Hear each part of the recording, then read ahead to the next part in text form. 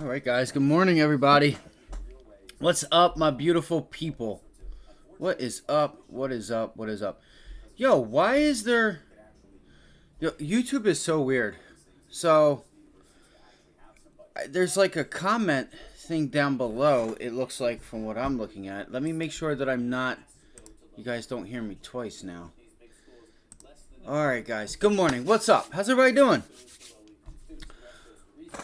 Guys, you cannot make this stuff up. Like this, I need, like, for anybody that's new at the markets, I need you to understand that this is why quantitative tightening is a beautiful thing and can be a beautiful thing. All right, here we go. We do have sound. Because you're seeing opportunity across the board. Opportunity across the board. So yesterday, if you were with us, let alone Sunday, Monday, Tuesday, we took 2 trades yesterday. I took 2 trades. Shopify, we took the 66 puts, right? We got in, I top tick, I think I bottom ticked those options, right? I put in a limit order at 71 cents. Or I dropped it. I might have put it in for like 74, but I got filled at 71. And I'm pretty sure I put it in 71 because I was watching this for a little bit and I identified that, yo, we have an ascending wedge here. This thing looks like it's going to break down. We have a double top on the SPY. Well, I got in these for 71 cents. You can see yesterday at the end of the day, they closed for 241, 267. And now again, the expectation of this was, even if we can just get a pullback to VWAP, 15-minute volume was just, you know, you're rising on a decrease in volume. So it's like, man, this thing doesn't really have much strength to it. Yeah, it has a reason to pop. It's already did what it needed to do for the earnings, and you get the SPY to pull back, and you get these things going from 70 cents to damn near $3, right? You still have 2 more days left. So that was one trade, and then I shorted LUMN yesterday off the bell. This was a nice trade here, quick. This is really where I made my money because when I went to shop, it was after this, and I didn't want to give anything back. So I took my money with this one. It was an alright day. It was an okay day. Nothing crazy, but you know, I missed it yesterday. So yesterday I started to fall asleep. Like, there wasn't really anybody in chat. So the market ended up pulling back. I remembered that I was eating, and I literally remember calling out. I was like, yo, guys, there's a double top on the SPY. Right? And when we took Shopify, the market bounced. It started to put in that double top. So it was, again, before, you know, we literally just about top ticked those shop options because we waited, you know, we entered those on the pop. So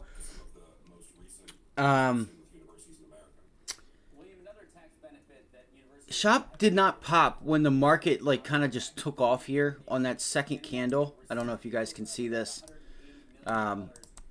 You started to put in this second. This is a 3-minute chart, and shop did not, you know, continue. There was no strength. It's not like shop broke out because we were going to know very quickly whether or not we were wrong. But I ended up starting to fall asleep after this breakdown. Now, yesterday morning, I was hoping that we would kind of trade sideways and stay in a range, and it looked like for the most part of the day we were going to do that. Yesterday morning, I was like, man, something tells me that like those midday pullbacks where you just get this massive move, it just felt like something like that was going to happen. I was hoping for a consolidation. If you go back to yesterday's stream, it should be up.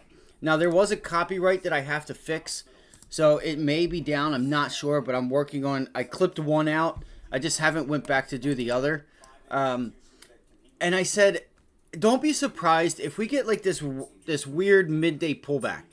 It's exactly what we got. I didn't want it. I was hoping for a consolidation to be able to kill volatility. I wanted to like kill volatility to take a small position on both sides for today. And I wasn't able to do that because obviously you saw yesterday the markets we just sold off. We sold off, and that's okay. You know, we still made money, but It's not what I was hoping for. I was really hoping for a day, even if we could have just sat in between 525 and that 100-day moving average on the SPY, that would have been great. We pointed out this wedge that you had putting in here, and you're just like trying to get up there.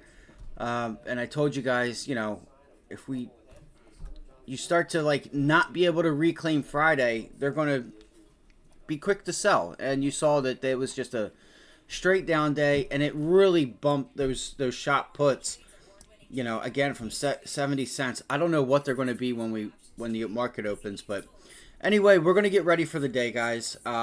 So far the markets are right around where we closed yesterday, from what it looks like. I'm just getting my day started, so we'll go over some news. Again, this is what quantitative tightening brings. Now let's go through some of the movers this morning. All right, Dutch Bros, there's a lot getting hit, there's a lot popping, like there's just so much opportunity. And if you didn't know yesterday, just to give you guys a head start, yeah, we're about flat, guys. We're about flat right now. I mean, ES is up 0.8. It's up 0.8. So yesterday, here's some relative strength. Now these are the charts that I love to trade. Relative strength and relative weakness, where you can see that the candles are closing at highs, the consistent buy triggers from institutions that are going to help pay you. Look at that beautiful move. That's a beautiful, just get on it. You can spot these in the first half hour of the day when they start, you know, when they start. Especially if you look at a 5-minute chart. The 5-minute, I haven't looked at it, but it should look better without hardly any tails. You can see how a lot of these candles are closing at highs, and just look, closing at the highs. Consolidate, catches up to the 9 EMA. There's your entry, breakout, and it's just a. And you notice how these candles, right, are all around the same size. You have these two breakout candles, well, 1, 2, 3, but that's the breakout candle. Consolidate, let the 9 EMA and VWAP catch up, bang, right?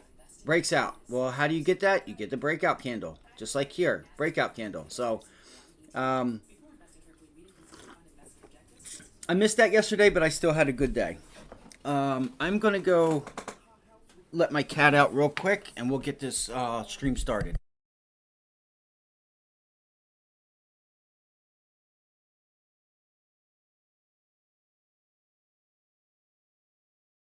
What we'll do is, if you guys have some tickers that you guys want to throw in the chat, throw them in the chat. We'll start with the overall markets.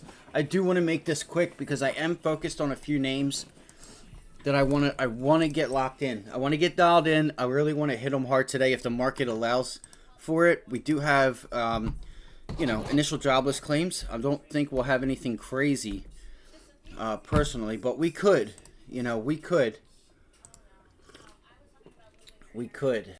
Because you're going to start seeing that as time goes on and the closer we get to fall. And I told you guys last year around fall, right? I said around fall into like November going into 2025 that we could really start to see a slowdown. You know, I'm not here to try and call, you know, make calls like that, but let's get right into it. If you guys can, please hit the like button, subscribe if you haven't already done so. I don't know what you're doing. All right. Liking, subscribing would help others find the stream that would like to be here. We trade live for free every day. And we do a great job at it. So if you're new here and you're just finding the channel and you watch for a minute and then you leave, you're doing yourself a disservice, and that's okay. That's on you, not me. So we have initial jobless claims here at 8:30, 249 last month. 240 is expected, 247. So a drawdown, you know, pullback in initial jobless claims is expected. So what happens is if this comes in at like 255, 254, right? 254, 256, or 254, 255, guess what?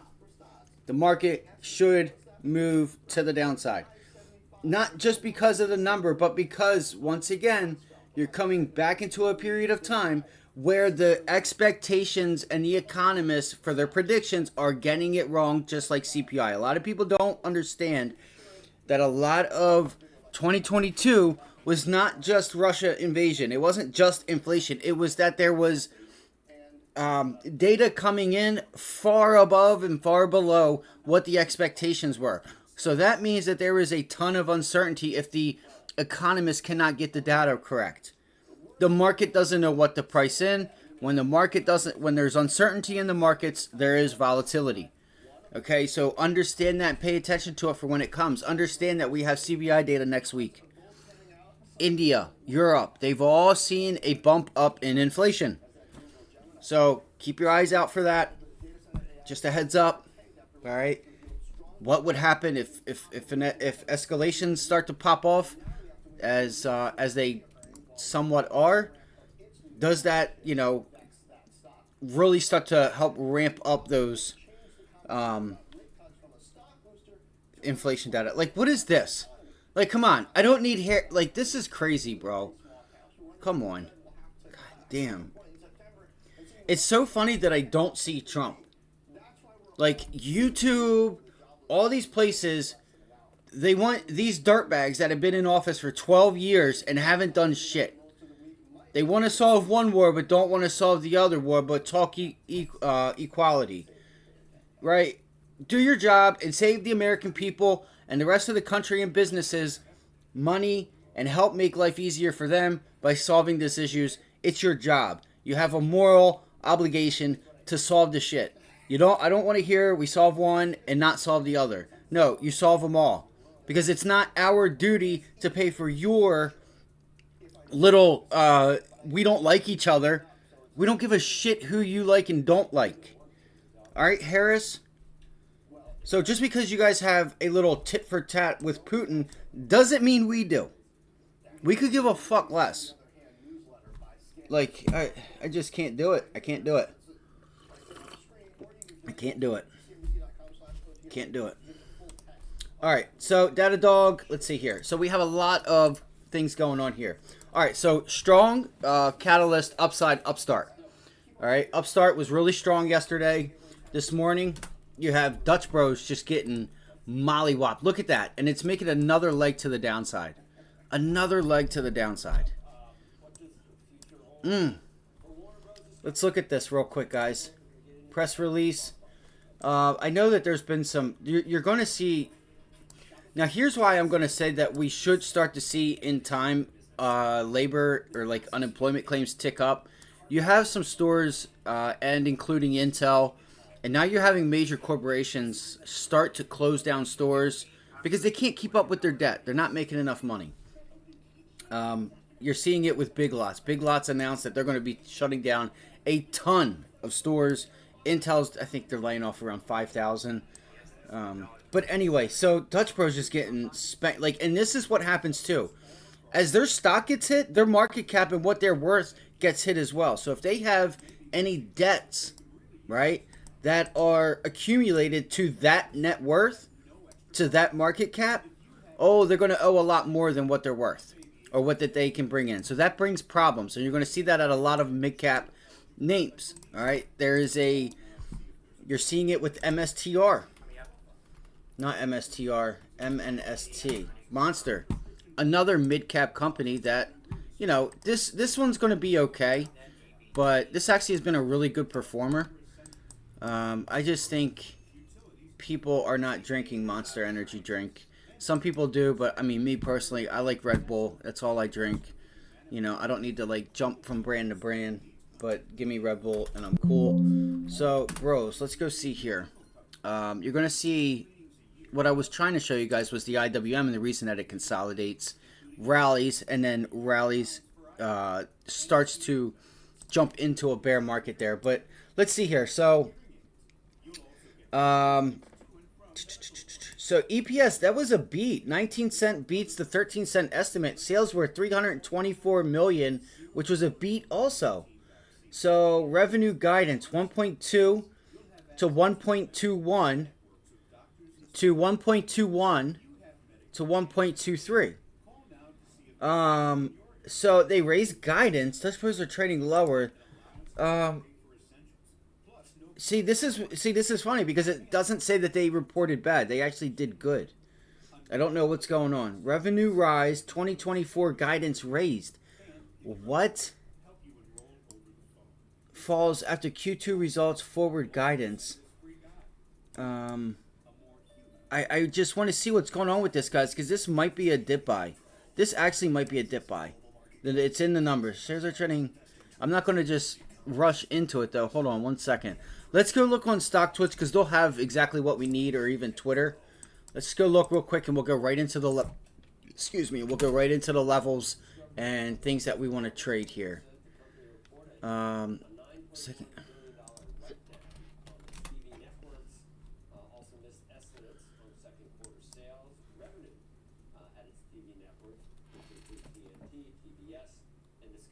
Yeah, BROS. This is insane. It's down 22.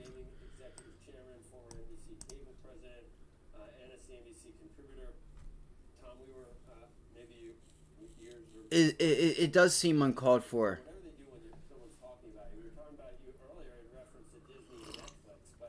Let's go look here real quick. I just want to see, guys, really quickly why. Like, something's definitely going on here.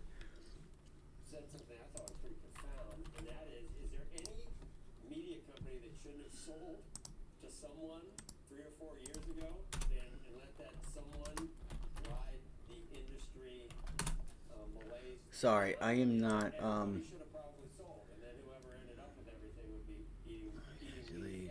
courtesy, so nobody has any information. Overpriced coffee, I make money. Maybe we'll have to wait for... That's actually hilarious. So, I don't know. Guys, listen, they raised guidance, they beat earnings and raised guidance. Revenue, sales, all beat. I don't understand. I don't understand this. I don't understand. I really don't. Guidance missed, but still growing. The fact that they use this chart here, and they're saying, not the fact that they're saying dip buy, the fact that they use this chart tells me a lot about them. And I exactly agree with weekend trading. I agree. This might be a small dip buy here. I'm not going to just jump right in, but you guys might see me own this for the first time. I don't know if they have any offerings. Anyway, let's get... Where are we at? $28 right now? $27.98. $27.98. Let's see here. $27.98. $27.98. You could find a sympathy here possibly with Starbucks. $27.98. Okay, so we are near lows, guys. You're near these lows on Dutch Bros. There's a floor, nice floor right there at 28. So we'll see if that holds. We'll see if this level here holds, and see if we can bounce back to the 200-day in that gap, because you have a gap right there. I'll make that a 3, and we'll see if we can get a bounce back here and try to take this thing back to $32. That's what I would like to see. All right, so that's that right there. We'll put this up right here. Bada bing. Sorry, guys. I'm moving on. I'm moving on. All right, cool. So this could be a trade. Watch this floor here at 28. If 28 breaks on bros, you know, 26, maybe even 25. I don't think you get through 26. I don't think the market gives it to you. So if you want to own this thing, I think now is possibly the time to start trying to buy it. Just be careful. Again, the market continues to sell off. You're going to have a lot more downside to come. All right, so yesterday we pointed out we had a double bottom yesterday. Nice double bottom, or we had a double top in the SPY. I'm going to be watching for this level right here at 520. All right, write it down. Get your pens and papers. 520, 519. All right, it was that prior support from yesterday. We rallied off of it Tuesday. And the question is, all right, question's going to be, does that after hours low at 515 break? If you break 515, all right, if we break 515, you're looking at 510, 509. You're looking at Monday's low. So on a weekly candle chart, we're right in the middle right now, guys. So what's it going to be? Are we going to run a test back to the top end? Or are we going to put in a new low? Because we only have 2 more days this week. Think about that. We only have 2 more days this week. So let's figure out what it is we're going to do. See, we're pre-market. It's not showing it. We're right in the middle now. That is a huge tail. And could we end the week at 500? We could. We could. You're having the IWM not have any strength. So once that gives out, you know, what do you have? You have some banks and stuff holding you up.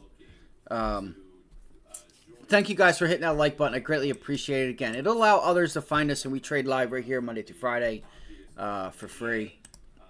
So let's do this. I did not have the chat up. I do apologize. Pipeline punch, I didn't. I've tried, like, I was a person that would stick to the just regular energy drinks.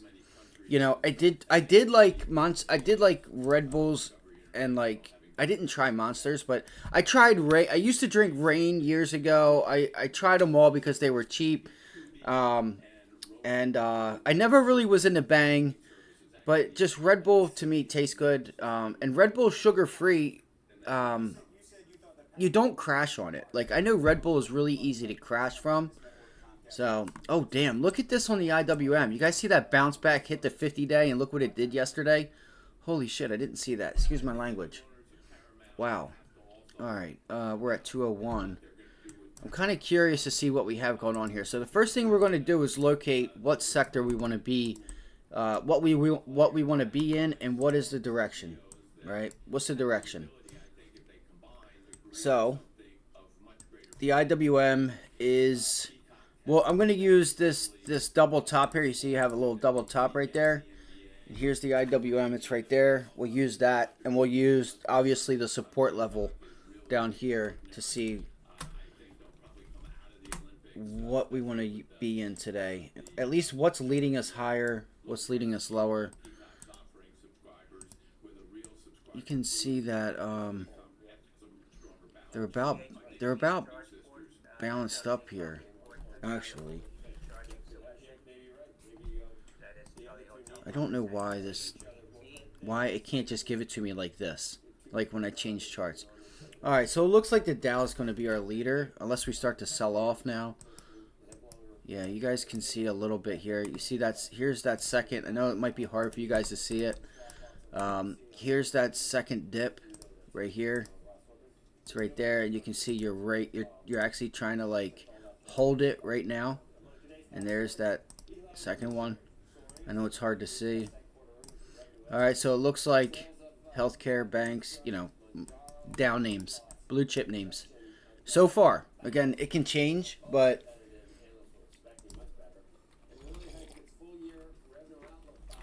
I like how you have the Qs actually kind of like really lined up with the IWM. I swear. Alright, so you are just a little bit below it. And you are a little bit below it. The Qs are like right here. Alright. Alright. Alright, so the SPY, you guys got your pen and papers ready. Let's do it. Alright. Flat top resistance. Watch this after hours low and that Monday like resistance / support area. The area is 518 to 519. It's about $1 wide. 518 to 519 is going to be the area. Can you regain and make support at 519? Can you make 519 support?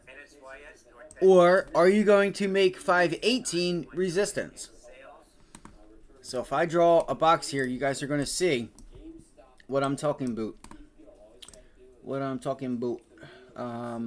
Yeah, right there. All right, right there. That's going to be top side. Do you break out? You want to look for that pullback to hold it. It's exactly what we did for the most part on Tuesday when we got that nice pullback. And I said, guys, if you want to go long, now is the time. Verbatim said, I gave you guys the entry right at VWAP, literally bottom ticket. I said, now is the time. Now is the time.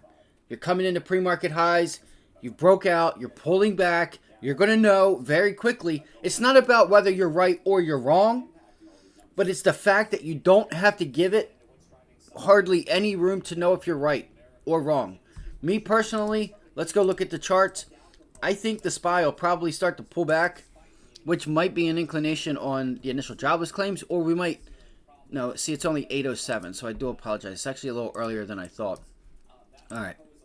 So what I'm going to do is today, if the market opens up and I can still get this 519 entry, all right, 519, and it feels like we can't get above it, which I think I think it all comes in. I think it all depends on the labor market. Let's see if we can run another test of 524. Yesterday's like support level pre-market.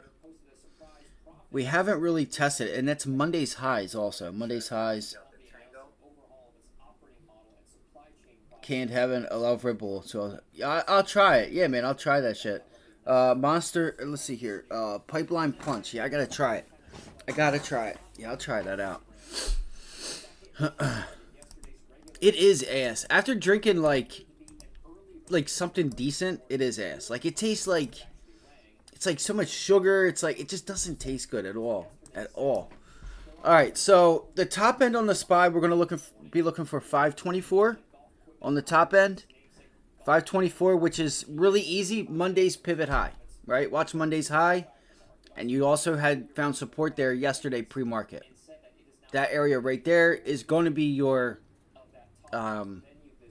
your target for the upside if you're looking for a bounce here, which I think you can get. I think you get up there now, and I'm just kind of curious if we can start to make our way up there. Those numbers come out. Could we be in a bit of trouble? All right, so that's to the upside. Now listen, the downside, 510. Okay, the downside is going to be 510, but I also really want to preface 500. I might take a little bit of profit, the money from yesterday's profit, and I may end up buying some like 500 puts if I can get them on bounce backs and just hold them until tomorrow. And if they go to zero, they go to zero. All right. If I can only buy a couple contracts because they want to be $100, $150, it is what it is. All right. I want you guys to understand that. Because if we can break and get down to 510, we have to see what happens with these labor numbers. We might be able to trade in here from like 520, 519 to 515. You guys can see this pretty clear, right? Previous support. Let me take that away. Actually, you guys see that previous support, and you have this little bit of support here, resistance. This whole area. I feel like you could start to see the market. Oh, I'm sorry, right here. Support and resistance. Right there, you're filling it in right this second. You're just getting some buyers and sellers in there to fill up that area. And let's see if we can get them to start to move down to 510. And potentially, this is your major support levels down there at 500. So I may even go out to next Wednesday. All right, next Wednesday. Let's see here. 200-day moving average also there at 500. So maybe that Iraq stuff happens this weekend. Now I own a USO future. It's dated for the end of August. It's a small position. It's a really small position. It's currently down. It made some upside yesterday. I put it on because I knew, and I gave it time because I knew like last time they didn't do anything for like 2 weeks, right? Because they got to get all the stuff in place. They got to figure out what they're going to do. How are they going to do it? How are they going to defend after they do it? If they're, the retaliation part. So again, everybody has to understand that they said they were going to do something last time and they did it. They said they're going to do something this time and I'm going to take it for face value and say they're going to do something. Just because they haven't done it yet doesn't mean that they're not going to do something. It just takes time to get all the equipment in place, planning, people, moving shit, transportation, all that stuff takes time. So I don't have satellite images like the government probably has or doesn't have. I don't know. I just have a USO future. It's a small position. If something happens, we'll see. I'm just putting my money in areas that there could be opportunity. I wouldn't like to see it happen. There's innocent people that lose their lives over this stuff. So it's all fun and games till somebody gets hurt. But I'm just saying, you could start to see like the 70s embargo where they had the oil embargo, and like the craziest things are literally happening just like in the 70s.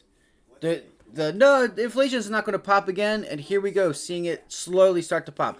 I personally am not saying that I think inflation is going to go crazy, but so I just want to reiterate that I do have a USO contract, futures contract for the end of August.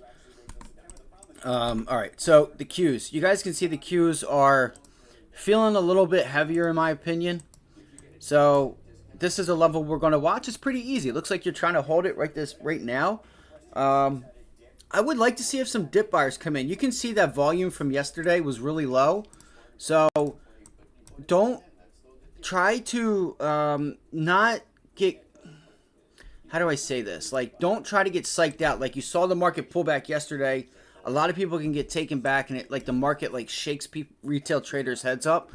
Understand that this was really low. This was actually the lowest volume to the sell side that you've had this month.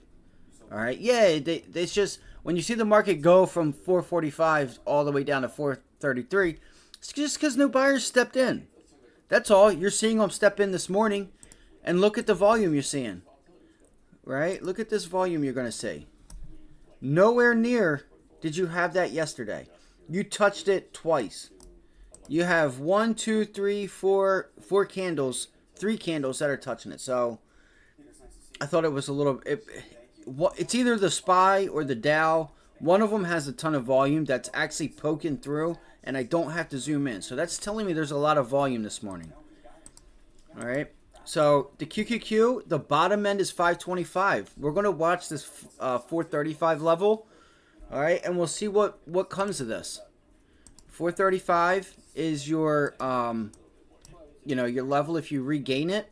If it takes off from here pre-market, you look for pullbacks into it. Trust me, you're going to get it. If you look at this 4-hour chart, look how your 9 EMA and VWAP are trying to anchor themselves up. They're trying to flatten out to go higher. They're trying. You had a little bit of a take back yesterday.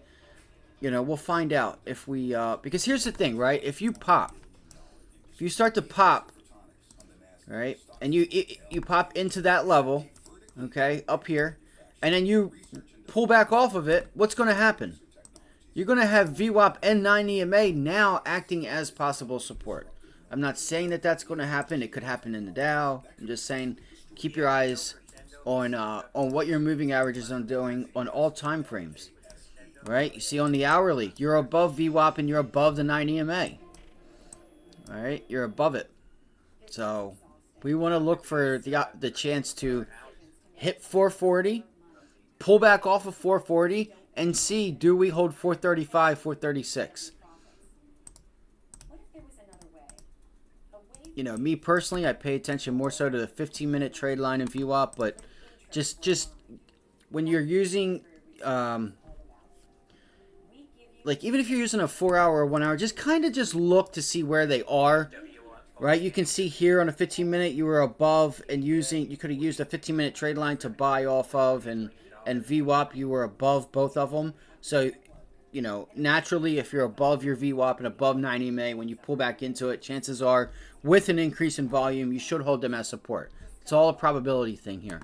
All right, so we'll look for that upside here on the Qs and the overall markets. Let's see if we can try to trend higher. As of right now, we're holding. All right, 535. Just keep it at that. 535.30, 535 is the level. All right, 535 on the Qs. So target for upside, 440, and Friday's low at 445. All right, 445. Let's see here. All right, the Dow. Let's go look at the Dow real quick. The Dow's bouncing. The Dow, I'm looking for 390. I'm looking for 390. And it looks like the Dow's just going to start to lead us higher. And then do we reject and fall further there? All right, let's go right into some of the ideas. So the Dow is leading us right this second. That doesn't mean that things can't change. Is this a dip buy for JP Morgan?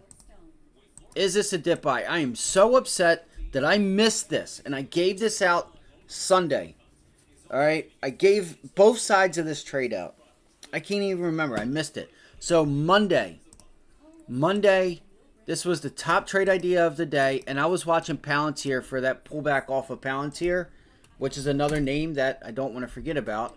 All right, and I'm going to go into some other watch lists. So Monday, we said, let's look for, today's Thursday, right? Yeah, today's Thursday, right? Let's see. So then it was Tuesday, Thursday, Wednesday, Tuesday. So Tuesday. You can see we said pop on Palantir, look for that pullback right off the bell. All right, JP Morgan. Let's go there. Tuesday. It was Tuesday. So Tuesday, I say, guys, and I put the dotted line here for you. I say, guys, 94, 95, enter. I'm looking for longs. I'm looking for longs to 200. Looking for longs to 200, taking profit in front of 198. In front of 198. So we said 197.90, 197.85. You want to take profits through pre-market highs, on a breakthrough pre-market highs. Cool. Right? So now we have to ask ourselves, after this beautiful rally with volume, is this the dip buy off the 100-day we're waiting for, or have been looking for? So I'm going to give you guys two levels here. Actually, really one. It's going to be this level right here at 190, at 200. It's going to be 200/199. Let me show you right here. It's like 199, 200, right there. This is the level. And listen, these options went nuts. They went berserk. Dude, why is the live chat not up? So the question is, are we going to get a bounce off of this level? I would like to try and catch a bounce here. Or are we going to go lower? I'm kind of curious to... So here's what's going on in my mind. I'm really wondering if this is the second opportunity to get short on a bounce back. Because if you guys look here, at 204, 205, 204 to 205, this was really the area that we came in, I think it was last week, that I gave you guys a short here, that I was looking to get short banks. So we called this downside move out. Now we got the bounce back. Tuesday was a nice day.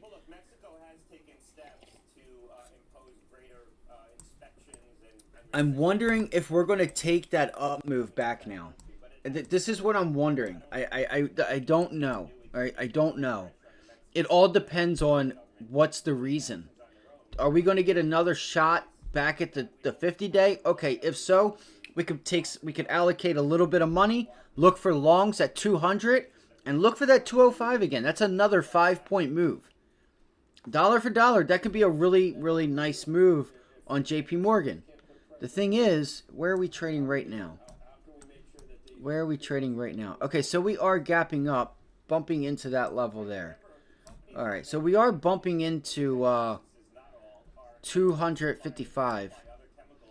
You know, I'm just going to go for it and say, if we get that 200, 199.90, right, that area, I'm going to look for a long. I'm going to look for a long back up into 204 in that 50-day, 205. Because I'll know pretty quickly if I'm wrong. All right, I'll know pretty quickly if I'm wrong.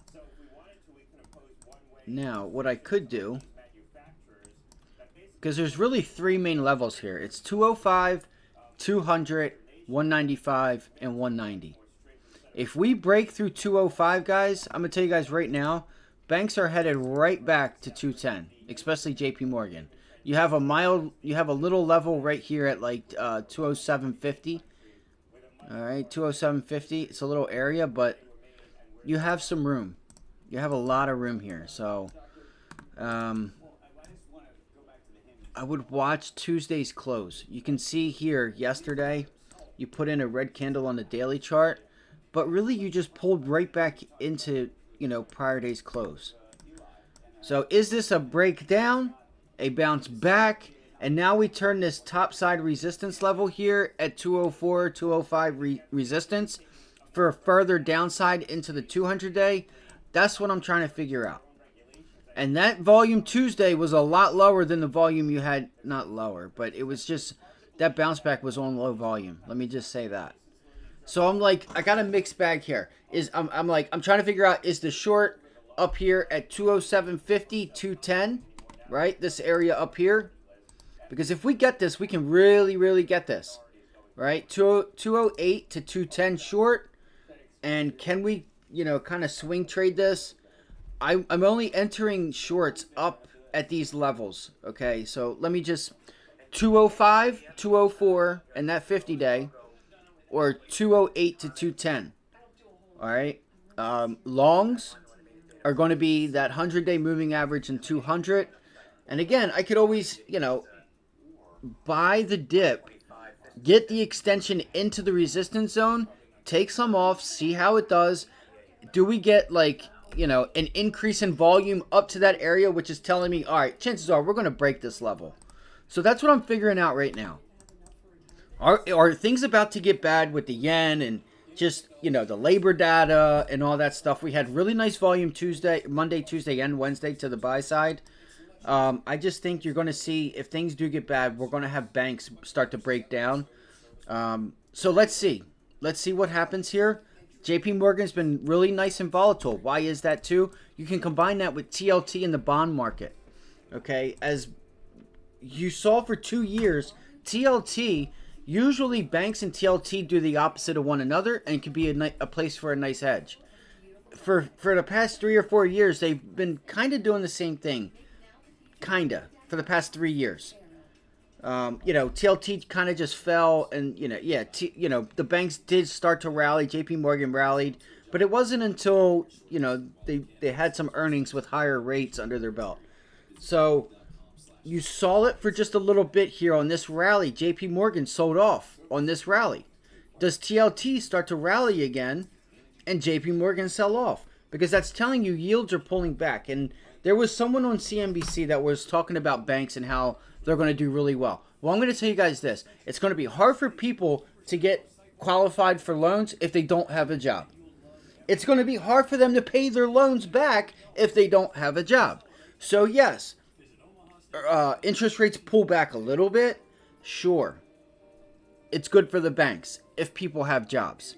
You're seeing Intel, you're seeing all Big Lots, all these, brick and mortar places start to take on water, and we're going to see here, it's up to the labor market. Again, we'll see how these numbers come in. We are rising. Do we start to rise bigger and bigger and bigger as we get into the fall? Only time will tell. So I'm looking at both sides of this trade here on JP Morgan. I do want to see if we can bounce back here. All right. So my entry point for this is going to be, I'll give you guys this chart here. I don't know why this is doing this.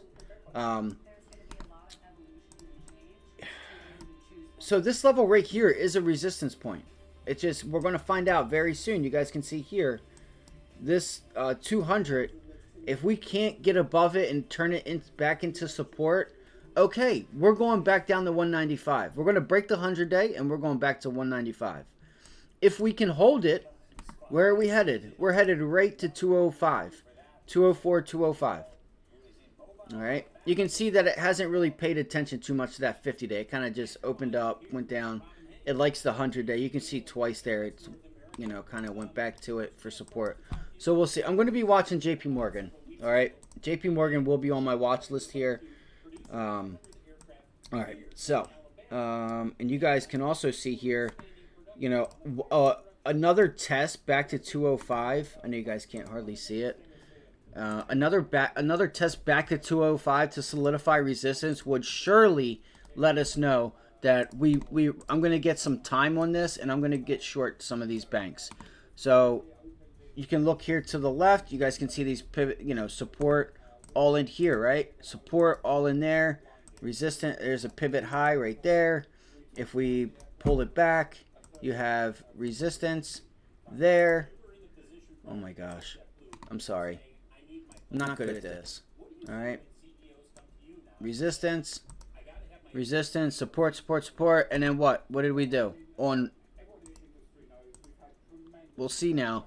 Do we turn that level into resistance? So A 5-point move on JP Morgan, if you enter correctly, can at least give you anywhere from like 85 to 125, 130% at least on options. All right. So just because it's a bank, don't think that you can't make any money with it. It's very volatile right now. That's the good part. All right. So, we'll see. We have some nice volume here. Let's look to see if this holds as support, 200. And I'm going to look for a move back to 205. And if we have some nice volume today, I'm going to look to hold some of this position, and I'm looking for 208, 210, guys, over the next couple days. All right, we don't have any data until inflation data next week, till Tuesday and Wednesday of next week after the labor numbers today.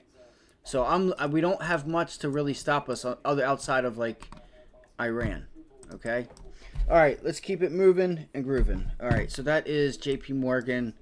You guys see there, boom, boom, and then I should actually turn that level red up there, because that'll be the area that we look for a pullback on. Yeah.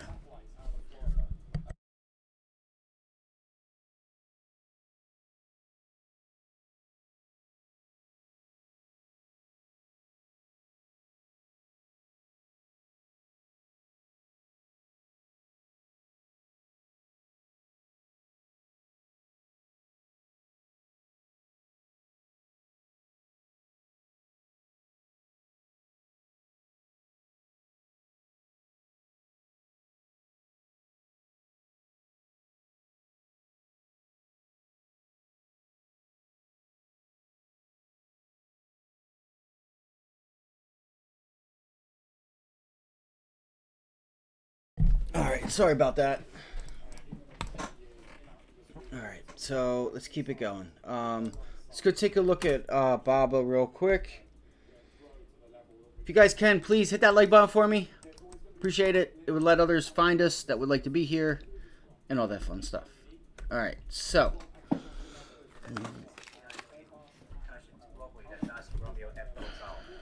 Sorry, I'm just trying to manage a few things here. All right. So, BABA. We've been talking about BABA. It's had some relative strength. I'm just keeping my eye on it for a possible trade here. Come on, Abby. Please. So, there's the labor data. Sorry, my cat's just really... All right, so I said 254, 255. Let's see if it comes in close to that. Let's see. They are popping. Did it come in underneath or what? Where are we at? Initial jobless claims. 233. Wow, way under. Yeah, one data set. Nice. Okay. So, where was it? That's where I want to know. We're not going to know. Here, let's listen to, what's his name? See if they're going to tell us where and what happened. So, there's the pop, right? We said, look for the pop pre-market. They have improved. We said that for the SPY. During the pre-market we said look for that bounce higher pre-market to turn that level into resistance. The numbers, please. Right there, look at that. Yes, right into that level, guys. For the week right into that level. 3rd, these are initial claims. Look at that. Told you. 233,000. Looked like the labor numbers that when they come out, we were going to bounce. It's exactly what we said. And we're going to get better at this. I don't think we even have anybody here. That would be the lightest going all the way back to the last week in May. Now, revisions may, the first week in July, 223,000. I missed one.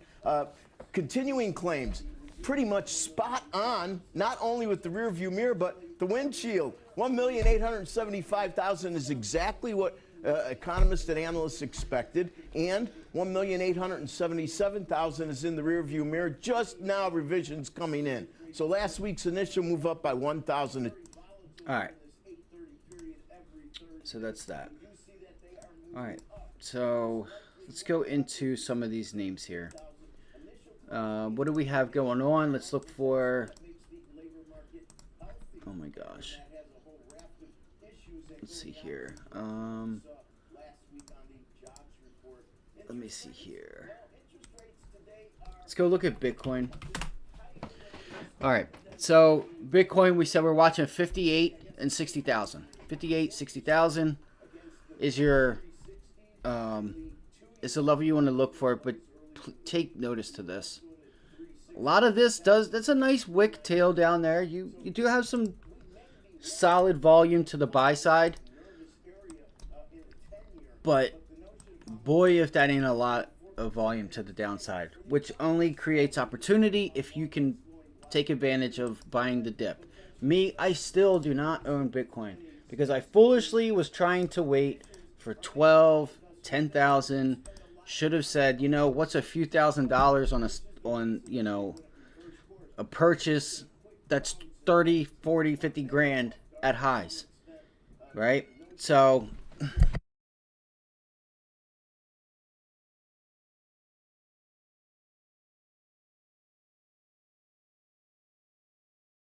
she is such a punk.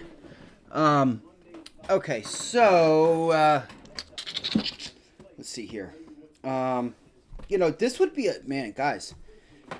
One could only hope for. I'm trying to move my chair back. I don't know what's going on with it here.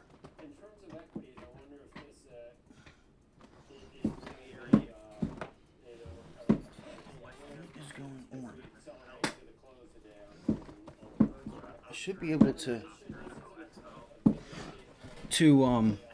rock here. Oh, there we go. Gotta go out. Alright.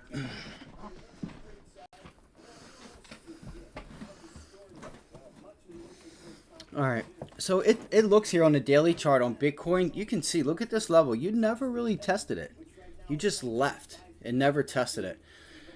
If you get a pullback into that area, God forbid you're lucky enough, and I'm lucky enough, that's a good buying point. Do I think you're going to get it? I don't know. Part of me wants to say that there's parts of the market that there's prices that you'll never see again. The market won't give it to you. Like there would have to be a situation where things are that bad, right? And you're probably going to say to yourself, you're not buying anything because things are that bad. But so Bitcoin's popping this morning. Now the reason I'm looking at that is for names like Coinbase, the Qs. All right. Let's see here. So we've been watching Alibaba. This was a name that we talked about twice, Monday and Tuesday. You're pulling back now. It looks like you have some relative strength here. You have some volume coming in here, and we identified this pretty early on. Yesterday was a pullback to the 20-day. All right, you can see that 20-day moving average right there, that green line. I know it might be a little hard for you to see. That's a nice wick and hold. Now what do you look for? You look for 80. So I'm going to look for an entry down here at 77.50, 78 if it gives it to me. And I'm going to look for another run back up to $80 and see if we can't get a little bit more out of that. It's already there. It's halfway there now. So it might be hard, but I'm going to look to buy the dip. Let's see. Let me see here. Hold on. So pullbacks into 77.50. And I told you guys yesterday that I was actually going to go long down here on Alibaba at the end of the day, and I never did it. I never did it. I thought about it, and I never did it. I mentioned it around 3 o'clock, 3:30, I think it was, and I never did it. So it's all good. Not worried about it. So understand where the relative strength is. You know, if you need to find something that's going higher, you know, if you want something that's going lower, just understand what's weak, what's strong, and when the markets pop, you know where to be. Right, you know what's already strong. So we have JP Morgan, BABA. If we can get that pullback into the 20-day, if it just starts going, it's not worth it. It's not worth it for me to try to take it up here at this resistance zone because the risk to reward doesn't match up. If I get it down here, I got to give it 50 cents. You know what? We'll give it 50 cents to know, hey, I'm probably wrong here. So we'll look for pullbacks off of the bell. Look for pullbacks off the bell, literally like right off the bell. Look for this thing to pop from now until 9:30. Look for pullbacks off the bell. You could probably even take a short I might do that. I'll see how much they want for it. But if you want to like scalp a small position back down into this area at 78, 77.50, look for that pullback off the bell, and then look to see if it can hold again, and look to see if we can try to, run back and fill this gap, and get back up there to $80, and let's see if we can break out through $80. Look at this volume here. Look at this volume. Just keep an eye on it. It's got a lot of volume. These names have been doing somewhat okay. All right, it's 8:30. We can talk NVIDIA and Tesla. Tesla, I was going to trade yesterday, and I never did because it just really, in my opinion, wasn't moving. This is a nice pop here. Do we have any news? So ChargePoint rolls out. Connector fit both Tesla and non-Tesla EVs. Tesla stock is slipping. Here's the reason why. It's not. Sells CrowdStrike, favorite area stock, Bank of Japan. Let's see here. Just want to see something. So Lumen's still holding up, guys. If you get another test of 750, if we get another test at $8 and you cannot break above it, I'm going to look to get short this thing again, because this thing is liquid and it pays. All right, it actually paid really nicely yesterday. All right, it's LUM. Let's go back to Tesla. Now, the reason I brought that up is because I have ADHD and I seen it on the news thing there. All right, so Tesla. 195. You recapture 195. You look for a test to 200. It just has to be up to you. Is it worth it? That's up to you to decide. You had some pretty. Look at that. Not one green bar yesterday. Not one green bar. Hold on 1 second. I gotta fix this connection real quick. All right. I guess it fixed itself. All right. Sorry. It just keeps disconnecting and connecting and. All right.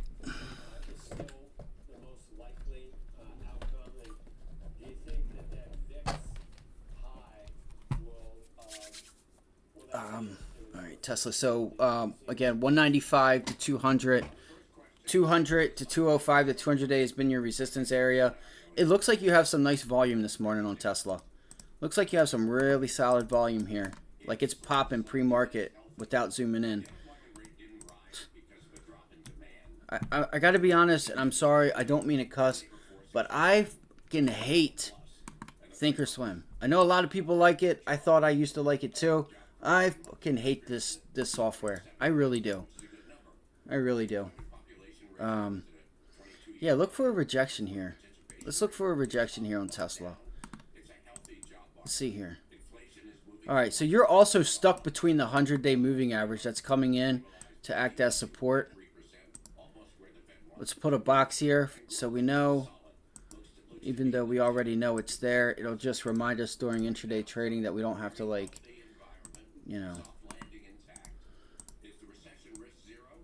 All right. Nice. And again, sorry that the mouse is next to the mic.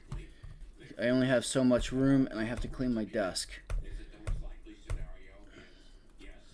All right, so Tesla, if we get... Man, if you break this 100-day and you bounce back to turn this area into resistance here at 190, we have a nice move down to 180, 170, 180 to 170. All right. So 190 breaks. If you want, this is a pretty serious area of resistance. You tried to hold it yesterday. You bounced into it Monday. You got above it. All right. You came in with the gap up. You tried to hold it. For anybody that can't see it, you tried to hold it. Okay. And then you broke it yesterday. Do you go back up? All right. Do you have one of these days where it's green, right? And then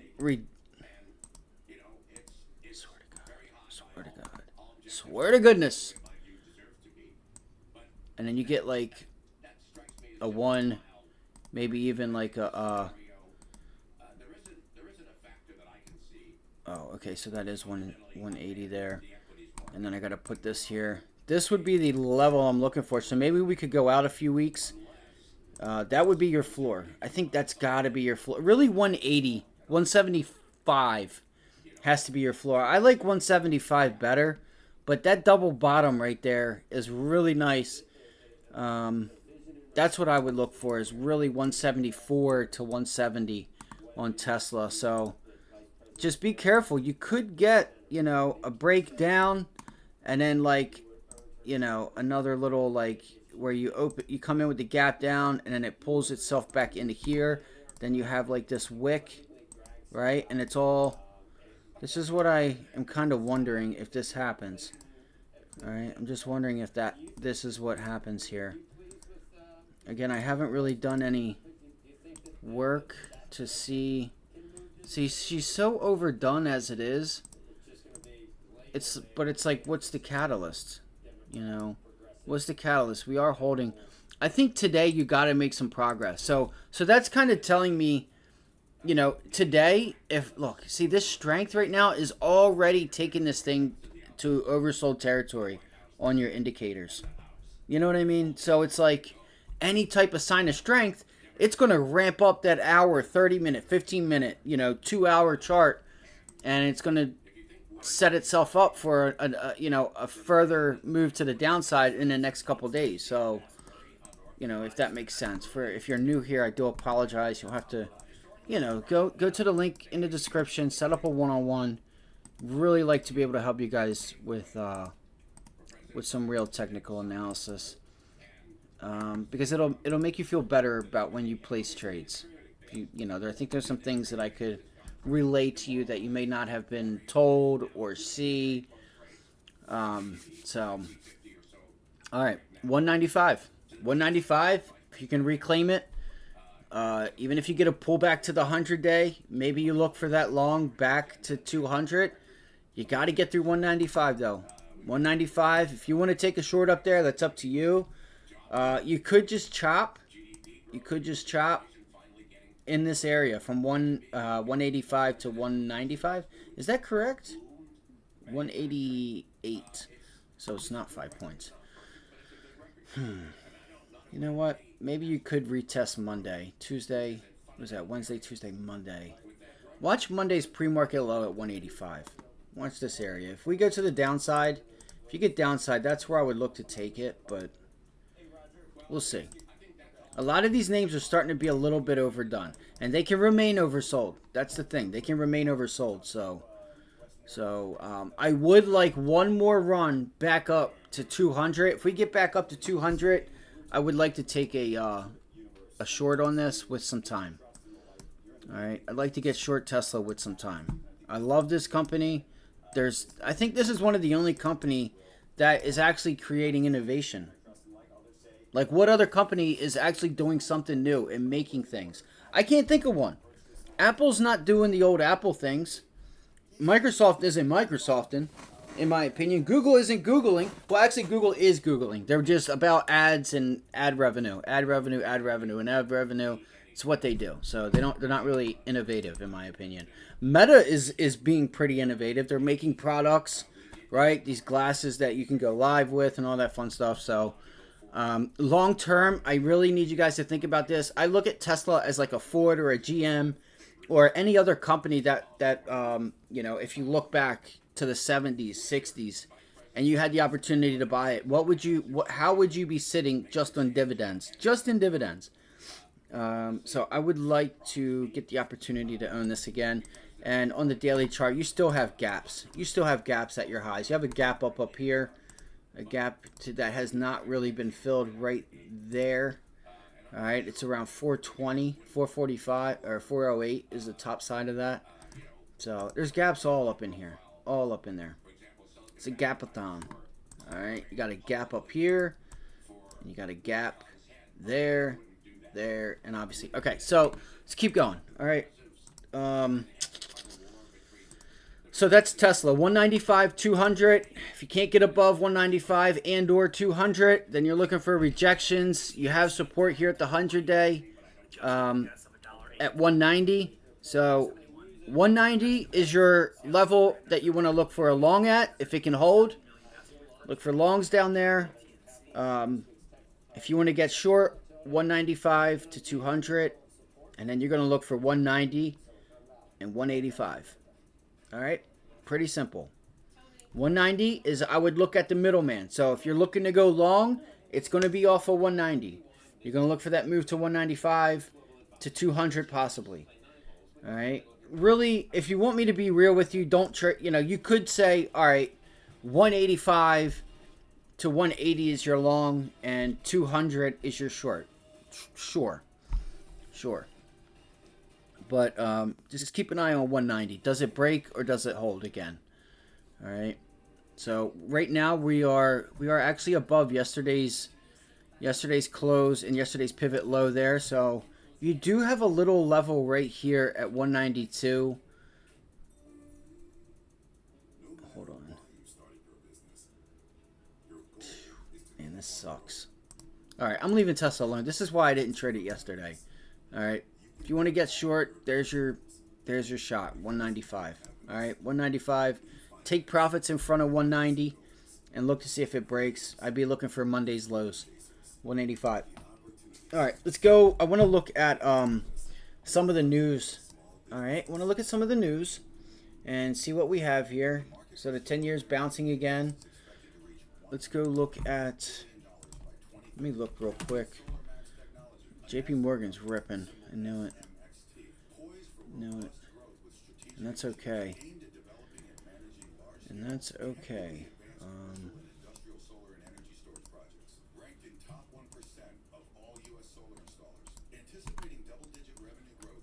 All right.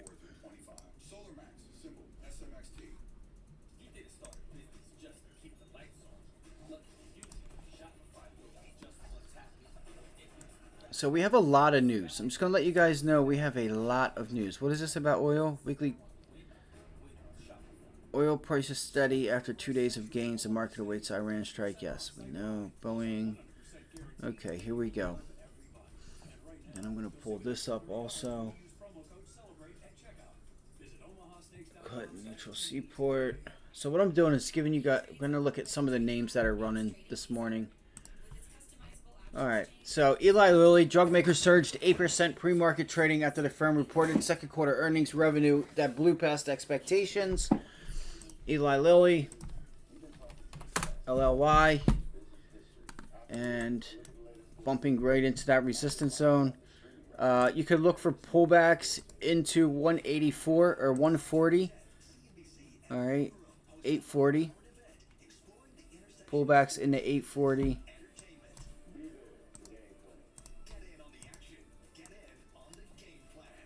Let's see here. Yeah, 860 boom.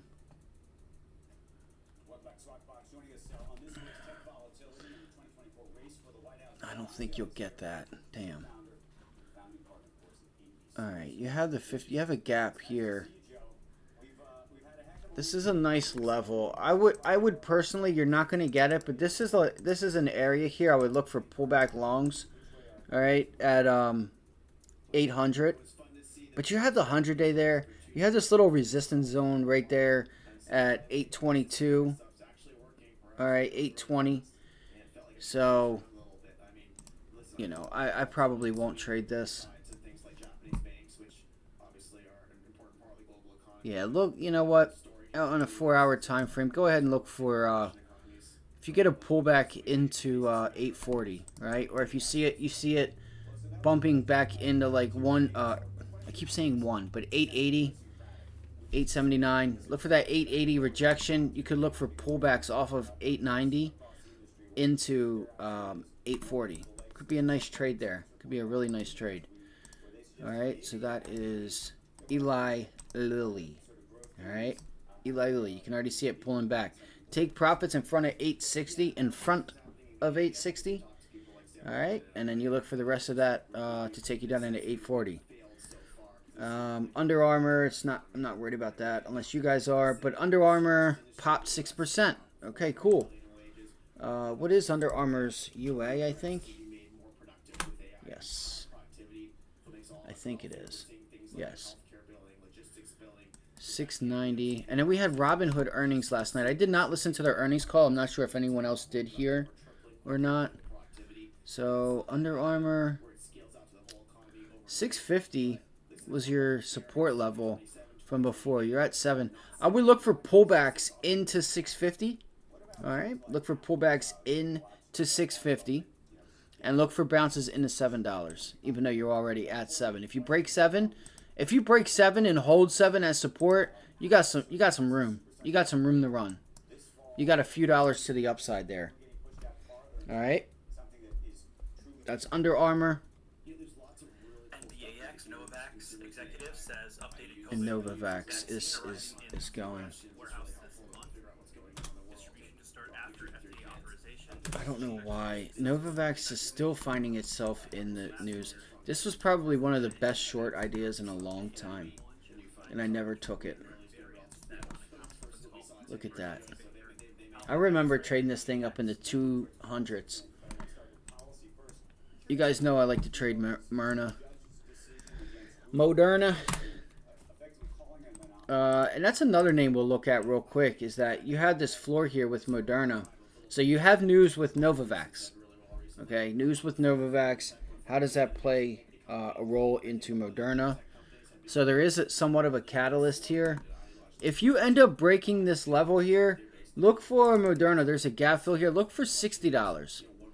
I think you could look for $60 and see if you get back down to that major support level there. Down at 60. 60 is a nice floor for Moderna. So any pops on that, let's see. So you broke that level. You broke this double bottom pivot low here. You guys will see right here. There's 1, 2, and then your resistance zone. So there's like a little. It's like a there's like a little area here that doesn't have much price action. You can see that's exactly where she's been trading. All right, so 85.40 has been resistance. Now let's look for, you have a gap here. That gap on Moderna is at 70.35.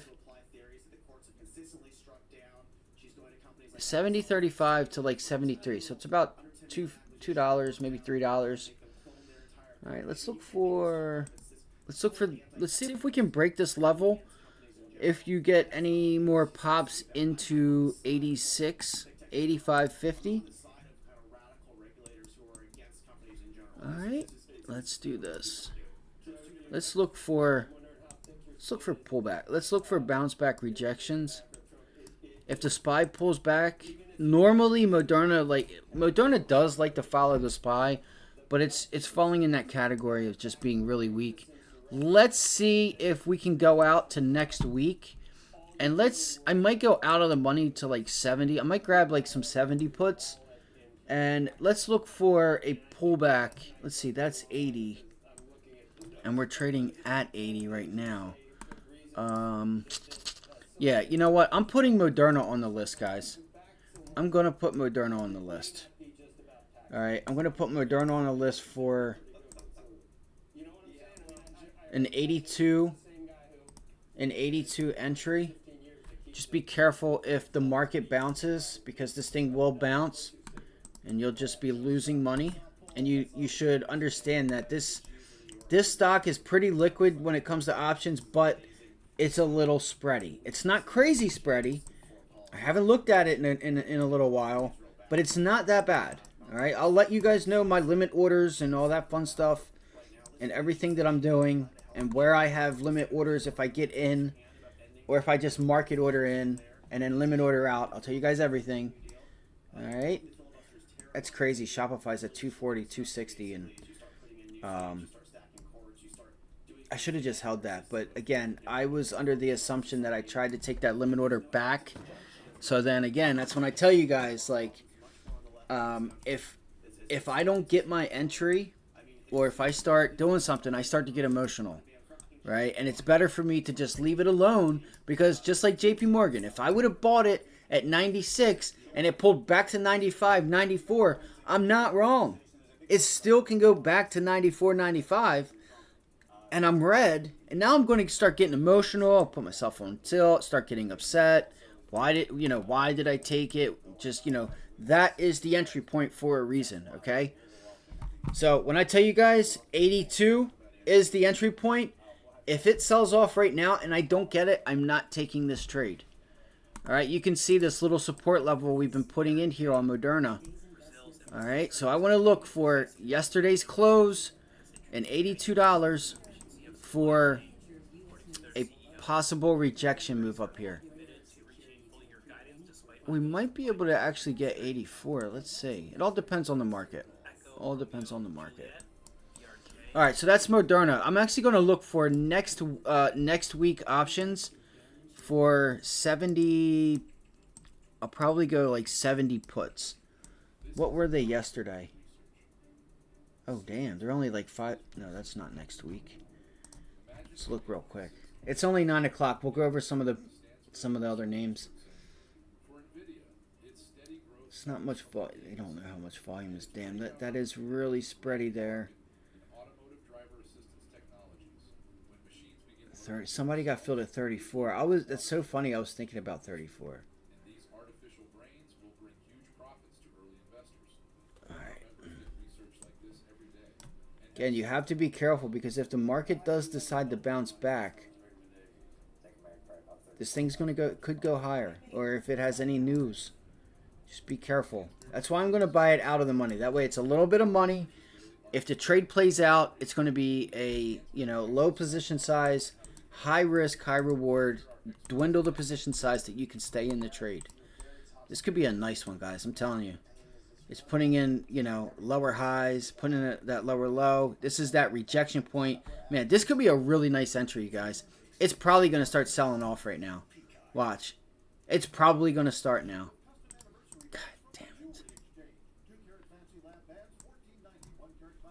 All right, let's keep going. And listen, if you guys have any tickers or questions, spam them in the chat if you could. All right, Apple. Let's look at Apple real quick. Apple's popping into that 50-day. Again, we talked about how this news with Google really affects Apple more so than it does Google and Microsoft. I've already went over why and why you were seeing Apple a little bit weaker than you saw Microsoft and Google. So Apple already over the weekend, I'm looking for this area up here. All right, 215 to 216 short. All right, I'm looking for the downside there. It just feels like we're in a stage of rejection and not support. You can see here, this whole upside, what was it made of? Right? Resistance turning in like you were finding support. Right? Rally, support, you come back. Right? You break it, and then look, this area right here. You turn back around, find support. Right? This area becomes support. Then it fails. Now we're looking for that support area to turn into resistance. All right. At least I am. So let's see here. You do have a gap too. Again, this is unless something changes, which is like, you have a fundamental catalyst for the market to change direction. You start seeing a lot of volume in the SPY, and you start seeing the overall market start to climb higher, then short. Don't look to be short. But focus on the names that are strong. All right, I've gave you guys JP Morgan. Banks have been strong. Semis have been actually doing okay. So here we go. I'm going to be watching this area up here. All right, I'm watching this 215, 216 area on Apple. All right, 215, 216. And you know what? If you get a pullback, if you pull back into 210, you know what's funny too, though? Actually, looking at this, you'll notice that Apple was still somewhat at the highs. It was above Tuesday's high. It was at Monday's high. And if I take you to the SPY was not was not there. SPY yesterday sold off all the way below Monday's low. So, or not Monday's low, but Monday's high. Let's see. Boom. So actually, you know what? Yeah, and you can see here Apple to the left here. You can see this pivot low right here on Apple, right? And then look at this pivot low on directly to the right, which is a SPY right here. All right. Apple yesterday never got down to that pivot low, but the SPY did. You can see the SPY on the right got here. Okay, if you can't see, it's on the right-hand side. You can see yesterday it sold off all the way down into that area, but look, Apple did not quite get there. So, SPY is holding right now 522. Let's see. Since we got those numbers. Gotta watch that level now. Yeah, you still gotta watch this level here, guys, at 524. 524, 525. Still gotta watch it.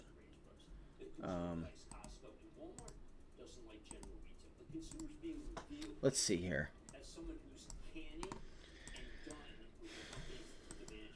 NVDA. Let's see. Boom. Monday. Boom, boom, boom. Okay, so NVIDIA is kind of matched up. Sorry, I was just looking at NVIDIA to see where it was versus the SPY in the overall markets. Alright. IWM is crashing. Yeah, it should. Well, you've had Bros, MSTR. Yeah, it is pulling back. Wow. You're having yields pop, but you're having a lot of these names pull back. I don't know what's going on. Unless somebody... It could be the earnings calls. You had a lot of names today from the IWM report. Or you've been having it. So, like Warner Brothers slipped 10%. Bumble stumbled 40%. Dutch Bros down 22%. MSTR was down. So, JFrog stock plunged 26%. So, you're seeing these mid-cap names really get hurt. Fastly down 18%. Sonos tumbled 16%. Should I keep it going? I'm just saying. What's up, Tyreek? Good to see you guys. Good to see you guys this morning. Celsius slid 4.3%. I don't know why they don't have Bang Bros on here, or Dutch Bros. 22%. Slipped 22%.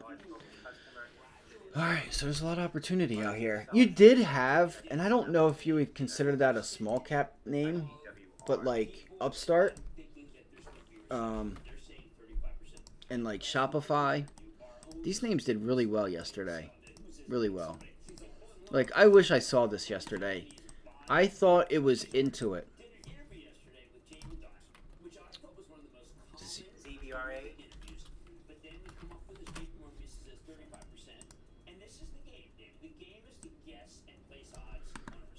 Real quick, just an idea.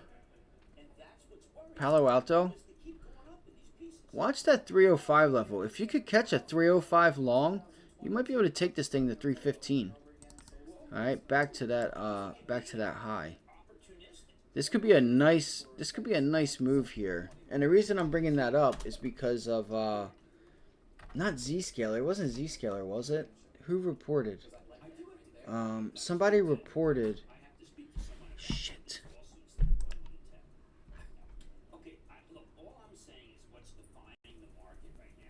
Do you guys know who reported that was in the who's in the like cybersecurity space?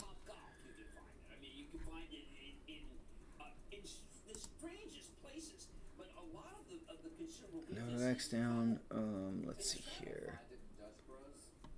And look, Plug Power missed Q2 estimates. It's down. So yeah, you're seeing a lot of these IW names get. And it could be again because maybe there's an couple of earnings calls that are not going so well. Chip stock urges investors to buy the dip. Okay, so you're seeing here Citi is doubling down on the chip stocks. So here we go. So Robinhood, Zillow. Oh, why is it doing that? I don't like that it's doing that. It used to give you a new window. That's so funny. CNBC. Oh, I thought, yeah, look, they both put Eli Lilly up as their. So, let's start here. Let's see. So, Apple rose 0.1% after CNBC reported the iPhone maker could charge its users up to $20 for its advanced artificial features as the company looks to boost growth of its lucrative. So you're seeing now they're going to have to come up with ways to keep money. If that Google DOJ stuff goes through and they lose that case again, that's $20 billion taken out of Apple's revenue. So they got to figure something out here. Warner Brothers is down. Eli Lilly rose 10%. We talked about that. Look for pullback longs on Eli Lilly. Bumble fell 42%. The online dating agency cut its annual revenue growth forecast. Restaurant brand. So Robinhood rose 2.3% after the platform recorded a profitable second quarter in 2024, propelled by renewed interest in crypto trading. Fastly slumped 20% after the Edge Cloud platform provider posted disappointing guidance despite a solid second quarter. Zillow rose 11% after the online real estate broker exceeded second quarter expectations. Monster Beverage, MNST, fell 7.3% after they disappointed with second quarter sales and an uncertain economic environment hit demand. Okay, so let's actually go look at Robinhood real quick. I want to know what are the names for cybersecurity really quickly, because so we have Net, CrowdStrike, Synopsys, Fortinet. That's it. Look, Fortinet is up here. Was up 25%, guys. It was Fortinet. That's what it was. FTNT. All right, so look at Fortinet ripping and running. Damn, I charted this out yesterday. Oh my God, you're kidding me. I literally charted this out. You gotta be kidding me.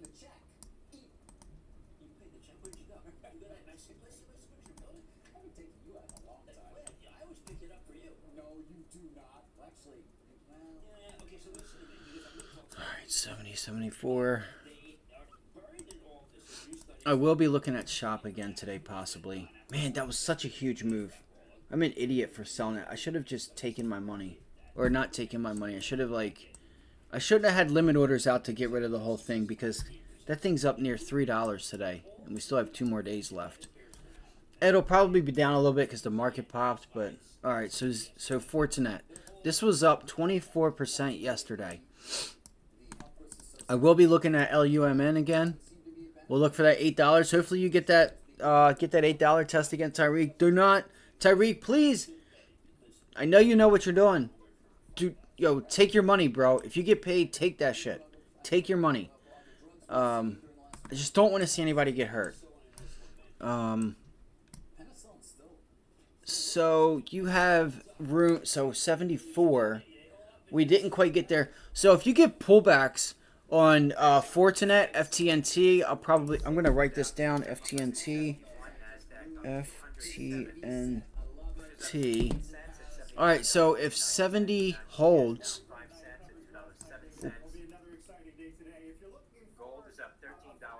gold is up $13. All right. Look for 74. If you can continue with the upside, look to be buying pullbacks on FTNT and look for upside on pullbacks. Just make sure the market isn't getting destroyed. My stuff's frozen. All right, so yeah, 70.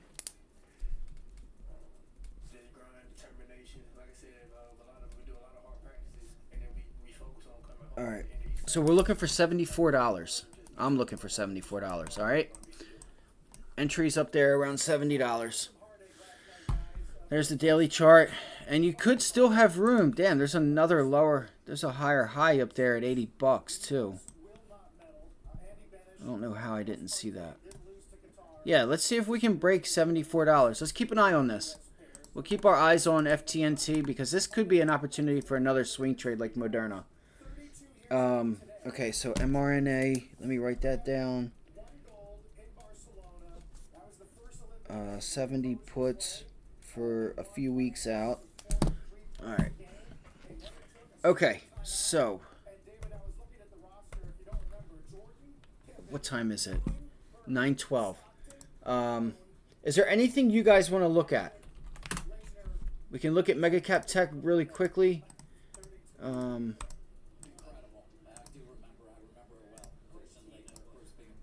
Just want to make sure. Okay, so Google, you have your 100-day up there. 100-day is up here at 170. Looks like, look for Google. If Google retains 165, which is at 163 now, if you can break through 165, look for that to be support and look for a run back to 170. That could be a nice little move there on Google. 160. You got to break 165 though. Got to break 165. All right, got to break 165, and then you would look for a move back to 170. Meta's been strong. Let's not forget about Meta. Meta's been a nice a name that's been strong. So, damn, it feels like we're about to get a pullback again on Meta, which is okay. We expected this. We drew this out this morning that the SPY could pop and then look for a rejection up there. It's just, I don't know how much further you have to the downside on the overall markets and Megacap Tech. Let's see. So you regained it.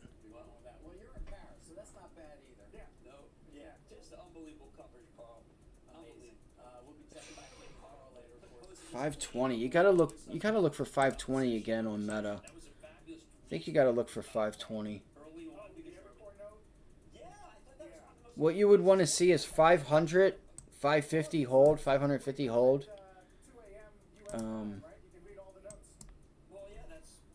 And then what a sloppy looking chart. God damn, that's a sloppy looking chart. Pullbacks into 490. Look for longs into 500. And if you can break above 500, then you have some room to 510. You really want to try to break prior day's high. You want to see, you know, obviously a lot of volume, but I would be careful up there. I may wait and look for a pullback. This had a lot of volume back there with their earnings. I think Meta, you got to be careful. It is strong. It is a strong name right now. But I think this thing could start to be a little bit overdone. And the minute that the market starts to pull back, this thing could really start to, you know, could really start to get it. All right, so I'm just looking at Megacap Tech for anybody that's on here that would like Sunrun. I think Sunrun's out of business. Sunrun just filed for bankruptcy. I'm pretty sure it was Sunrun. I thought it was Sunrun. Who was it? It wasn't Solar Edge. Sunrun looks good right down there. If you can get that 18 entry. If you get an 18 entry, then you look for a pop higher. But it looks like you popped higher, and that's a fail. You might want to be careful with this. Here's the thing. You don't have much price action from at least here, right? But here to here, it looks like a consolidation day. You have a lot of chop. You have a lot of chop once you get below that. I could have swore Sunrun filed for bankruptcy.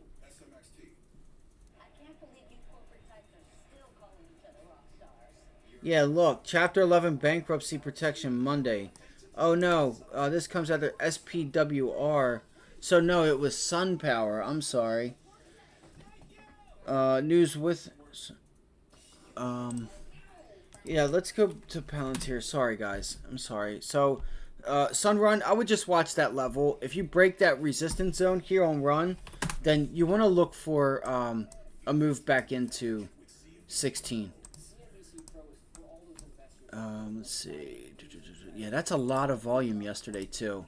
I do want to check out Palantir because there might be a trade there. Yeah, I would watch this level. So, $18. 18 holds. You know, you did bounce off of there yesterday. You could look for 1860 now to hold, but it looks like you broke out and then failed. So I would be careful. I would be careful. I think that thing's going to pull back, if you ask me. I do. I think Sunrun gets pulled back to $17. Let's go look at Palantir.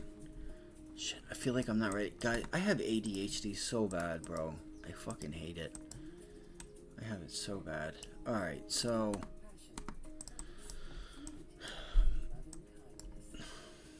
that's a nice rejection up there at the 20-day moving average.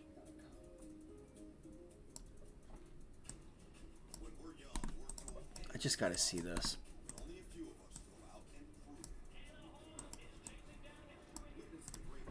Alright, so shares are trading higher after the company and Microsoft announced partnership to enhance analytics for AI services to classified networks. So it's just data on what people are looking up, how long they're there, all that stuff. Palantir and Microsoft capabilities to our national security. The step of change, blah, blah, blah. The deal will enable essential national security operations to leverage Microsoft's large language models. So I can think of a few different things here. Palantir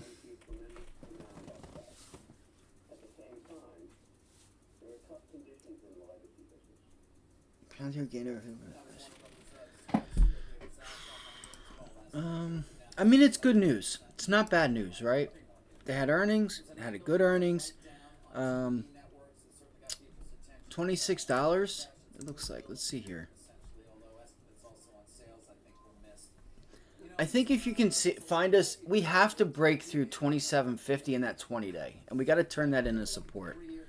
That's the level I'm going to watch for. Is 2750. 2750. I know I already have this charted out. That was a low volume pullback too yesterday. Let's see if you know what? Let's look for a pullback. Damn, that sucks. Because it feels like you're going to... oh, man. I don't want to be the bearer of bad news. Do you guys know how much Microsoft is giving Palantir? How much that deal was for? Because if you guys really want me to be honest... it's got to do it now. It's got to break above it now, and even if it does, it doesn't have much room. Like, yeah, it could act like it's going to hold this, but I think you have another failed break above there, possibly coming. So I'm going to take this as we pull back now. We have 10 minutes. Let's look for a Palantir once again, right off the bell. Let's look for a pullback. Look for a pop. Get short the pop. Look for a pullback into yesterday's close at $26.30 to $26. And let's look to see if we can take a long down at that 50-day moving average and $26. Really call it 26, right? 25.80, 25.90. Yeah, I'm looking for a pullback. All right, that's a double top. Here we go. They're going to probably take this trade away from us. Watch. Guarantee it. Guarantee you this thing starts to sell off. God damn it. They're going to take it. So, if they don't, I'm going to look for a pullback on Palantir. Right off the bell. Look for that pullback. All right. Look for that support level at 26 to yesterday's close. All right. That's that. Rejections at 27.50. Like, if you guys want something that's strong, Palantir is holding up. But, not into it. Why do I keep putting that in my mind? Not into it. But if you guys want something that's strong, I think you have to use Upstart. I think you have to look at Upstart. Look at this. Pop. Bang. Pulls back. Boom. Like, I think Upstart is your guy. I do. Look at that volume. Look at that volume. Like, there's obviously something going on here. And look at the chart. Look at the chart on this. This thing was a $400 stock. This thing is obviously trying to head back to $100. All right, you can tell that this thing, just like Bob is putting in that higher low, consolidate. This is a stock that, if you're thinking about institutions and fund man, like where the real elephants are in the room, they're going to look at names like this. Something that's doing really well. The chart is on the lows. We're going to allocate some risk. Why wouldn't you? You're not going to have to find out very long if it was a bad idea or not. Look at all this buying. Sure, we do have some solid selling up here in those areas, but guess what? This quarter sounds like there's a big change coming. So I'm looking at Upstart for the next month, and I'm going to look to try and trade Upstart on pullbacks. So you can see this pivot high on the daily chart. Look for that pullback to $32, and let's look to see if we can't take this thing back to 50 bucks. All right, I'm looking for 45, 50 bucks at least. Because look at this. Rallies into the day of the earnings. Look at that strength, man. Those are the days I love. You find a stock like this, take it and don't look back. Just let it go. And look, consolidate, bang. Wait, today could be a I would like to see a consolidation today, but if it doesn't give it to us, or if it gives us that pullback into this area, I'm a buyer, guys. I am a buyer down to $30, from $30 to $32. So I'll expand this, which I should. Let me go to the daily chart. We have just a couple minutes now. Bro, come on. Oh my goodness. What is that? 28. Okay, so there is no moving average there.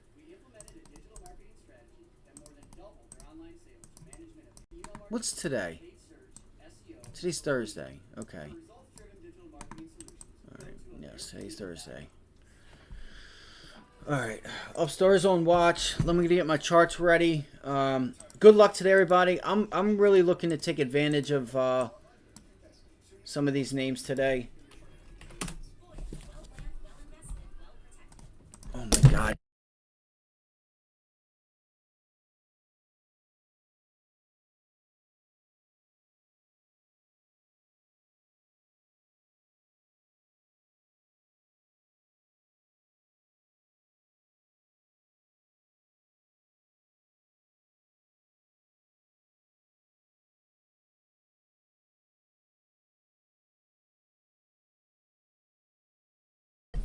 It never fails. Right on time. My cat just comes in. It's so crazy. Alright. Alright, so JP Morgan. Tesla. Alright, let me get my chart set up here.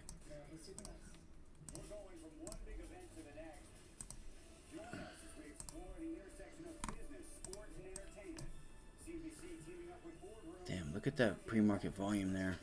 Alright, let's look for pullbacks, guys. Look for pullbacks to 190 on Tesla. And that could be an opportunity there for some upside. Alright, I'm going to fix this. Probably look for... Yo, they're going to slam this Palantir. People are going to get so excited. Now listen, I could be wrong, but in my opinion, I think you could... Palantir might end up pulling back, shake people out, only to rip higher. I think that's what's going to happen. So I would be patient if you're looking at Palantir. I would really think about being patient. Oh my gosh. Come on, man. You're killing me. You're killing me.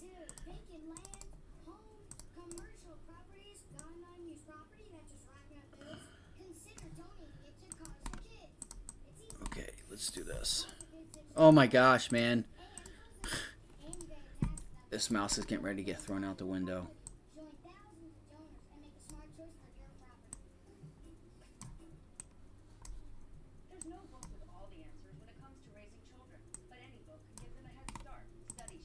I'm just trying to get everything saved so I can see it. It just takes forever. Oh, it's like Grand Theft Auto. My stomach's growling. I don't know if anybody has played that or not. real life GTA.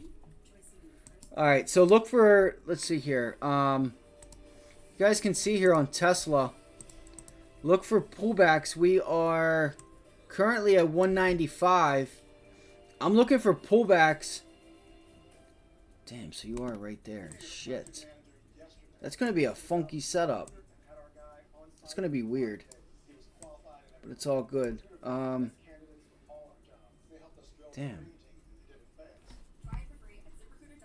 That's actually not a big move. 190, where it's just a 15-minute chart, makes it look like it's not that big of a move. Man, this sucks.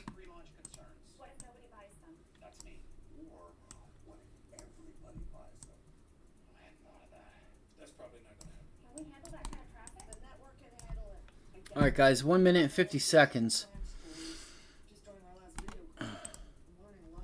Okay, so there's VWAP.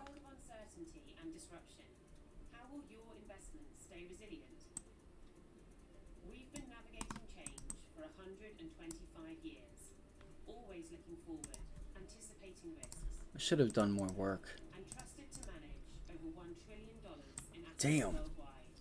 Dude, I'm up nicely today, bro. I love this. Oh, hell yeah. Let's go. That's probably because that even though oil's, you know, I don't think it's going to be enough, but oil pulls back.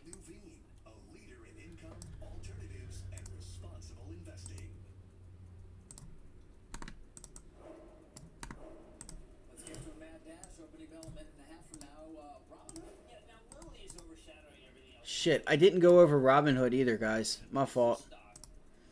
My bad, B. My bad, G. Alright, NVIDIA. I like that level here for NVIDIA. 30 seconds. Damn it.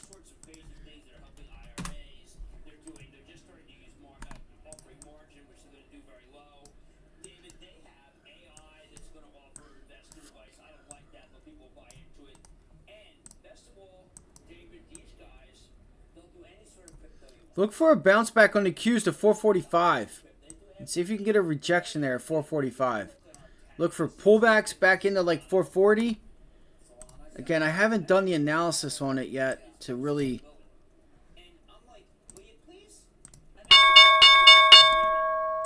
Oh my god. Do I have to say that hurt? Yep, look for that pullback. Oh my god.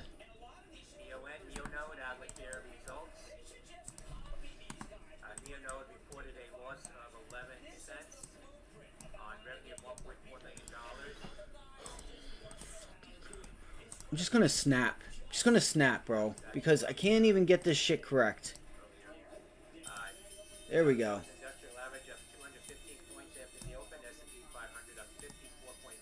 Look at that rejection right there off of that level on NVIDIA. That's a nice one. Bang. Look for that move back down into like lows. That could really take you into like Monday's lows. Today could be a big day. Let's see. Let's see. Here you go. Spies reclaiming. Fuck. It's all good. I don't care. Just trying to get all my stuff done.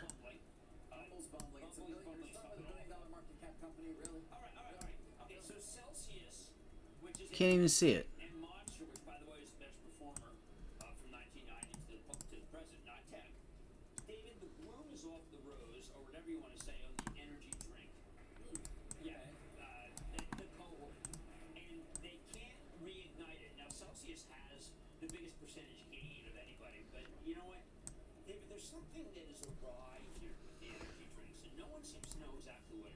Alright, there's your pullback on Tesla.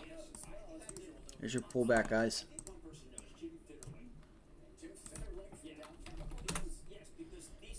Palantir, pull back off the bell. I still think you get a pop here. Yup, look at that 15-minute chart. Look for that pop right in the VWAP. It's your daily chart. Why is the 3-minute like that? I swear to fucking God, man. This thing's going to drive me crazy. It really is.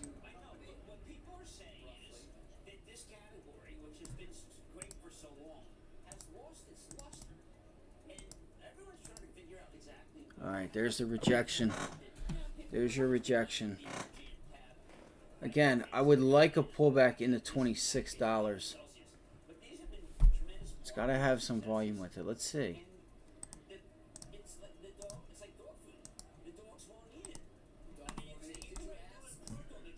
Fucking hate this software. I'm so sorry for the language. Just getting really pissed at this. I'm so tired of just clicking. Fucking software sucks. It's just because it's old.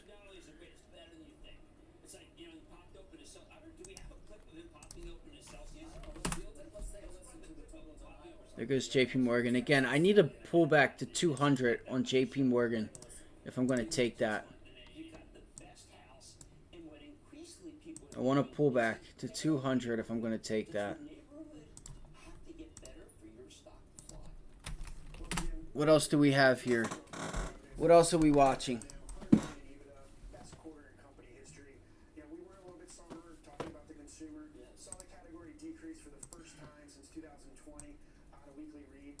It was growing strong in the beginning of the year, but the reality of it is, Jim, the sugar-free category continues to be the growth driver in energy category. And Celsius, Yeah, watch the SPY to pull back to 520, 519, if that's possible. It kind of already wicked into it, as you guys can see before the bell opened, but You want the people to be much more like Karen Lynch or CBS. Says, I know we have problems. I would like to try. I wouldn't mind trying it. Charge of a particular area that's a problem. It's on me if it doesn't do well. I wouldn't mind trying to get a pullback here in like the Qs. She owns the issues. And she says she's going to take care of it. These guys don't want to own the issues. They think that everything's going to be fine. Like, we're just Right there. back to the way we were. Now, Dave, since we don't know why it went down, maybe it's possible that energy shoes come right back. Maybe they do. You guys will see that. I'd like to see if we get pullbacks into that area. Let's see. NVIDIA is still holding on. People drink it. They have to like the watermelon right now. Is the one people like. Okay. But I do find, look, Philly's upbeat. He did have those revenues. Yeah, guys. Look at this. Like NVIDIA. It's not muted by GLP-1s. Those actually are something that the research says people drink. what's the 10-year treasury, Jim? Is that a 3-minute? Let's see. Where's a 15-minute at? Yeah, I'm going to get short. I'm probably going to look for a short on NVIDIA, guys. Right here. I'm going to look for a short on NVIDIA. 365. Didn't she fine? Abby, you're something else, my girl. Abby, I'm sorry. You're done. You're going to have to wait. You're in here. You're in here. I'm not going anywhere. Sorry. I can't help you. You have everything you need. You have food. You have yogurt. You are sheltered. You're not hungry. Come here. Come hang out with me. Come here. Come here, mama. It's my little girl. What, boo-boo? You're going to have to wait. You do this every day at 9:30, my love. Come here. I don't know why you do this. Alright, guys. So...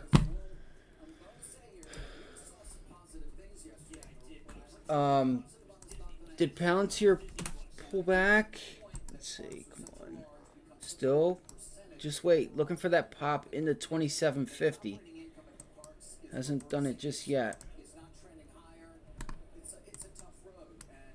Dude, I'm so tired of every chart.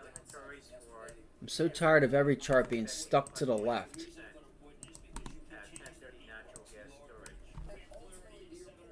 I think that was it.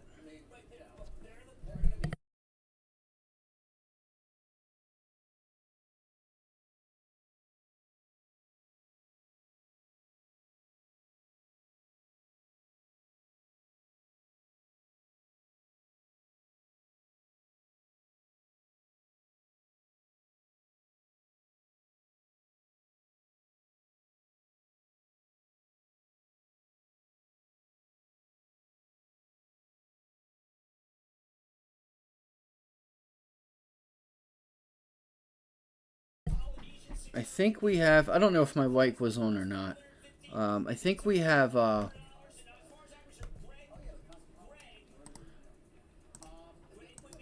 me go check this, chart out here. So, it all depends on, yeah, you guys can see here that this level here on NVIDIA at 102, looks like a level you got to pay attention to look for pullbacks, even down into pre-market lows. And look at that volume. It is on lower volume right now. Let's see. Let me pull up the SPY. Let's pull up the SPY real quick.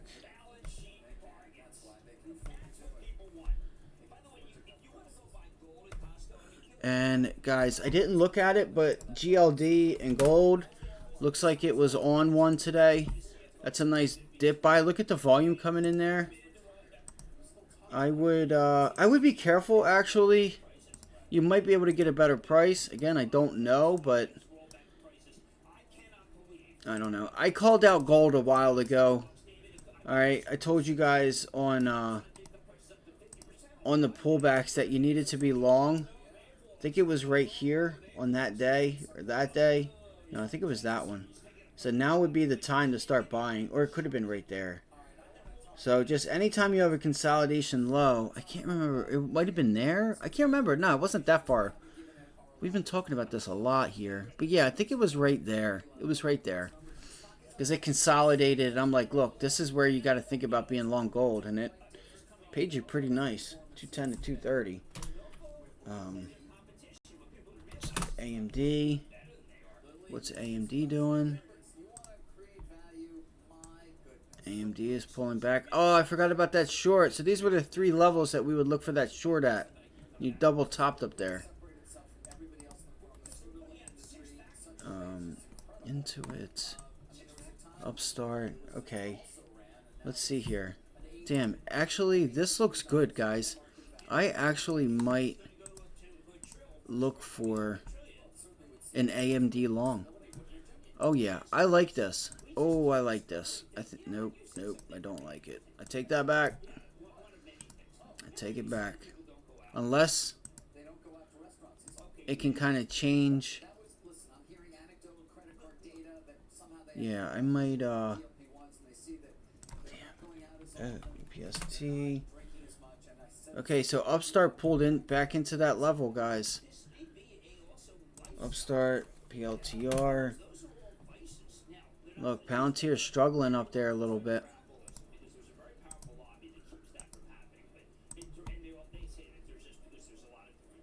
Struggling just a little bit.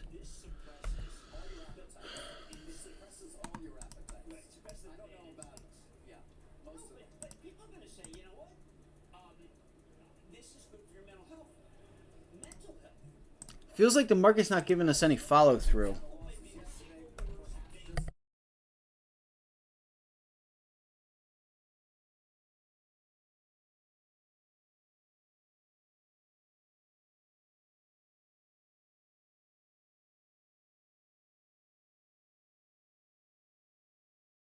All right. There's your pullback. All right, let's do it. Shit. All right, guys. So again, Palantir down to 26. No. Come here. PLTR. I'm not gonna be able to get it. I don't think.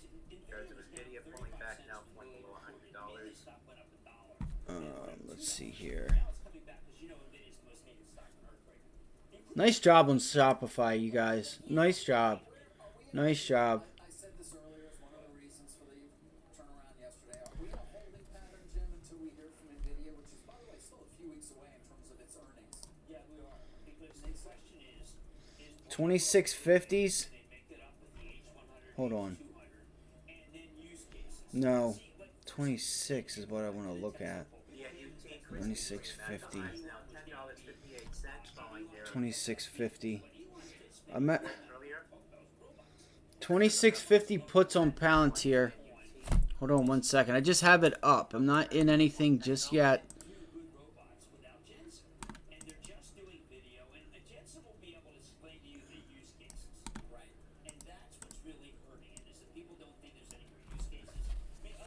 That's a nice tail. That's a really nice tail. Again, I'm staying to that level up there. I want to stay up with that level. Looking at that level up there.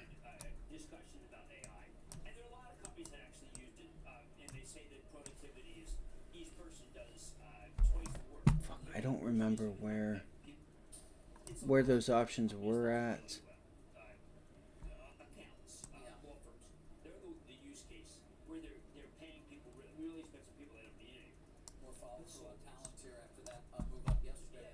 That was good for Jeff, wouldn't mind coming back to the banks. Of course, Jamie Dimon, as you mentioned, was a guest of our own Leslie Picker yesterday.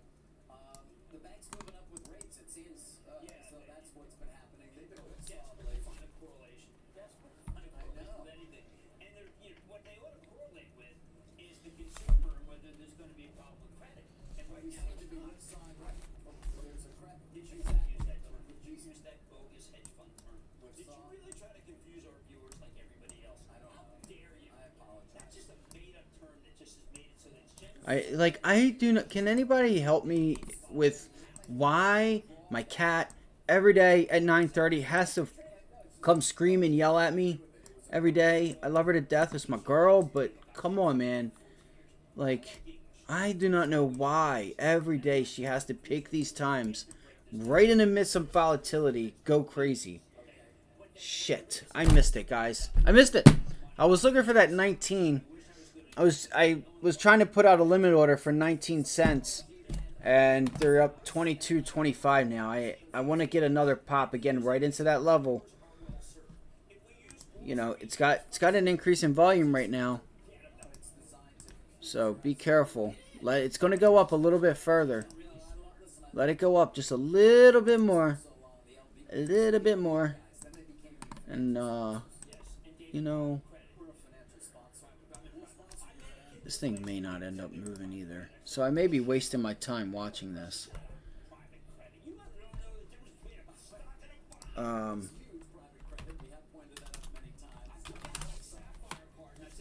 Alright, Upstart's trying to pull back. Upstart's giving us our pullback.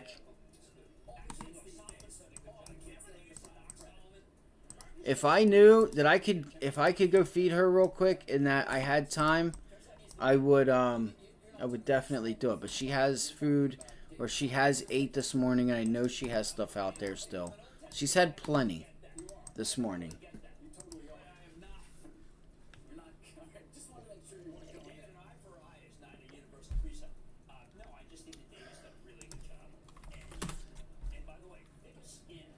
So there's a lot of things popping here. A lot of things bouncing. Alright, so we'll watch Moderna to see if we can get a lower high put in. And I'm going to go out a few weeks. Going to look to go out just a few weeks here. By the way, that does get us to some of the industrials. We saw Parker Hannafin and CF. Well, CF's more. No one to watch. Can I just tell you that Hannafin up. the best one is coming. The best one's coming. Okay. Yes, and Jennifer Rumsey is so good. It's going to hit its new high. That's power and engine. And Rumsey, untold best industrials in this country. Damn, 28. It's already... Fuck. Your hair looks fine. What are you doing? Reclaiming your damn hair. I'm talking about Cummins. Damn it. That sucks, man. I really wanted that level right there as my entry, 27.50. It's really where I wanted it. I would like for it to try to give it to us one more time. Give it to me one more time. Come on, you can do it. Pop. You can do it. You can give us another entry. Give us another entry. Come on, please.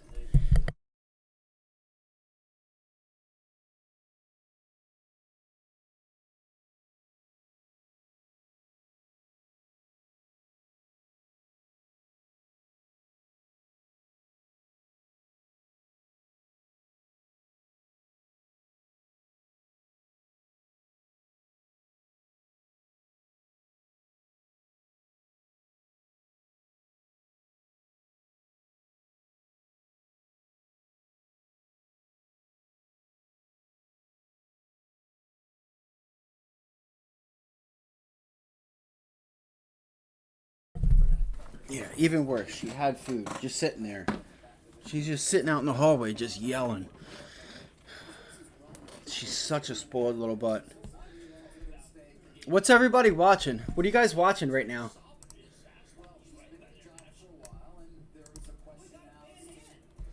Let me actually, I got to keep this up because I want to see those prices.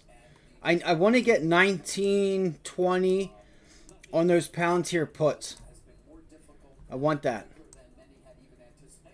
All right, I want that. PSAT Viasat at the highs of 43% now following their report at I'm not going to get it. 569. Victor Not City going to get it. VSAT.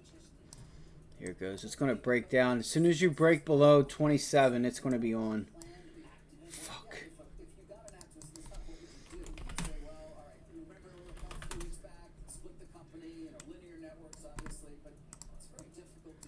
And there went NVIDIA. You got to be fucking kidding me. Did anybody take NVIDIA? Did anybody take the short off of 104 or 103? Nobody? I'll be damned if that wasn't the trade. I'll be damned if that wasn't the trade. That's a nice one. AMD's pulling back as well. I think AMD will be close for a buy. Possibly coming up in the next, little bit. In the next few minutes. I think you get a nice reversal on some of these names. Fucking Palantir is going to fall out of bed now too. 32 cents. I knew it. I fucking knew it, man. I swear to God, if I miss these fucking trades today, if I miss them, just like I did, fucking screaming ass fucking cat. There goes Lumina too. Lumina's down pretty big right now. LUMN. Those $5 or 15, 16 cents. It's a little pricey, but looks like you're getting the follow through with the volume. God damn it. You gotta be fucking kidding me, bro. You gotta be kidding me. Like, you seriously got to be kidding me, bro. Gotta be kidding me. Good job for anybody that took any of those trades or was able to get the entry.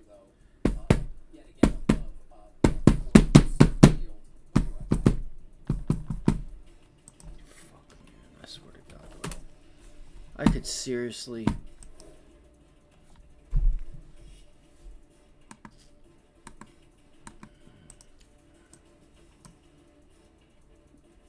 I swear to God. Every day I gotta deal with it. Every day. Every day. She's just like, she just comes in here and just yells and screams, and it's like, oh, it's 9:30, Dad. You gotta go. You gotta just fuck with me. And I gotta fuck with you, so you end up not being able to fucking buy me treats and buy me toys and continue to spoil me.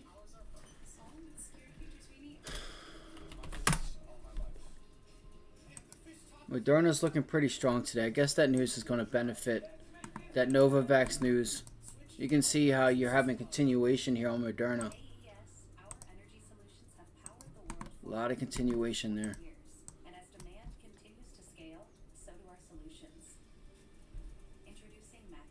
Alright, I don't even know. Do we even have anybody here? I'm just going to turn this mic off.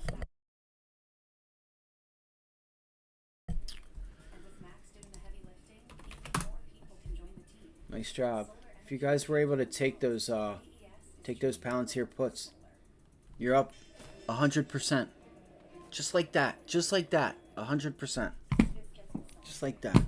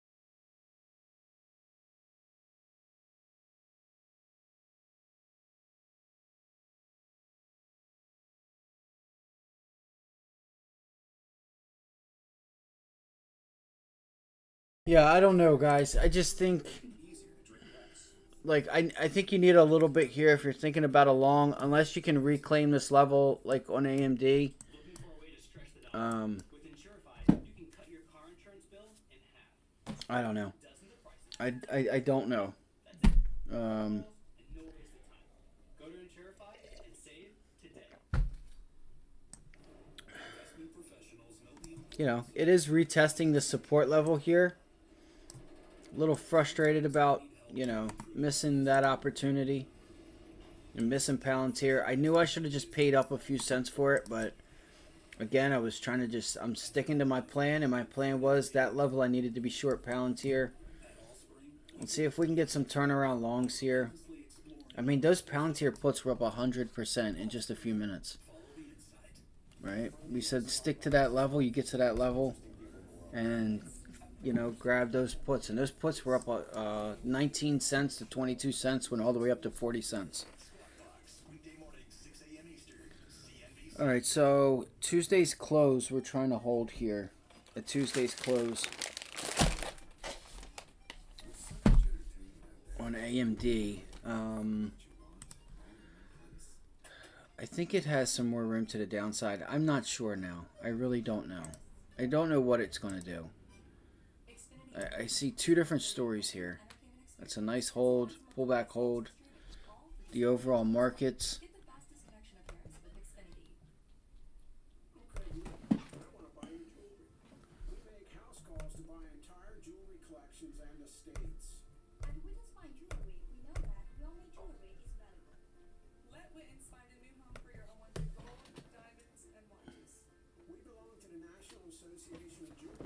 Spy's doing a nice job.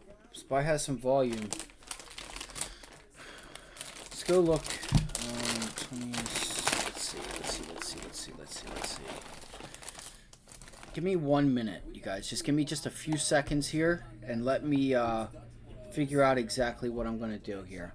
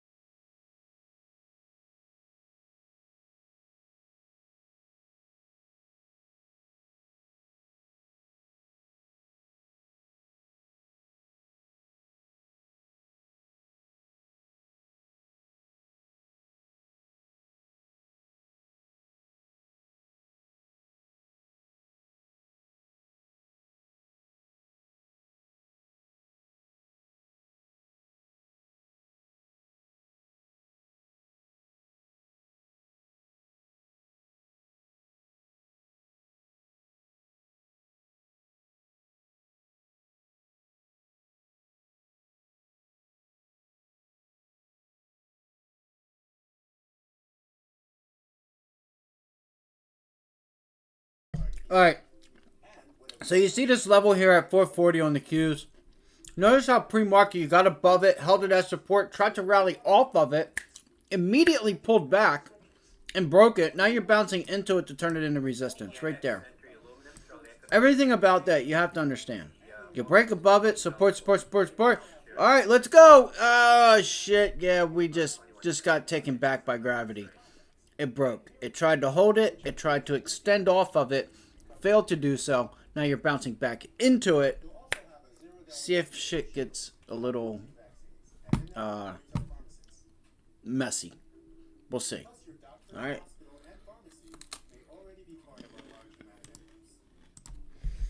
I'm still waiting. I'm still trying to figure out if this is my second opportunity here. Again, we said we were looking for a little more upside. God damn it. So here we go. 1 minute till data. Holy shit, I might actually be able to take these Palantir puts again. Oh, wow.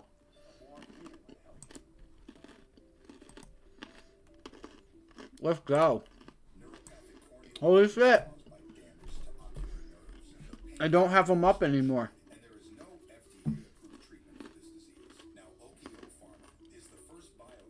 Holy shit. Yo, I might be able to get them cheaper. Come on, come on, come on, come on, come on, come on, come on, come on. No! Yo, I'm looking at JP Morgan. Not, oh my god. Come on. Oh, okay. Yeah, I knew something wasn't right there. Something was going on. Something was going on there. No, these are the Palantir weeklies. Okay, and I'm in... That's so weird. How did I... Oh my god.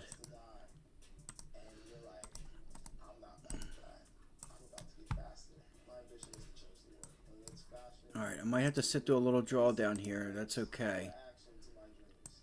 The Olympics tonight on NBC and Peacock.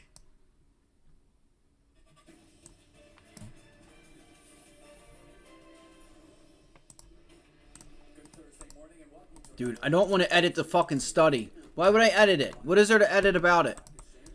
God damn. Such bullshit, bro.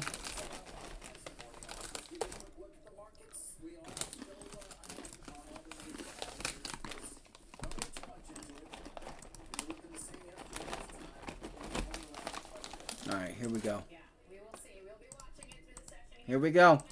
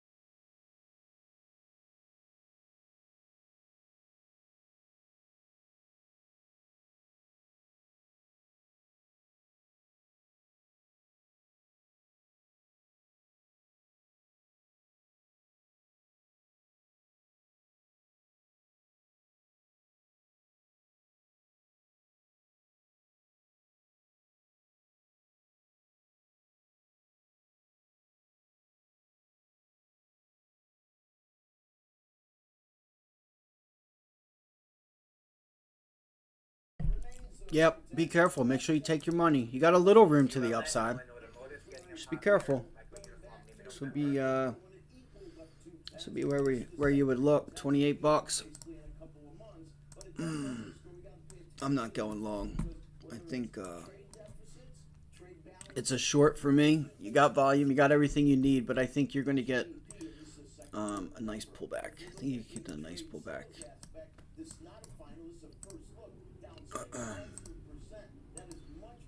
It's a nice volume extension. It's a nice job, man.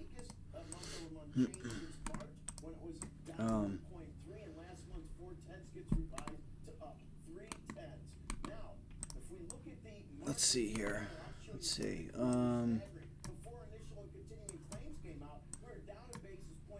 Might be a no trade for me, but it is setting up. I mean, even like yesterday, like you say, you had all this really nice volume yesterday, and look what happened at the end of the day.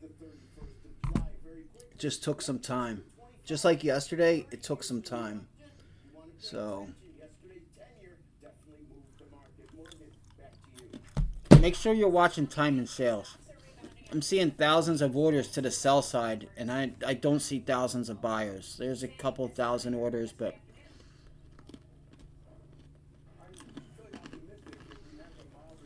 take your money. If you go long, take your money. On any direction. Any direction.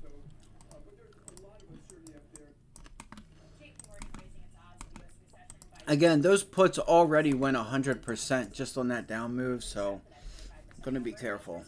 Look for a hold here and look for a bounce into 28. Got a nice 50-cent move there to the upside. Damn, just that little bit of move, she's already oversold. That bounce there. Let's see.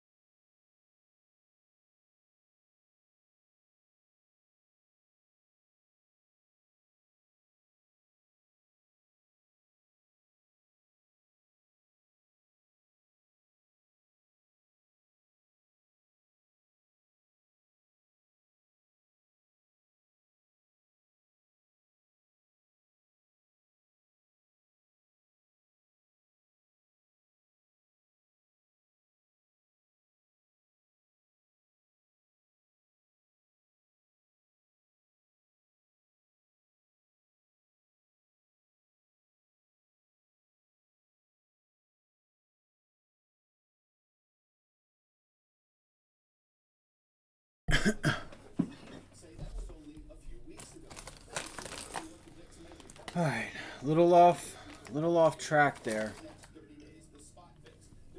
Futures curve remains in backwardation. That is the price of the cash VIX in the front month of VIX futures contracts, August, September, October. They're higher than the contracts farther out.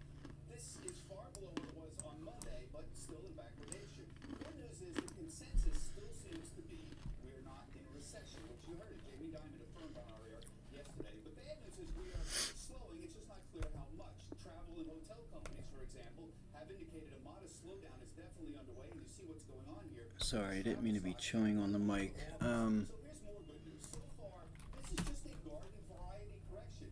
Fucking AMD, it did it. Damn. Sorry for the language. All right. Let me go back to what I was doing here. Sorry, I got a little messed up. I was looking for a long on AMD, and I missed it. Dude, I feel like this... Alright, it's 10 o'clock. It's 10 o'clock. It's 10 o'clock. It's 10 o'clock. It's 10 o'clock. It's 10 o'clock. Alright.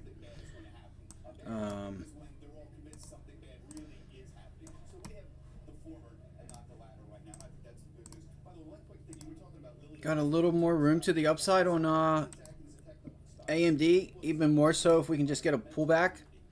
Let's look for a pullback on AMD and to reclaim 130.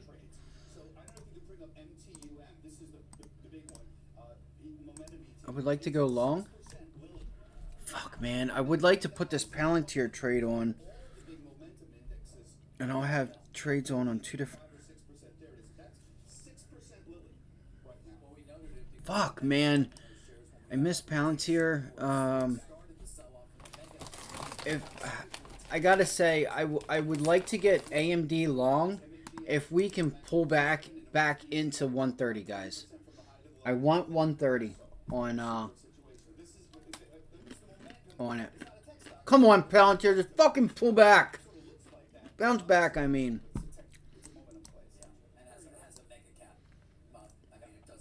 I'm looking to make a new low on Palantir. I just don't think I'm going to get it. I'm not going to get my entry.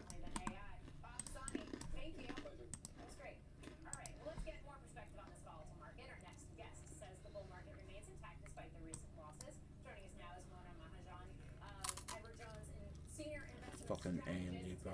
I swear to God. I'm not getting anything.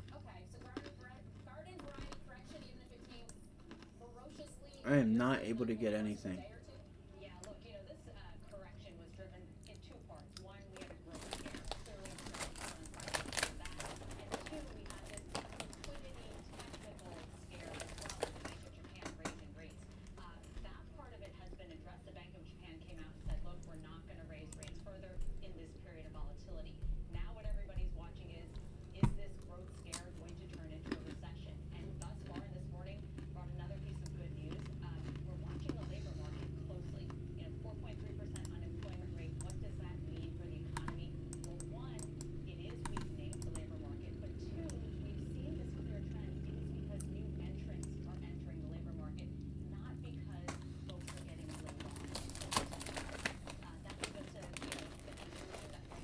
So, I don't mean to chew again.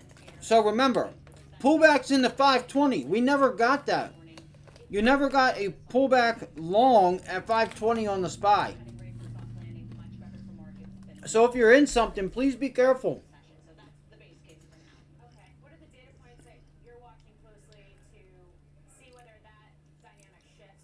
Alright, I'm going to try and get in this for 16 cents on Palantir. I just put it in. It's going to probably move up. I got a limit order for 16 cents on Palantir. Puts. 26.50. I am in those 26.50 puts, small.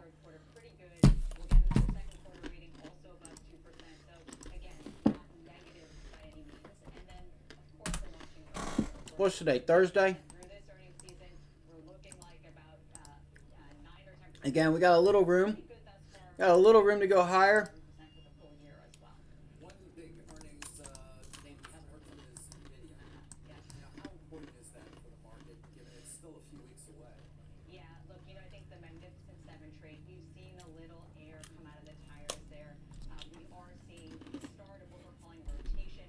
People perhaps taking some profits from that part of the market into the broadening theme, that cyclical value parts of the market. What we think, though, is that for this market to really work, Again, I'm looking for. I would like to get the market to pull back. I'd like to get the overall market to pull back. We'll see if it will. It may not. It may not. Look, I could have just got it cheaper. Could have got it a lot cheaper. It's all good though. we do think AI is still in the early innings of a multi-year secular growth trend. But NVIDIA earnings, to your point, will be key to the trade. We think they have consistently beat, and they consistently beat at the same pace. Maybe not. But the good news is we're in a better setup heading into All right, but so you want to see broadening, but you still want to own the Mag 7. I mean, I'm just trying to figure out what you're really telling people to do here. Yeah, so You're telling them to own the S&P, in which case they may get hurt in some ways if, in fact, you get a real sell-off in some of those mega cap tech names. Okay, so what am I looking for? I want to look at the SPY real quick. theme for the last, probably last year and the first half of this year was narrow portfolios are winning.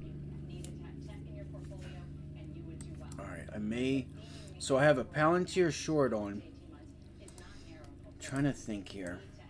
How do I want to do this? Should I grab it? Try and look for a SPY. How much is like a 520 put for today? What's today? Today is the 8th. Damn, bro, they want $1 for a 520 put. They want $1 for a $5 move. Fucking crazy, SPY. You must have bumped your damn head, bro. I'm gonna wait to go long on pullbacks. All right. In my opinion, we still need to pull back to yesterday's close, yesterday's low area in the overall markets.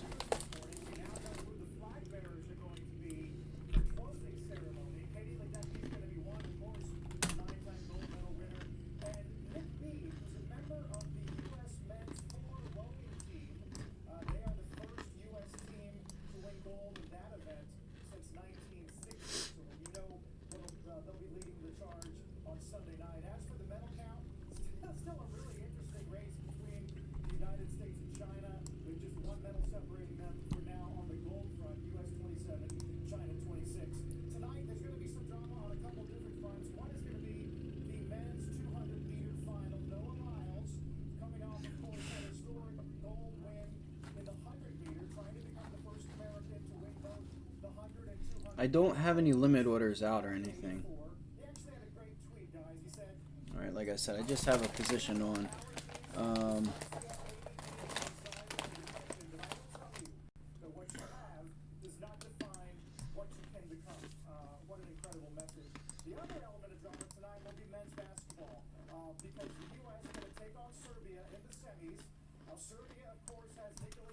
It's a nice daily chart. Get a nice breakout there, guys. On Palantir, but Serbia actually scored back pretty strongly against Australia in the quarters. Jokic had 21 points. Abby, you can keep trying, but I don't have anything for you, my love. I don't have anything for you, baby. You have food. You have plenty of food. I don't know what you want me to do. I really don't know what you want me to do. Back then is the only member of the U.S. roster who will play tonight and had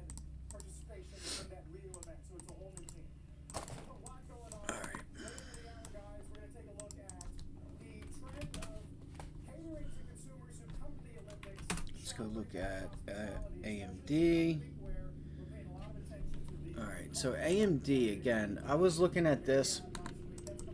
So timely. Look forward to that. Carl, thank you. We'll see you a little bit later this hour. I was looking at this for a long, and it just took off, and I'm like, so here, I'll show you guys. I was looking for, Exclusive results of CBC's All America survey, how the upcoming presidential elections are playing out so far in the market. can you guys hear my cat? Let me know in the chat. Can you hear her at all yelling at me under the TV? She has food. She's good. She's just being a little pain in the ass. She's spoiled, and she's being a pain in the butt. She's tired. Let's see here. Are you going to hold? You going to hold pre-market highs at 132?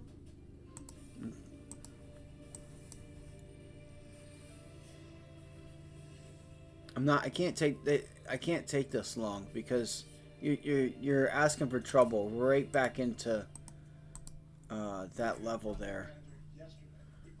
So this thing was a really nice. This looked like a really nice long, and it may still be on. It may still be on. I just think I want to look for the markets to pull back a little bit here. Just like, can I get a dip buy? Can I get one more dip buy? I'm trying to figure out where that is. Yeah, I need one more dip buy. I need one more dip buy. Sorry, I know I keep changing up on you guys, but I gotta look to see where everything is at.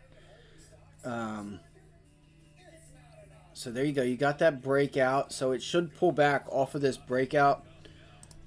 Should pull back a little bit here. Damn, that sucks, man. I wanted to take AMD long. I wanted to take that long. Just be careful. Things feel real great right now, don't they?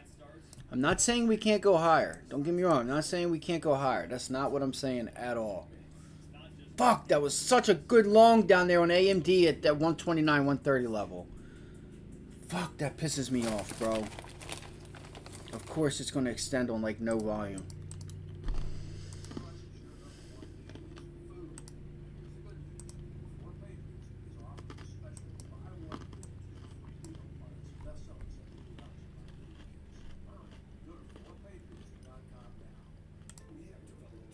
I don't know what to do. I just feel like we could have a move down from now to like 11:30. Just like yesterday, you had that random sell-off at like 12 o'clock, lunchtime. You have a little room to the upside here. So you know what? I may end up looking for a pullback on AMD. I don't want to because I already have a short on. I already have a Palantir short. And again, the idea of Palantir, just for anybody that, you know, I'm not looking for a home run. I'm looking for a pullback. I'm looking for a pullback on this thing. I got in a little early. I told you guys I was getting in a little early. But, you know, it is what it is. You know, if I can wait until tomorrow and we get another pullback in the $20, $27, $26 by the end of the day or something, that's a nice 100% trade. So, let's see. And I don't think this Microsoft, like teaming up with Microsoft, yeah, it's going to be cool and all, but I just don't see how that's going to generate revenue. For, like, is Microsoft paying for it? Who's paying for, like, what, you know, I just get that they're collabing, but it's not like they're collabing and making a product together. They're just collecting data. So Microsoft is going to use Palantir to collect data. We'll see what happens. Got nice volume. Again, I told you guys that you have room to 28, and I'm going to be a little early on it. Let me go back, though. Here. Let's go here. So, AMD. I really wanted to get long AMD because I thought AMD had some meat left on the bones, and I didn't. Yeah, nice job, buddy. Yeah, 28. It's it'll probably break through it. You got some nice volume today. You got more than what you had yesterday. I see. The thing is, I may have already missed my short because they went from 19 cents up to 40. They already went 100%. So it is what it is. But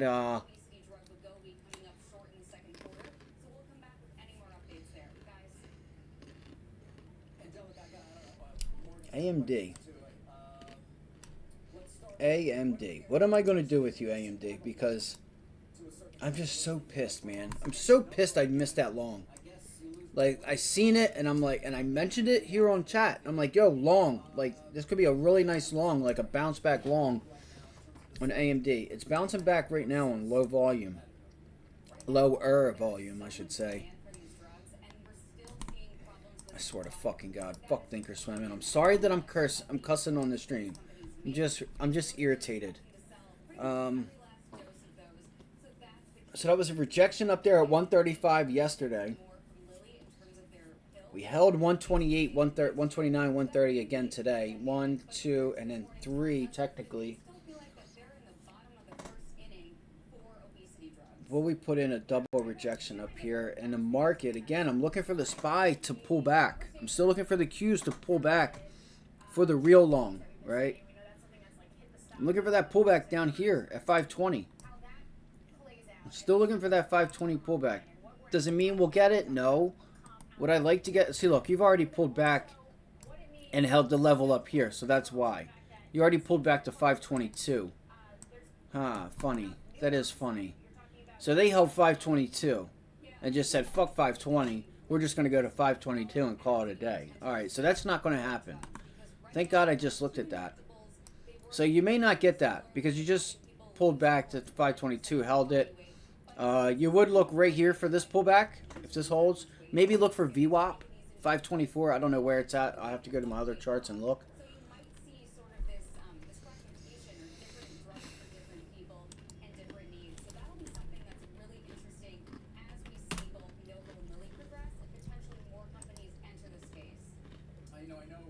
Never got the entry on JP Morgan. Again, it was 200 or nothing. Yeah, it's really early, of course. This just got approved earlier this summer, and we're going to be listening on that call for any details. These are drugs that we're going to take some time on, both their drug and then the one from Biogen and Eisai. I mean, everything looks a little bit... Looks a little done. Just give it time. Give it time, give it time, give it time. All right. Do I short the banks here?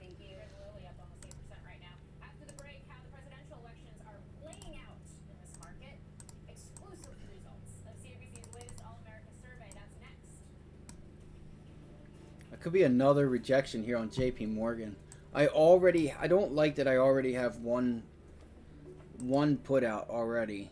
I just don't want to just be like, oh, I got like all these positions short and not have any longs. In a world of uncertainty and disruption, how will your investments stay resilient? We've been navigating change for Again, my Palantir position is still small. I'm still in it. I'm just looking for a little trade. It's got all the signs of a stock that's strong. It's got volume. It's got consistent, volume to the upside. Question is do we hold this 50-day moving average on JP Morgan and then try to extend yesterday's high and then kind of just like fail? Sucks people along here. Oh, we got above the 50-day. We hold it.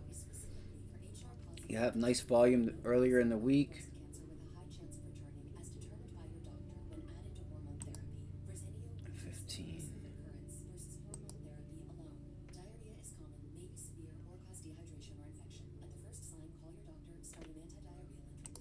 Let's see. I wish I could, what are your guys' thoughts? I think it's time. I think it might end up just breaking. I think it might break down.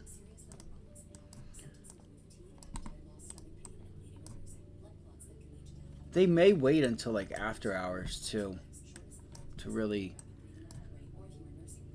do some damage. Let me see here. Let's pull it back. So we got some support here. So that would be the level to look for on the downside is 200. For anybody that's interested. I'm just trying to figure out, does it try to pop and bounce one more time, which I don't think it does. Don't think we do. Because I think even if we do pop, like, where does it take us? It takes us to 204.56. Like, just a, takes us 50 cents, maybe 60 cents. All right. All right, here it goes. Let's see. Let's see where it goes. See what happens here. Let's see what happens here, because something's going to happen here very soon. It's 10:30. Let's go look at the overall markets again. Again, AMD. Man, that kills me that I did not get that. The fucking Abby is going to she's going to owe me for that one. She's going to have to get a job. My cat's going to have to get a job.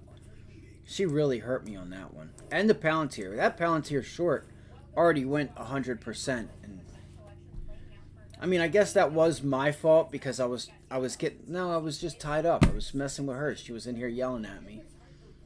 All right, let's see here. Keep your eye on the clock and the time here on 2:04 on JP Morgan. Right here at this rejection point, you're sitting right on the 50-day, it looks like. Actually, let me make sure that you are, because it may have moved. Yeah, it's still right there. You're still hanging on. Still hanging on. You got that level here. You break above. If you do break through, today's Thursday though, then you would look for a pullback, and then maybe you get that gap filled, and that's, you know, that 210 level long.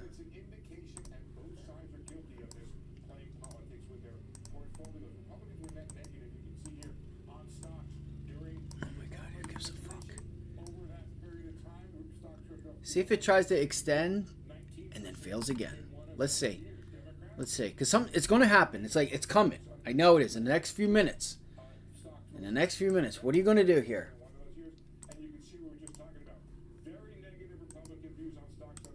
Here it goes. Damn, this thing might actually hold up. This thing might actually hold up. It's going to bounce.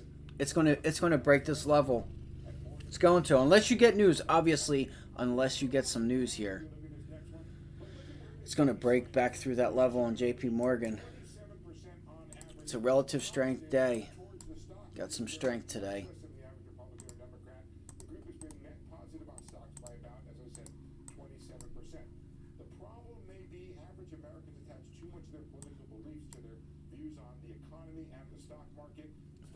No, we just don't trust big government. That's all it is. Just this guy. He's just talking dumb shit. Do you guys base your political beliefs on the economy? By about, as I said, 27%. The problem may be average Americans attach too much of their political beliefs to their views on the economy and the stock. Yo, they think you guys are stupid.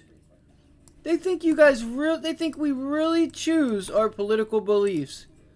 Or they don't really believe it because it's entertainment. They want to say things that catch a spark, right? How do you do that? You say dumb shit. Right? And then you get me to react to it, to y'all, and that's how this works, right? That's how it works. So, we'll just ignore that.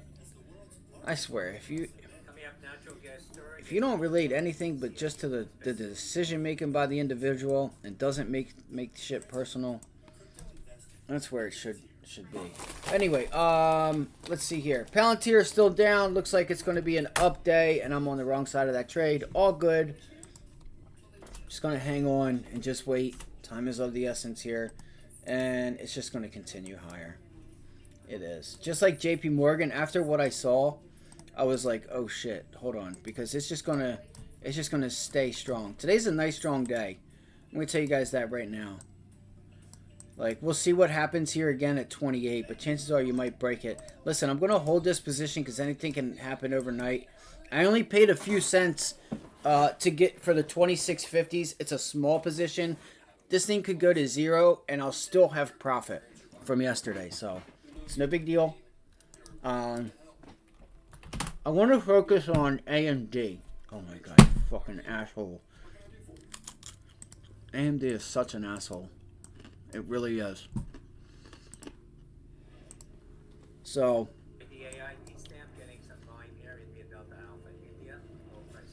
we have...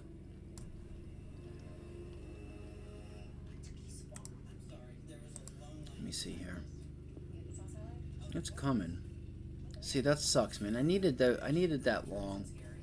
I needed the long down at lows, or else my day's fucked.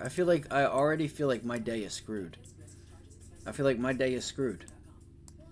I'm not putting on any more shorts unless I really, really like identify something that has news or is weak. But I'm not throwing my money in a trash can.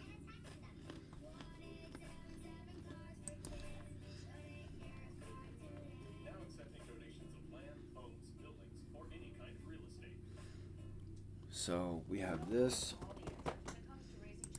All right, here we go.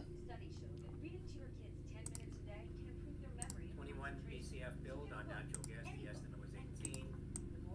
Damn, look at that. Look at that, man. Getting a pop here. Like that's a stock I wanted to be long. Look at that.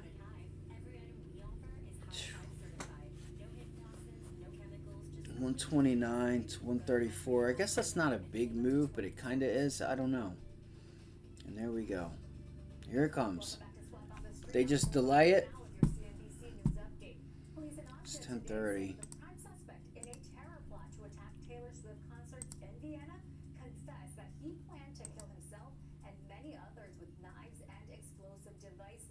A senior law enforcement official tells NBC News that U.S. intelligence was the first to tip off authorities about the potential terror attack.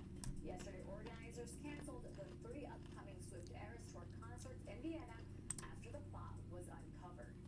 One person is missing after Tropical Storm Debby made its second landfall early this morning in South Carolina, bringing torrential rain, flooding, and tornadoes to the area. The storm's expected to move north and wreak havoc for the rest of the week. And according to the most recent financial disclosures, Vice President Kamala Harris's running mate, Tim Walz, doesn't own any stocks, bonds, or real estate and earns a salary of about $100. Here's the thing. I think you have a gap fill up here on PLTR. I think this is a nice long. Like you say. I think you could see this thing just break out. All right, Rivian. I mean, it all depends on what the market does. You start closing above 28. The thing is, you're going to see a lot of people pack in on this thing at 28. You break and close above it, and you could say, "Hello, gap fill. We're going right to 28.48, 28.50." We'll see though. We'll see what happens. Here you go. You should get your pullback now with you're going to start to see your trade line and VWAP start to catch up there at that 27.45 level, unless it just continues to break. Oh my God, bro. It's just going to extend. I don't know. Oh well. Just like yesterday, you could see yesterday it took forever, and you ended up closing the day red. But the thing is yesterday you had a little bit more buy side volume. Today is a low volume bounce. Okay, so we did identify that. So you can see right now it's a low volume, somewhat of a low volume day for Palantir. Kind of. So right there would be right there. And you can see like the median level for your volume yesterday is like we only have 1, 2, 3, 4, 5 3-minute candles above it today. So this is a low volume bounce. That's good. That makes me feel good. I thought we had some high volume here on this, but anyway, same thing with AMD. AMD's volume is also kind of low here.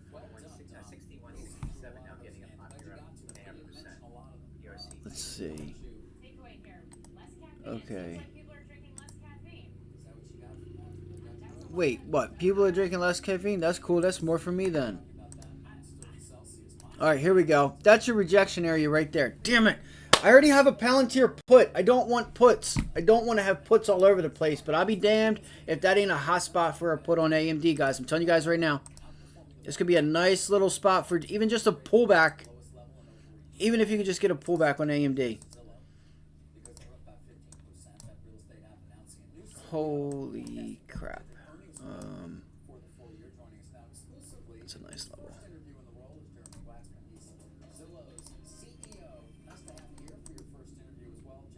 What bars are correct? Why would I correct the bar? It should be right from the beginning.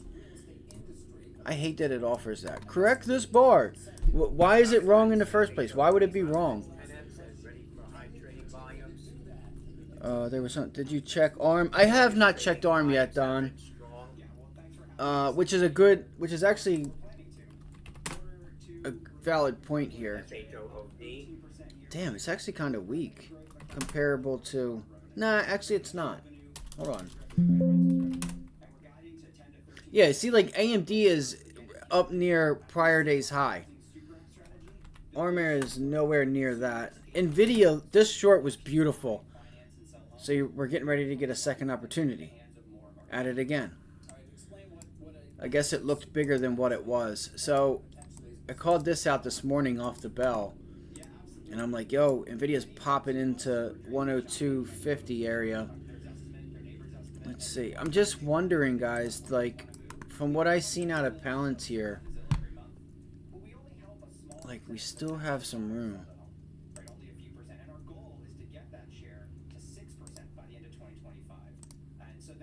I just don't know what to do. I gotta be honest. Like, I feel like I'm not wrong on the pullback. See, we've already pulled back in there. We could just chop side to side today and sit in this range. I don't know. Because we're going to have inflation data early next week. I don't know what to do. And I'm really mad because today I wanted to take advantage of some of this price action. Like, I could have been done for today with just AMD and Palantir the first time. And instead... You know, I didn't do it when I should have because I was tied up or just, you know, kind of like sidetracked. But ARM, you would just watch this 115 if you can get there. I would watch 115. Or even, you know, if it rallies a little bit more to 115 and then pulls back to 113, possible long. Palantir's a dirtbag. Just sell off, bro. Just pull back. I can't believe it. So this move here, that little pivot high in the 2740 back to the low a day was 100%. Trade. I'm holding. Oh, Robinhood. Robinhood. Here we go. We might have a trade now. Said our rates are resonating with our customers. We just saw on the screen there, of course, reference to rentals, because you clearly are not just confining yourself to selling homes or people who want to buy a home. Is that what you guys are wanting to trade? Semiconductors? I think there is a trade that'll be coming soon. It's just like, what's the market going to do? 'Cause, like, the market's just still ripping. You got to be fucking kidding me. You're an asshole too, Spy. I can't believe this. My dreams are shattered today. Just everything that I was hoping or, like, going for if the market gave it to me. I was really going to size up today and just really just, you know, just go ham. That's it. Just go ham. Just go hard. And, you know, step it up a notch. And I fucking missed it. I fucking missed my opportunity. And that's where you get messed up. Because then you try to do it again. And the timing's wrong. And you're sitting in Palantir not doing nothing. When you should have took it the first time. When your cat was yelling at you. Just in your face yelling at you. And I don't know why she is. She just does it at 9:30, literally every day. Peak volatility right at the bell opens. I don't know what goes on outside or what is on the TV. Something triggers her that exact time at 9:30 when that bell rings, and she just comes in here every day, guys. You guys know this if you guys are here. Every day she comes right on in. Watch tomorrow. she would just come in at 9:30, 9:30 to 10:15, bug the shit out of me, and look, now she's nowhere to be found. I want to know, what is it? Nice job, man. Nice job. I want to know what it is. Like, I would love to know. Anyway, let's go look at some of these semiconductors. I'm gonna keep this Palantir trade on. If anybody is trying to get long, you know what, Don, you might, if semis are going to continue to be strong, if you get a pullback, ARM might be a good look for a long, because like if you have NVIDIA and some of these leaders that are already up at prior day's high and stuff, maybe ARM is one of the names that could lag and whatchamacallit, you know, still have some meat on the bones left or whatever. Hold on. Give me 1 second.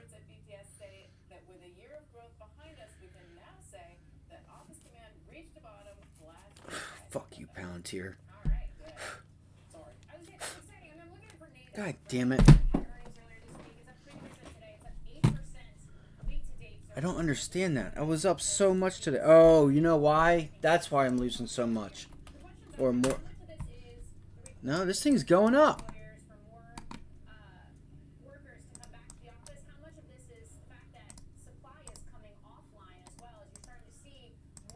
I don't know. I don't get it. I don't know. I don't know what happened then.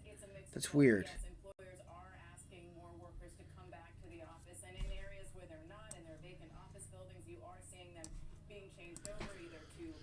Okay.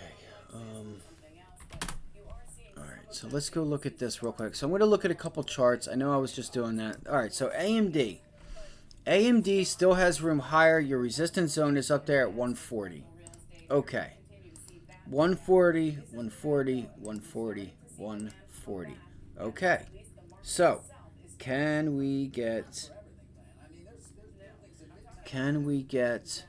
a pullback off of that level, and where would we be a buyer? Let's see. Boom, boom. Okay, short term, we should get a pullback. We're probably not going to.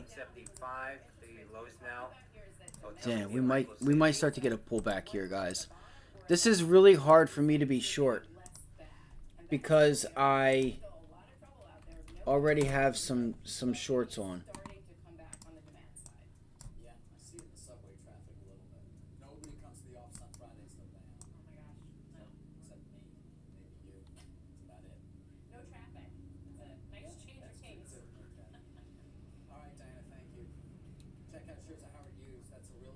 Yeah, that pound trade is going to be bombed.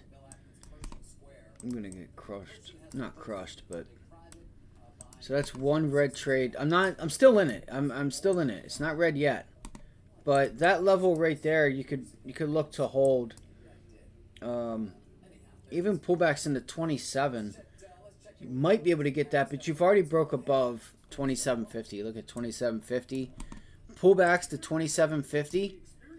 You might be able to take the long and extend to new highs, guys. May be able to do that. We'll see. I mean, that would be what I would be looking for. If I was you guys, I'd be looking for that pullback to 2750 for a second entry long on Palantir. All right. You have an increase in volume. Like yesterday, you did not hold it, but you also didn't have hardly any volume yesterday. Today, I would say you have a little bit more, not double the volume, but you have like, how would I put it into like, you have like a little bit more than a quarter, closer to a half of the volume than you did yesterday. More, if that makes any sense. I don't know how to say it, but you do have more volume, so that's in your favor. AMD, I am looking for pullbacks here. But again, here's the thing. We may not pull back. The market may not pull back. The market may not pull back. It might. But it's really strong right now, and I wouldn't fight it, is what I'm getting at. Like, I don't know if you're going to have some type of piece of news or something. Like, keep your eyes on the cues. You have to locate which one's leading and lagging. Like this morning, the Dow was your leader. So look, the IWM came back and reversed, which is...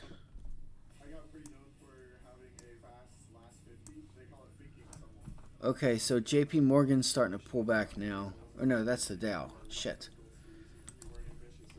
So the Dow is starting to pull back now. Let's see if now the SPY and the Qs start to follow. Okay. Alright, so JP Morgan, this level here at 202.50. I need 200 though. I gotta be honest with you guys. I need 200 for JP Morgan. I need 200. I should have taken it yesterday. So at the end of the day yesterday, look at Baba. Did anybody take Baba? I forgot about fucking Baba. Yesterday afternoon, I told you guys when Alibaba was back down here on the 20-day, I said I'm thinking about taking a long. You got your move to $80. I knew it. I fucking knew it.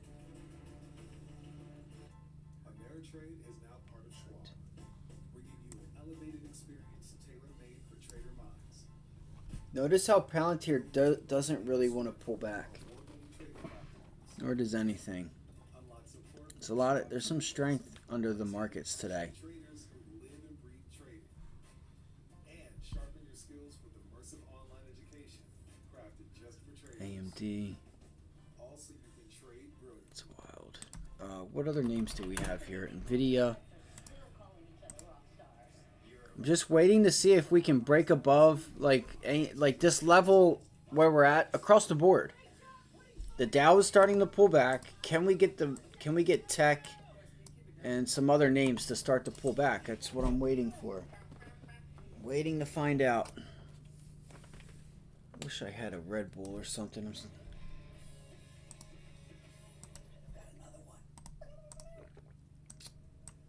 back. Let's get back out to Carl, the Olympics in Paris, with a look at the money flowing into France's hospitality scene. Carl. Hey, Morgan, you know, not everybody can go to the Olympics when the games are in the faraway countries, but they are It's upsetting that I didn't take that long there. That was a beautiful area on AMD. It just had everything you needed. It really did. MACD, everything. It was a really, really nice setup. That long was a really nice setup. It was only a few points, but I'm sure it paid. God be damned. I'm such an idiot. I am such an idiot. But again, I gotta hold. I gotta hold strong. We could come in with a big gap down or something.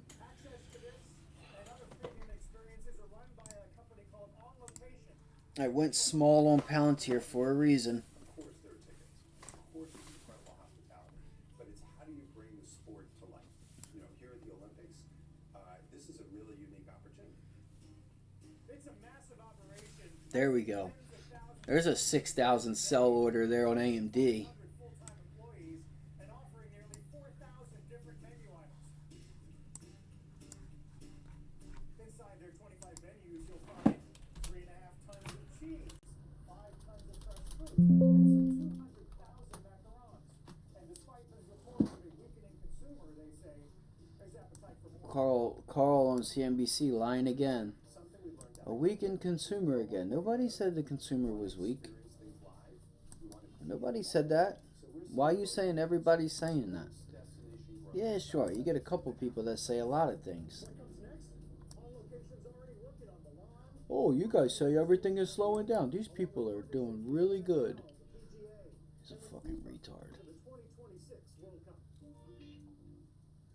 He just had to throw that in there because it's Carl. He just couldn't not say something. Michael Phelps, you can watch gymnastics with Ali Raisman, and it goes beyond the Olympics. You can dribble the ball on the court. I don't know what the word is. Okay, so You can literally get on a plane with a bunch of other Eagles fans, David. I was going to mention this yesterday, what is this? A 30-minute chart. So you were there for about an hour yesterday. So these are not like hyper premium things that they're building. It's more of a Damn, this is low volume for semiconductors. it's about an art from the moment you buy the ticket to the not just to the time you see it, but the time you tell someone about it later on, either in person or in social media. And that Eagles flight sounds a little frightening. But Carl, all right. I mean, how much premium are we talking about here? What are we talking about in terms of? Bro, this would have been a really nice trade if I would have taken it when I brought it up. Okay, let's talk about something new here. Let's figure this out. Again, we're just waiting. We're just waiting patiently. We're just waiting and waiting and waiting. I'm going to draw a box right here because this is going to be the area right there. Let's see what happens. Great piece. Been so many of them this week. Yeah, 134.82. Roughly. How often you're turning these things out. Thank you. I'm Carl Quintanilla in Paris. Boeing's new CEO takes over today, and astronauts are stuck at the space station. I'm so glad Morgan's here, because we can talk a little space, which we haven't done in some time. I want to understand what's going on here. Coming up next hour, billionaire astronaut Jared Isaacman on his plan. All right, let's do it. Like, man, this sucks. This is crazy. Like, you see how we're just like sitting here? Like, it's just insane. It really is. It's just fucking. It's just. Excuse my language. It's insane. This is absolutely insane. And look, Palantir is going to rip. Palantir is going to rip higher today. It's going to 29. I should probably get rid of this, but I'm already down 60%. So.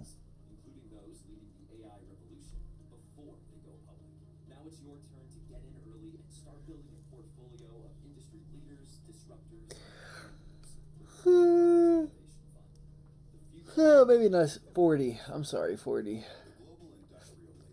I was looking at it the wrong way. Meet Laser Photonics on the NASDAQ, stock symbol LASE, a vertically integrated manufacturer and research and development center for industrial laser. Alright, so we'll watch this here and see if it can hold. You could see yesterday you rallied up there. You sat on it 5, 10, 15, 20, 25, 30. Sat up there for about an hour and then it just fell out of bed.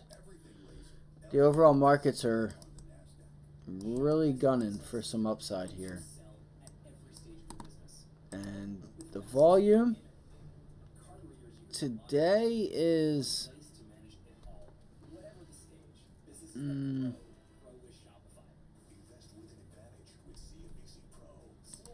was a lot of volume yesterday.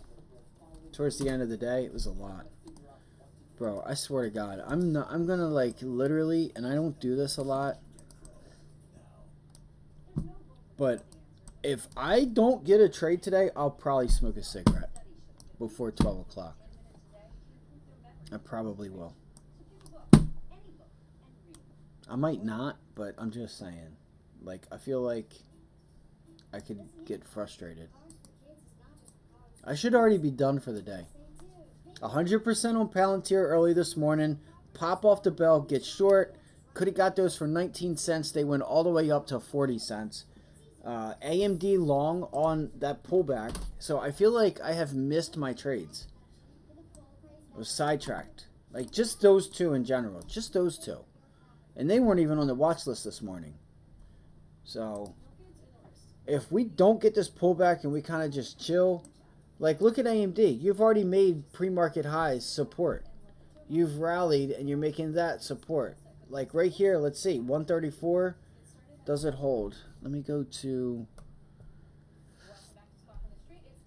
Let me pull up the SPY.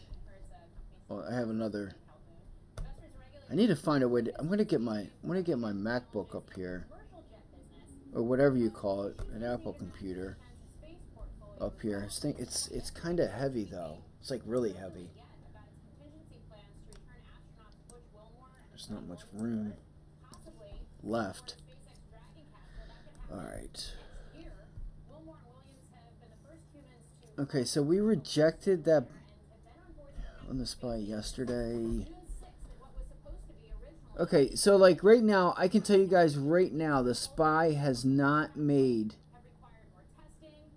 It doesn't look like 534 has been made support. If we go to the weekly chart, let's go to the SPY. Dude, that's crazy, bro. Fucking Palantir. That thing's going to be up 100%, close to 100%, and I'm going to be break even. Jesus fuck. Today is not the day that I thought it would be. Did not expect this today. I really didn't. Alright, so, SPY. Pullbacks in the 524. Where's the SPY options at right now for today? They still want a buck for a $4 move. That's stupid insane. That's ridiculous. Like, they want a 50 cent for a 520.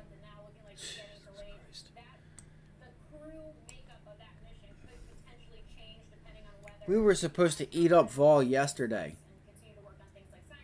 We didn't do it. It was quite opposite. Volatility increased, not contract. So yesterday I brought up, let's see if we, so I brought up two scenarios. One scenario was 11:30, 1 o'clock, 12:30, 12:40, like a random sell-off midday. And that's kind of what we got.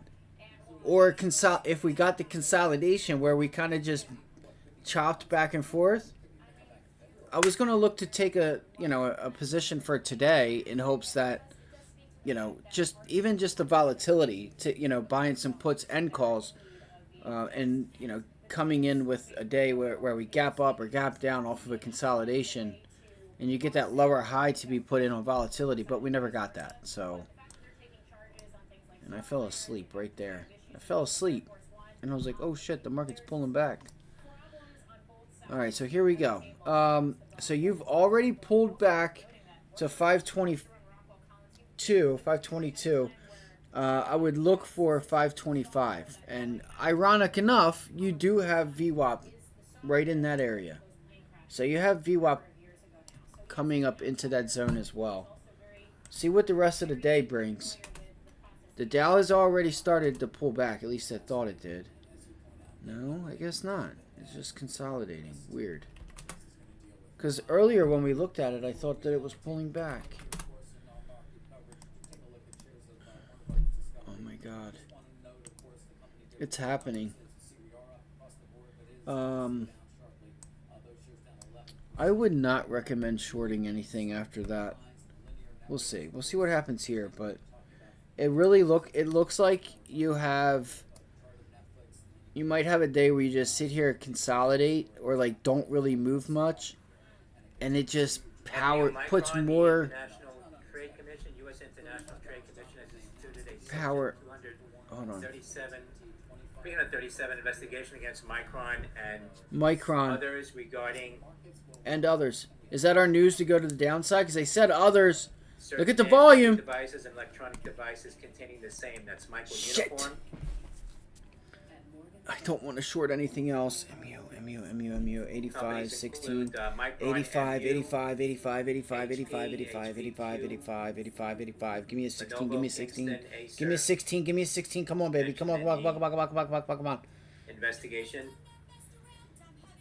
What should I do? Should I do it? I took it. Okay, so, shit. It's gonna pop. What an asshole. This is the type of day I'm gonna have, huh? So, what just happened there? Hold on.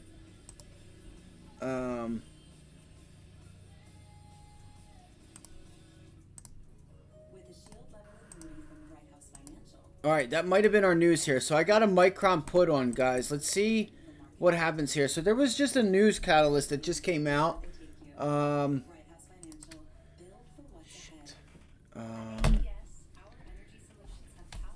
Let's see here. What did I get filled at? I don't even know what I got filled at. 18 cents. Okay. I don't even know if that was a big deal or not. See, I should have not did that when I'm already down on Palantir. I'm going to have to close it up. I got to just stop. Let's go look. All right, so Changing question. Are you keeping as much of your investment gains as possible? High taxes can erode returns quickly, so you need nobody is talking about this. Why is that? our money managers and specialists work together to make sure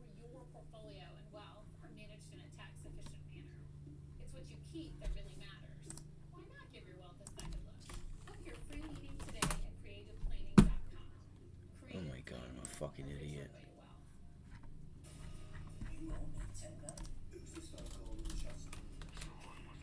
Dude, I'm such a fucking idiot, bro. I guess nobody... It's just going to be one of those days. The exact opposite of exactly what I wanted today to be. Man, shut the hell up. So nobody is reporting on this.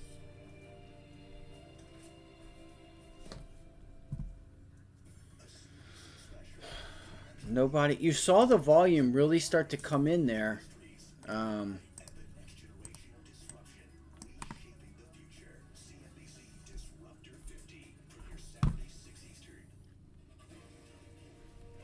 What are some other names looking like? Do you guys see anything going on in the semiconductor space? It's a nice resistance zone right here. And 92.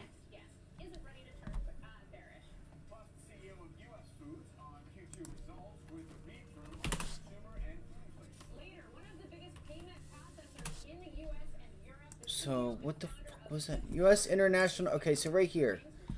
U.S. International Trade Institute Section 337 investigation of certain NAND memory devices contact containing the same. So, this isn't really any news. Voted to institute an investigation certain NAND... Okay, investigation. LC, Texas... Okay, so the complaint alleges violations of Section 337 of the Tariff Act 1930 and importation to the United States and sale of certain NAND memory device electronic devices containing the same that infringe patents asserted by complainant.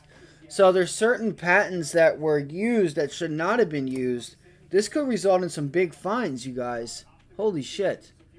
So this is a big deal. Acer, Micron, HP, Kingston, Lenovo. Oh, wow. GMAB, GenMap, raising its 2024 financial guidance. Yeah, that could be something here. I would keep these on watch. So it'll take the final determination and investigation at the earliest practical time within 45 days after institution of the... Yeah, after institution of the investigation, U.S. ITC will set a target date for completing the investigation. So that's probably why. 45 days, though. Keep this marked on your calendar because this could come right back around to bring some volatility out of nowhere, and you'd be already ready for it. So from today, what's today?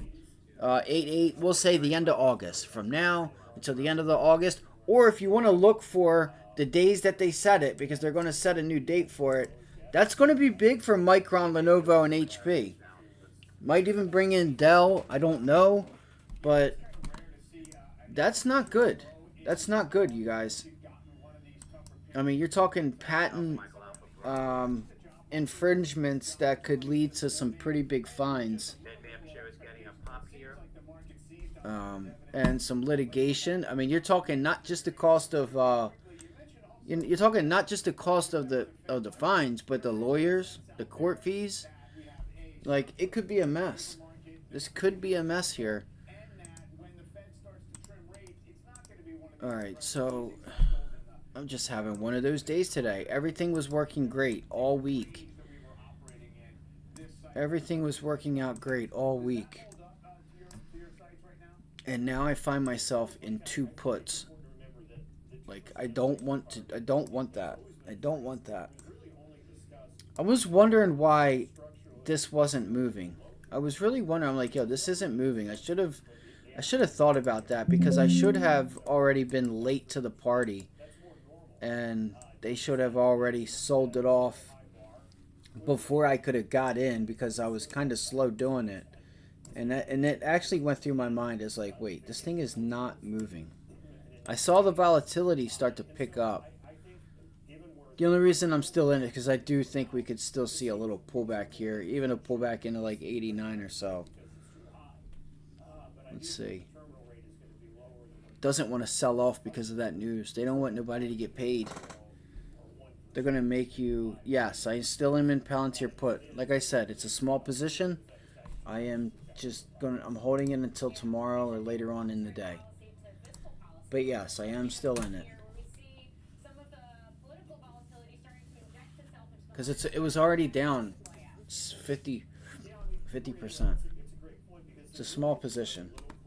I used profits from yesterday to get it. I still think, again, remember, this is a low volume day. And, well, is it?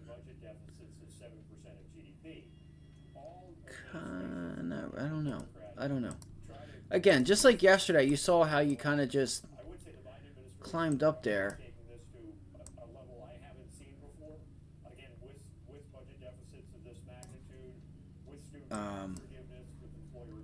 Like look at the volume yesterday, and then today's a low volume bounce higher. So I still believe, like, even if I could get a pullback to 25, or not 25, but 27.50, we'll see. I'm still in it. I still think there's still think I could at least break even here. I do. I think I could break even and maybe make something. I don't know. Fuck you, Micron.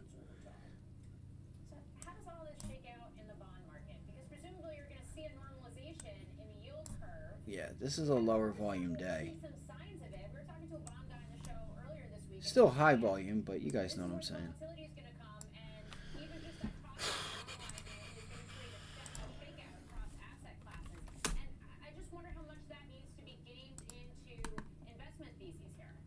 Yeah, the trend is up. The trend was up yesterday too, and it still closed red. It's all good. It's all good. I mean, like I said, listen, the analysis that I said was that we break above 28 and you close and hold $28, you have a nice move to the upside, which is what I said. I said I would recommend anybody out there, if you start holding 28, look for a move back to $29, $30. All right, I did say that. I did say that. And I said, I'm telling you guys, not me, you know, outside of what I'm doing, if you hold 28, this could be a nice pullback long breakout to test those highs. I still am in it for a few different reasons. All right. You know what I'm saying? I'm going to just do my thing here. Like, yeah, I know the trend is up, but, you know, now you would target $29. I'm only down if I sell right now. So I am still in the position. We'll see what happens. All right, we'll see what happens. I think the market, I don't know. I'm still in Palantir. I'm still in Palantir. I don't, it might actually start to come now. Again, look at these. Look, 12,000. Like, watch your level 2 and time and sales in these orders. Like, I know the trend is up, but like, what's the, like, again, this isn't showing. I mean, look, 3,000. I still haven't even. Okay, there's your first 1,800 to the buy side. 2,000. They're gonna try to hold it up. I'm still in it. I'm still in this. And you've held this level here. We'll see. We'll see what happens. Let me go back to Micron, because Micron I don't want to be in. I do, but I don't. Let's see here. Okay, so Micron, we got this news here. You have a nice floor that's put in. You have a nice floor here that's put in.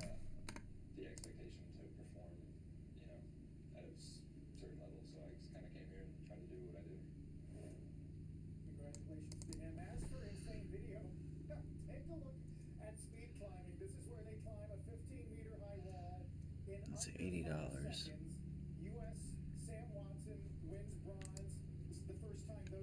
Massively oversold. All right. I might try and get out of this in a few minutes here. As we move in, Mike and Morgan, to our final few days of competition, we now know who the flag bearers are going to be for closing ceremony, and we'll be talking maybe less and less about the events themselves and more about what surprises we may get on Sunday night.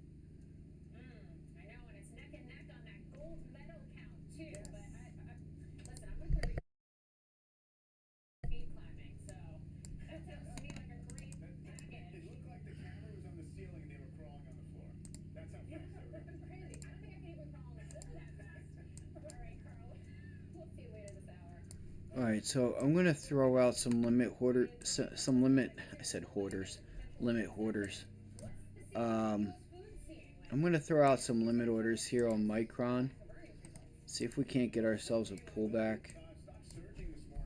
All right, want to see if we can't get ourselves a pullback here on Micron. There we go. Let's go. Come on, baby. Let's pull it back. Trying to hang tough. Trying to hang tough. It's fucking not paying me like a little asshole. What an asshole. You're such an asshole, Micron. Sorry for the language. Again, I do apologize. Do apologize, but Micron's being a little jerk. We thought we had planned carefully for our retirement. But we quickly realized we needed a way to supplement our income. Our friends sold their policy to cover their medical bills. And that got me thinking, maybe selling our policy could help. Come on, man. I'm skeptical. So I did some research and called Coventry Direct. They explained life insurance is a valuable asset that can be sold. We learned we could sell all of our policy or keep part of it with no future. Like, let's go. Get that volume up. Sell this motherfucker off, bro. Sell Micron off right now. Sell this thing off. It's got a freaking patent, whatchamacallit. It's fucking out here violating motherfuckers' rights. Alright? That's gonna cost them some moolah that they don't have right now. Not in this type of environment. You know what I'm saying? You know what I'm saying? Sorry.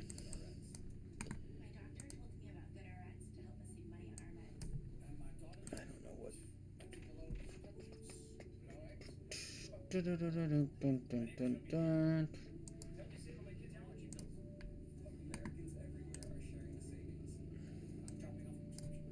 Yo, I would love to get a massive move, guys. Right back down into the lows. Right back down into the lows. Give me that. Let me get an 87.50. Let me get an 87.50. That'd be cool. Can I get the 87.50? Can we get the 87.50? Can we get the 87.50? Might be hard. Some consistent volume here. There's just no volume coming in here. There's no volume coming in. Wait, why is USO up? Okay, so now I'm actually starting to oh, god damn it.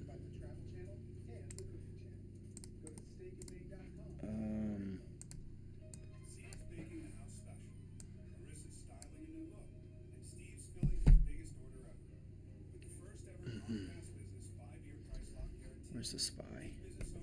So the SPY is up 1.5%. SPY's up 1.5%. Let me go here. Dude, look how low that volume was. Wow. Look at that. That's funny. Welcome back to Money Movers. We're watching Palantir today. Stocks up 7% right now. Company striking a deal with Microsoft to bring its software and AI applications to Azure's cloud and combine it with OpenAI language models for classified operations and national security work. And this is the first of its kind partnership. So yeah, so CNBC once again is talking about this Palantir AI stuff. How much? Like, what's the deal worth? Like, I don't understand. That's what I'm still trying to figure out. Is Microsoft paying Palantir to do this? Or are they just working together and teaming up and no charge?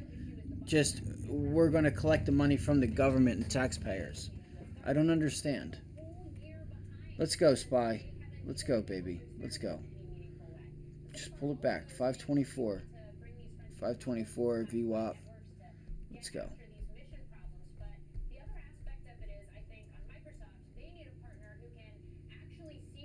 I mean, and honestly, yeah, 524 would be the area. I'm trying to hold tight.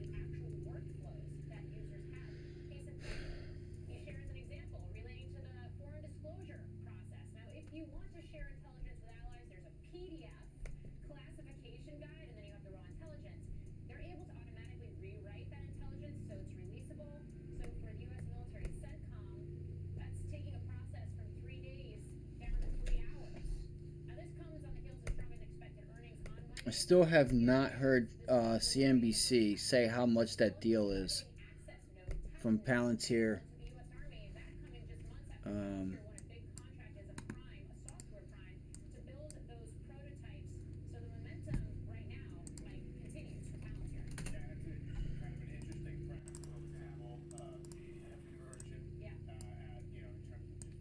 just don't understand. I really don't.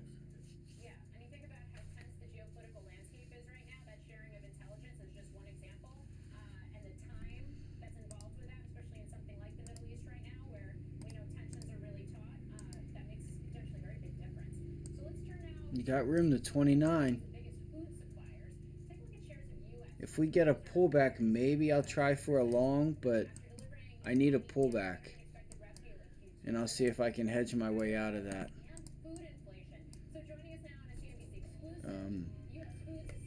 So what I was going to say is, dude, this is crazy. It really is. Like, okay, so we're not even above yesterday's high yet, so I need to relax. I need to relax. So inflation has been a challenge, not just for our industry, but for the country for the past several years. And I think the consumer's been seeing the cumulative effect of inflation over the past 3 years. All right, let's pull it back, Micron. Let's pull it back right here. I'm going to set out some limit orders, guys.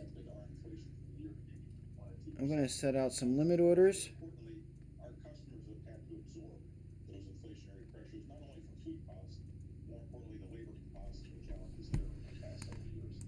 That's why our model is so great. We help our customers drive productivity and efficiency. Can we get there? Can we get to 89? Oh, damn. That looks like a nice area of support. Shit. Oh, no. Shit. I didn't see that. You guys can see this level right here. Oh, Micron. That could be a nice level of support. I want to know why I had the hand when I had the arrow.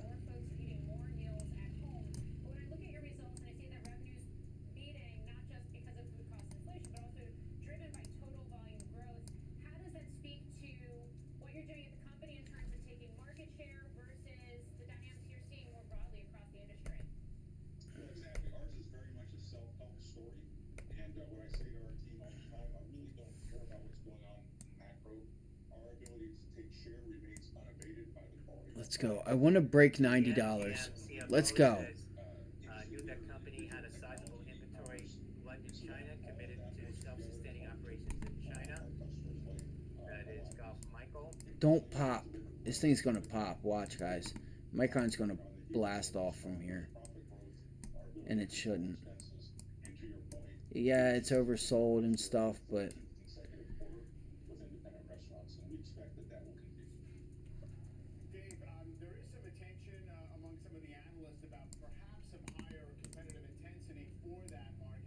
AAPL Apple Ready Small and Mac Mini model featuring new M4 chip Alpha Papa Lima. New in terms of the shifting dynamics there. Well, good morning, Mike. Great question. You know, I like to characterize it as this has always been a very competitive industry. It's still a very fragmented industry. If you look at ourselves, Cisco and PLG, the top 3 players. Okay, so Less than 40% market share. So we are at VWAP. Let's look for... But importantly, the focus that we have. Dude, where did that come from? Their business So there was a level right here. So I like this level down here at the low a day. If we could get a nice low a day test, that would be sick. So I wouldn't characterize the industry as any more or less competitive than it has been historically. It's interesting. I'm looking at my notes. All right, where is... In particular, why is that a growing area? Does that speak to hospitals and some of the other needs you have of an aging population? So we're going to find out really soon here. You can see we're below the 9 EMA, above VWAP. We're going to get a break above, which you are getting it on the 1 minute. I just think I think we have some room to the downside, but we'll see. Again, it's the overall markets have some relative strength today, and we need the SPY and the overall markets to start to pull back. And I don't know if we have that reason. You had some nice volume on that sell-off there. I want to look for a move to 524 on the SPY. I'm trying to give these some room. I'm trying to see. I knew it. I knew it. I knew it. And watching Bumble going the other way, collapsing this morning after a top-line miss and poor guidance for Q3 and for the full year. JP Morgan, Stifel, and Evercore. Gotta watch those shake and bake moves. So that was just all lower volume right there. That breakout was just all on lower volume. Fuck you, you asshole. It's just one of those days for me, guys. I missed my entries early this morning, and you know, this is a nice little level of support here. Or it could be. See if we can get the rejection and break it. I have a few things that I see that I don't know. See, it all depends. I just don't know anything today. The moves that I was looking for, they happened early this morning. I missed them. So what am I doing trading? Don't ask me. I have no idea. I have no idea. No idea. I don't know anything.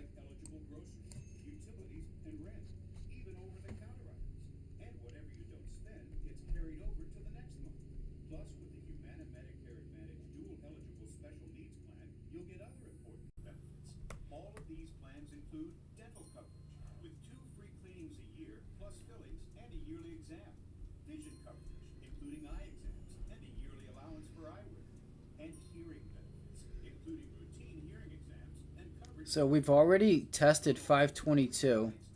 Again, I was saying the SPY 524. Jesus Christ! Fuck you, Micron. Fuck you, you fucking dickhead. Sorry for the language. I'm just over it today. I'm already over it. Already over it. So if you have Medicare and Medicaid, call now to see if there's a plan in your area that will give you extra benefits, including an allowance to help pay for essentials. Plus, I just feel like the minute I get rid of this shit is when the market just randomly pulls back. Just pulls back and says, see ya. Or something happens. Or we just go higher. We just go higher and I can't go long. Can't go long. Because if I do, I'm buying at highs. And the minute I start buying the markets, that shit gets turned around. I turn the markets back around and I screw everybody else up. NVIDIA, again, right, like pretty much like right off the bell. 102, 102.50 short. Like all these trades were beautiful. AMD longs, like it is what it is, you know. It's just one of those days. I'm gonna be hard-headed. I'm gonna fucking lose money. Maybe I'm still in them, so can't go red if you don't sell because you're still in the position.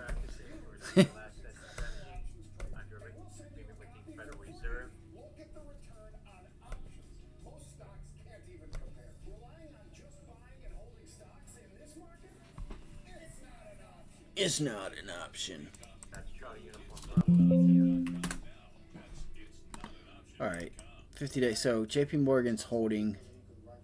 Alright, so again, like I say, I needed 200 to be long, so I can't trade it.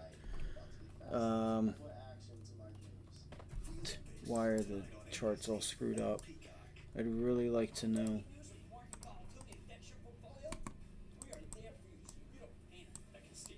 I still want to know how much that deal is worth for Palantir. Alright guys, time to go long. Just buy the pullbacks. That's what it is. You're seeing the strength start to step in. You have a patent issue with Micron, Lenovo, HP, and they still want to go higher after the fact that they're going to have to pay back these fines, court costs, lawyers, and they still want to go higher. So it's what it is. It is what it is. I'm just going to get out of these. Just going to get out of these and move on. I'm at least going to get out of Micron. Palantir, I'll stay in this one. Because that deal, there's nothing about that deal that even says anything about money. I still don't even know what it is. I don't think anyone else does either. They know that they're teaming up together, but okay, well, what's...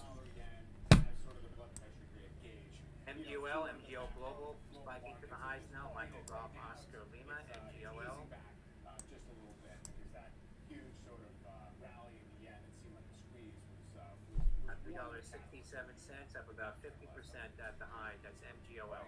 we are about 2 hours into trading. Let's go post to post with Bob Pisani for a look at what's moving. Hey, Bob. Hey, Mike. We are just at the high. Wait. Guys, do we have... Do we have...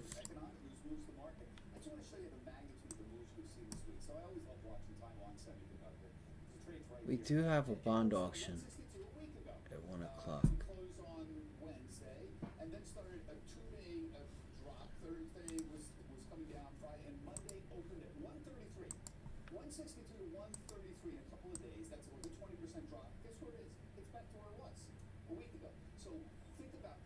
I guess maybe I look for 90 longs.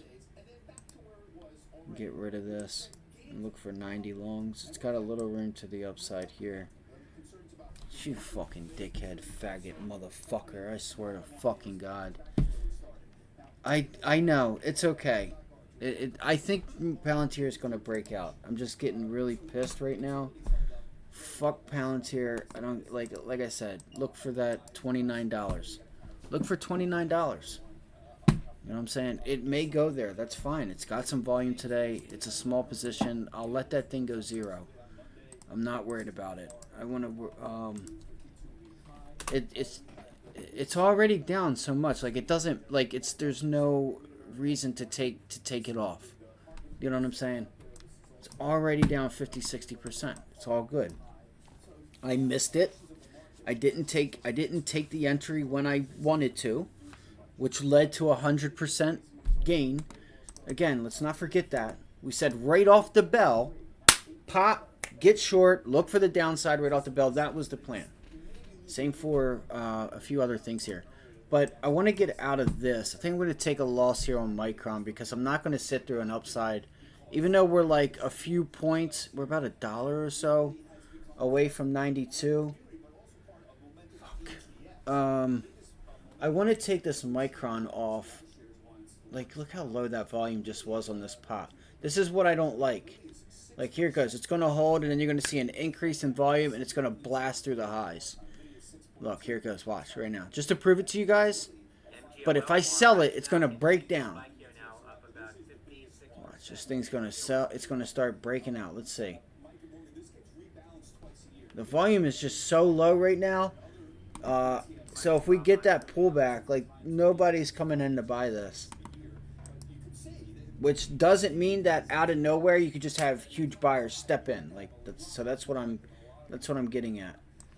So right now it looks like we might get a pullback. I just think Micron is a bit overdone. I think it's a little bit overdone, and I just feel like, how does it not go down after that news? That's my question. I feel like they screwed up, and they're holding it higher for the simple fact that they don't want anyone to make any money.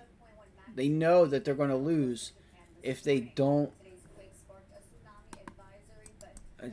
I feel that way. 7.1 quake hits Japan. I thought I seen something on Palantir, or not Palantir, but earthquakes. Yeah, look, watch it pop. So again, you can't say that Micron, Lenovo, HP all have patent, like pretty much illegal parts that like things that were patent they went ahead and used. That means they're going to have to pay lawyers, the fines. They're going to have to give that money back to whoever owns the patents and settle the deals. And you're going to tell me that this thing's going to continue to go higher when it's oversold and it has some bad news? Yeah, they're going to hold this thing up. They don't want nobody making any money off the puts, is what it is. Or they're going to lose their ass, is what it is. Like, they're going to lose a lot of money if they let this thing go down, is what that's telling me. I know this is a nice little area right here. All right, we pulled back to it, and we're bouncing off of it on, like, no volume. Literally no volume. Look at it. It's getting lower and lower and lower. So let's go to a 15-minute chart. See, look, we are so overdone on a 15-minute time frame. Fucking bastards, bro. It's so easy to go down 50%. You just understand that if you're going to trade options on a Thursday and Friday, you have to take them small. Like, look at this volume. They're just going to, like, I see exactly what's going on. Like, there's no reason why this thing should be doing what it's doing right now. They really shouldn't. It just, I think there's a little manipulation. Like, even the SPY is back up to highs on a how do you go back to highs on a decrease in volume? That's my question. 5-minute chart. Look at that volume on a 5-minute chart. Matter of fact, we'll look at it together. So they just want you to sit through some more drawdown? Is that it? We just got to sit through more drawdown? I do not want to lose any more than I'm losing now, because then I'm going to start, like, not cut into my profits from yesterday, but I'm going to lose more than I want to, and I'm not doing that. Let's see here. So, the SPY. Let me see. 5 minutes. So tell me how. See, I don't have that here. I have a sell, which is, yeah, right up here. Look, 3 sell bars up there. So tell me how. Online dating? I know people meet that way, but where would I even begin? Open laptop, go to OurTime.com, look for free. It's easy to take a look on OurTime, the dating site for people over 50. Just fuck. This is just proof that I should have never taken any trades. Really, it's all good. I can't say that because, again, you guys got to understand that I've taken these things small, and now I'm starting to lose more than I want to. Fuck, man, I swear to God. So that's our resistance level on the SPYs right here. Could be a resistance level. It doesn't mean it's going to be, but you've tested it 1, 2, 3 times so far this week. Yesterday was low volume. I did say today that we could bounce. I was looking for a move lower on the bounces. Scale it faster and sell more. Much more. Take your business to the next stage when you switch to Shopify. With the Fundrise Innovation Fund, you can invest in some of the world's I don't know, guys. If you made money today, congratulations. Sorry that I,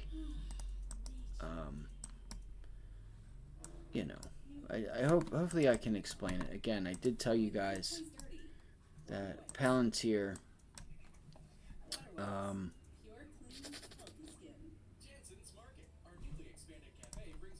for you guys would be a long. Let's see, Micron's going to just continue again. It's relative. Jesus Christ. Fuck you, Micron. Go suck a fucking dick.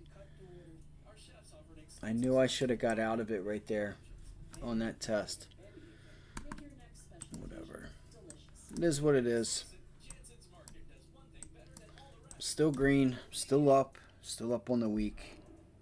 I just gotta get, I just need something. I need something.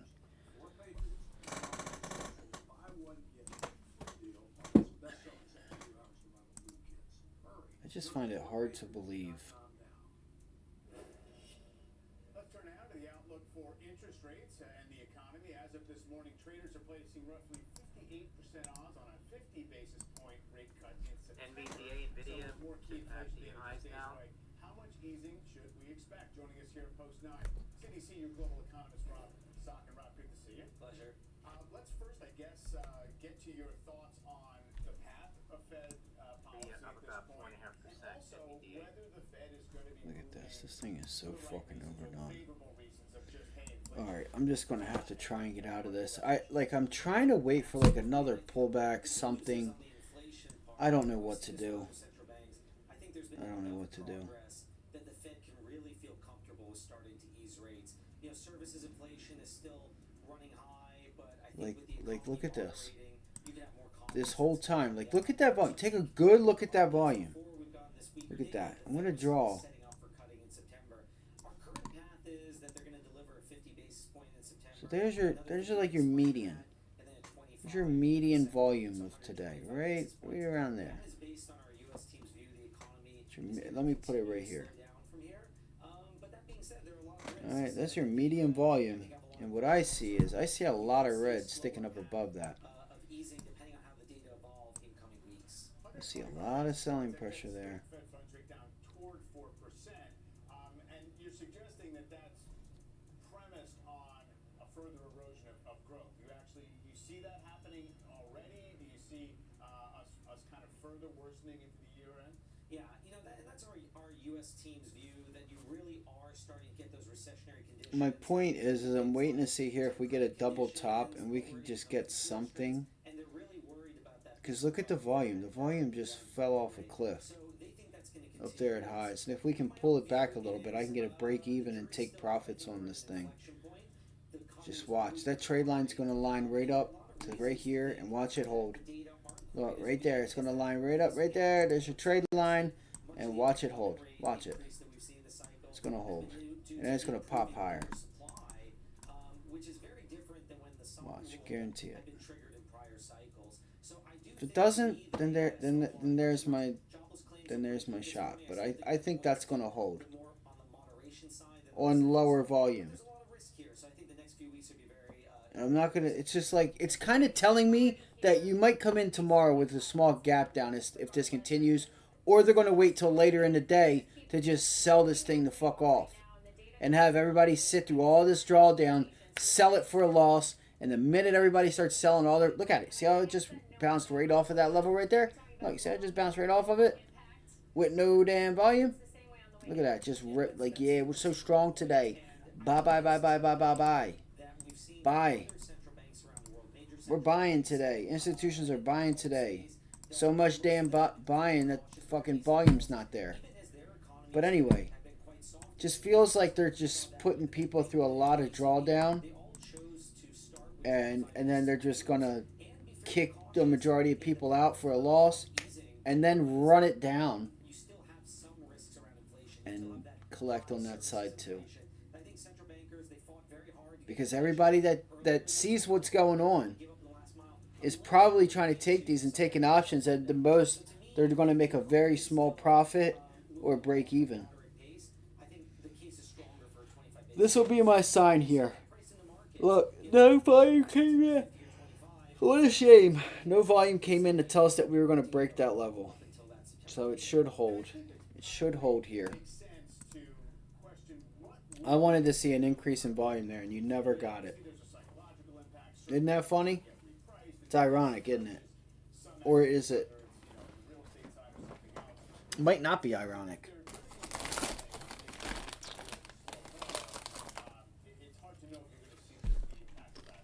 Yeah, absolutely. There's the long variable lags, as was mentioned, so it could take time to play through into sort of the traditional channels.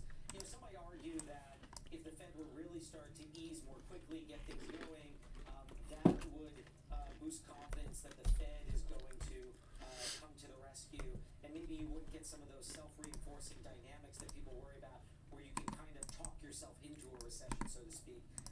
That being said, it could also send the wrong signal that they're very worried about the underlying economy, and it can have the opposite effect. So it's a very risky game here. And again, I think that points to them.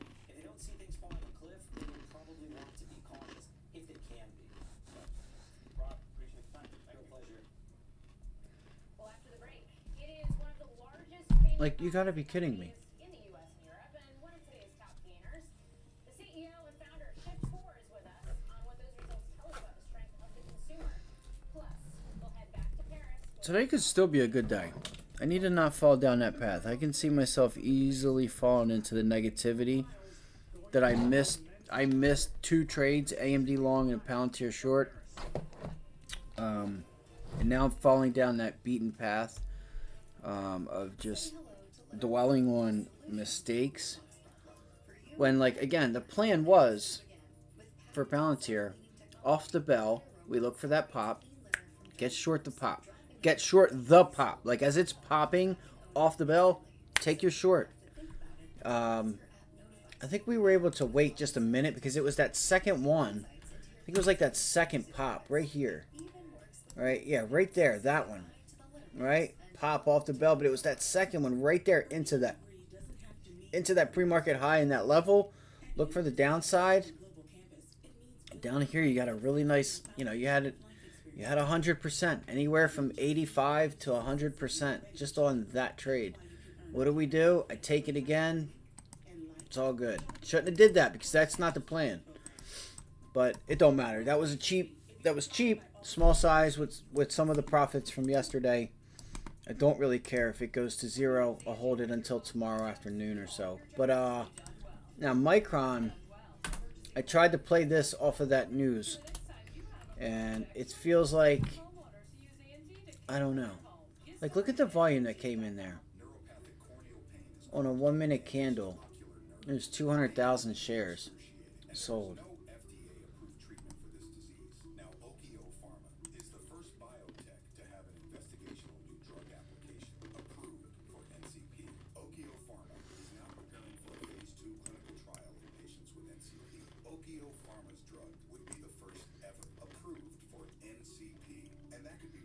Like, I see, we've already retested 88. So that's not happening. Once again, it's going to rip on no volume. Fucking dick bags. It just happens. It just is what it is. It is what it is. So I'll just move on. I'm going to try and get out of this. Again, what I'm looking for is to see if I can get underneath VWAP. I'm going to see if I can get underneath VWAP, but I don't think I'm going to be able to because you're going to have a 15-minute trade line catching up right now. And you're going to start to see... man, I would love another test of like 88.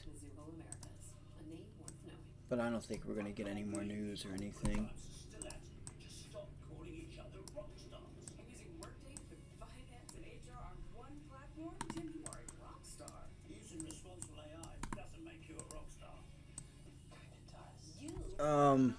So yeah, the other one was AMD long, man. That one I really liked. I like that AMD long off the lows. What's Africa planning to declare a regional mpox outbreak and emergency? So is that the news? Is that going to be enough? So Africa. So look for CGen. What was the ticker for CGen? SEG. So the CDC's putting SIGA. I think it is SIGA. Damn, what? Do you guys remember what it's called? Remember the outbreak stuff? So you just got some news there that they're officially calling it something. So there's something going on in Africa that they are calling it a global emergency or something. But will that news be enough? Probably not. We'll probably just pop higher off of that.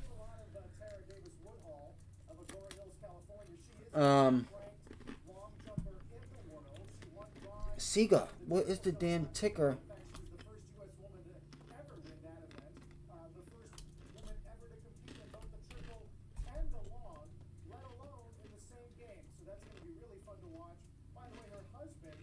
I don't know what it is. Sort of an Olympic power couple. They have their own YouTube channel.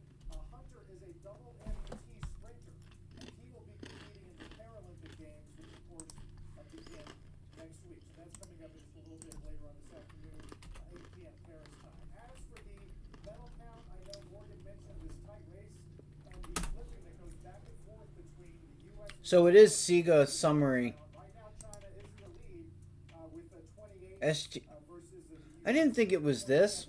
Speaking of women's sports, What is it called?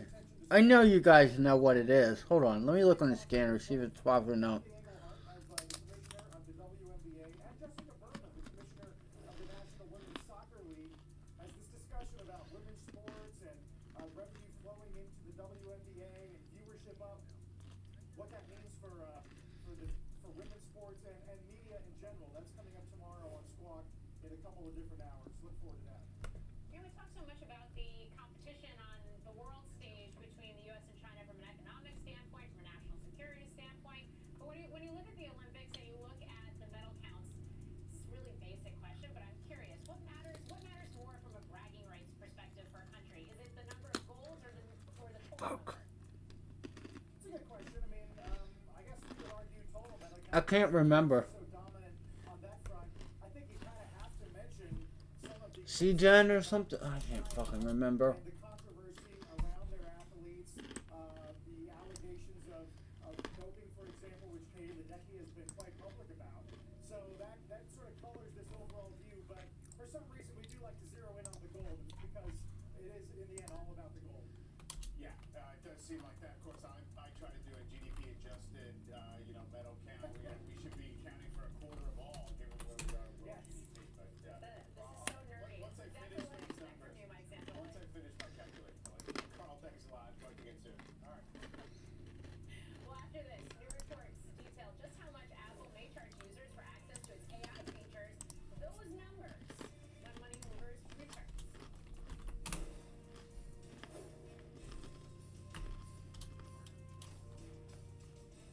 Ever worry that you're drinking too much? Take back control with Board Health. I don't know. Provides access to medication proven to make it easier to drink less. I forget. You guys remember when all that stuff was going on a couple years ago? Not COVID. Everyone promises golf improvement, but how many can deliver results? At Club Champion, Not COVID, but damn, come on. Go to this level here. 89.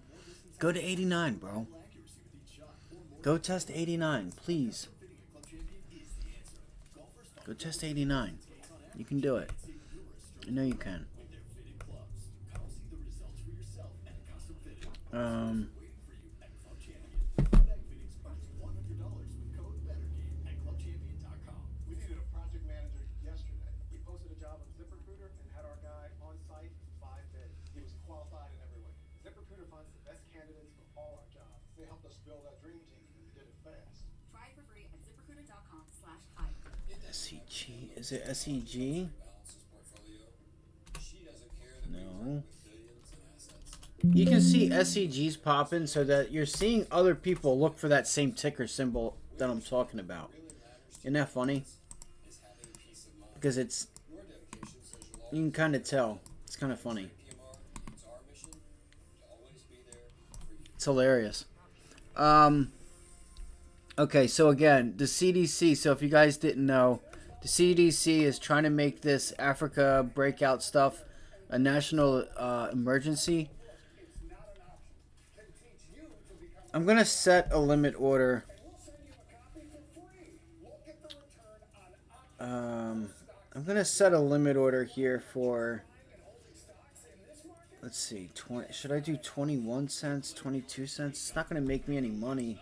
So then there's 4. I should just go with break even. What should I do here? Let me see. It's a nice little level of support down here. I might just go ahead and put 20 cents. That way I get some commission paid for. Help me with commission. Let's see. Watch this thing start to sell off. Damn, I have more orders out than I'd like to say I do.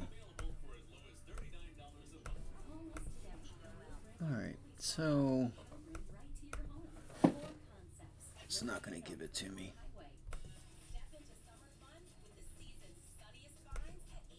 What? Damn, I'm trying to think of that.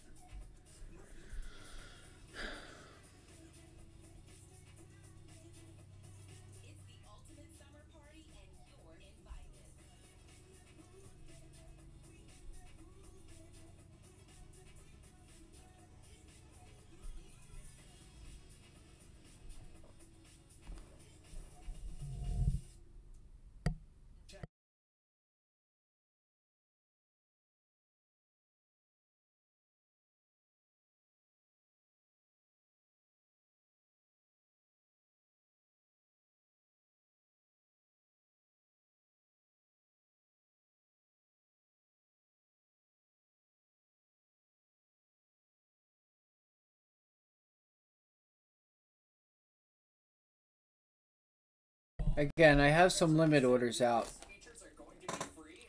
I have a limit order out for the whole position here on Micron.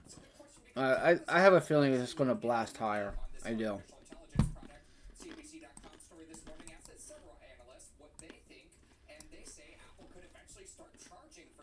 I had some of the trade ideas today right. I don't know. Took them at the wrong time.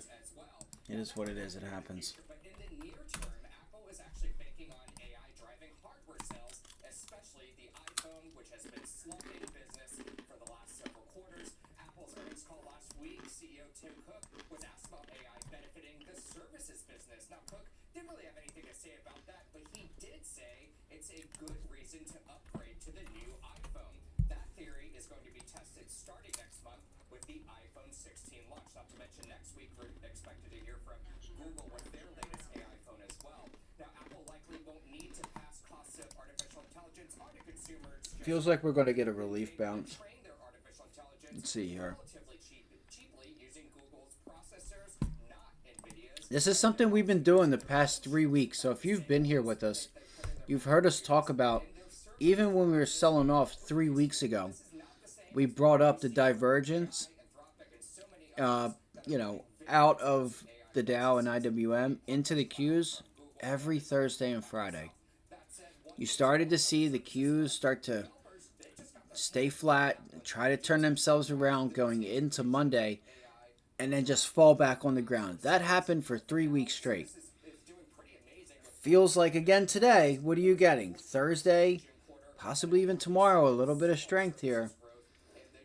I'm not going to be able to get out of Micron. They're not even getting me close to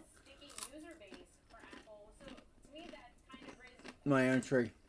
Just how natural will this, we even know yet, how natural this process will be for Apple customers to be able to start to use and integrate these AI products, because I mean the thesis sort of exists now that this is what's going to mainstream some of these AI capabilities. And that's exactly, and basically the hope that Apple has here is that they're going to enable these features, give people a sort of, or developers rather, a sort of window to get these AI features out to people, and that in turn will result in iPhone upgrades. But you got to keep in mind, Morgan, this is a very measured and slow-ish rollout. It's not going to, everything they showed us in June, all those cool features related to artificial intelligence, only some of those are going to launch this year. It's going to Watch out. into next year for This thing's about to rip higher, huh? And on top of that, it's only going to be in U.S. English at first. We still don't really know. Hello, 1900. Important markets like China and the EU, which have super strict artificial intelligence regulations that Apple's going to have to deal with before they launch. Key points there. I wouldn't expect it any other way in terms of a rollout from Apple. Shares are up 1% right now. Steve Kovac, thank you. Well, check out shares of another high flyer today.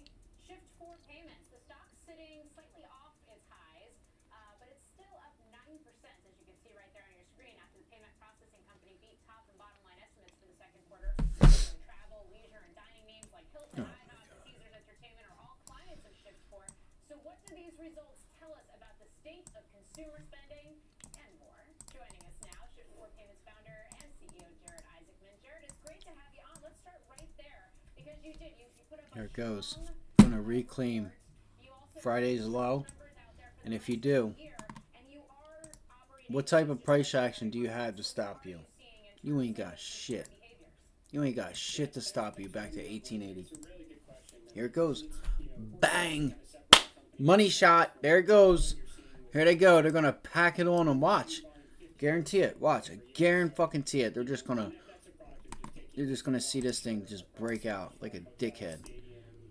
Boom. Anybody that got stuck into the past couple shorts thinking the market was a little bit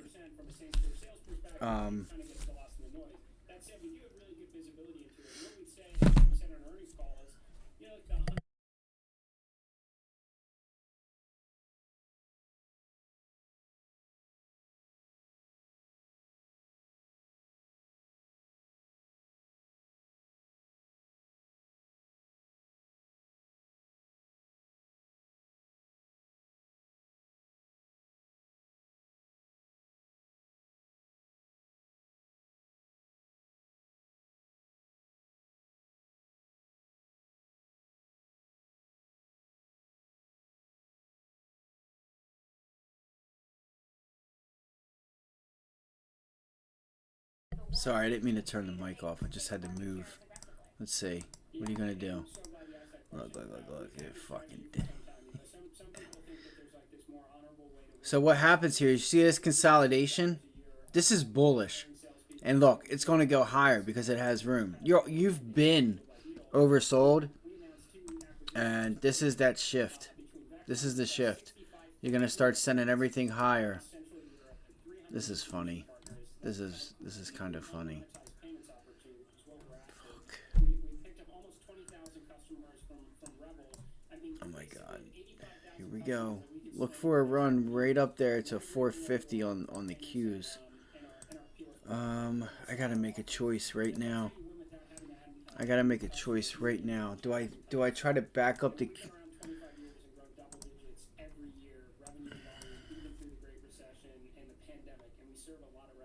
Okay, cool. I can do that. Alright, so I have a Micron out there. I'm just going to leave that alone. Come on. I'm trying to hurry up and get into some QQQ calls. Looking for some QQQ calls to see if we can... Come on, bro. See if we can try to catch, take this opportunity.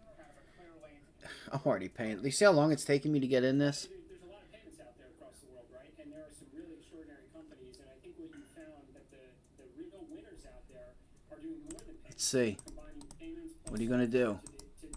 What are you going to do? What are you going to do? You can see it pulling back here. Now it's trying to rise, but... That's it. I missed it. 38.40, 38.40. There it goes. It's gonna go. I think it is, at least. Fucking asshole, bro.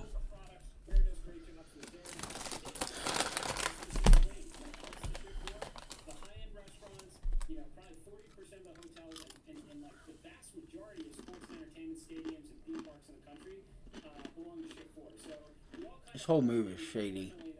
It's really not, because it's what happens when you are trying to get out of a weak market to go to a bull one to set it up.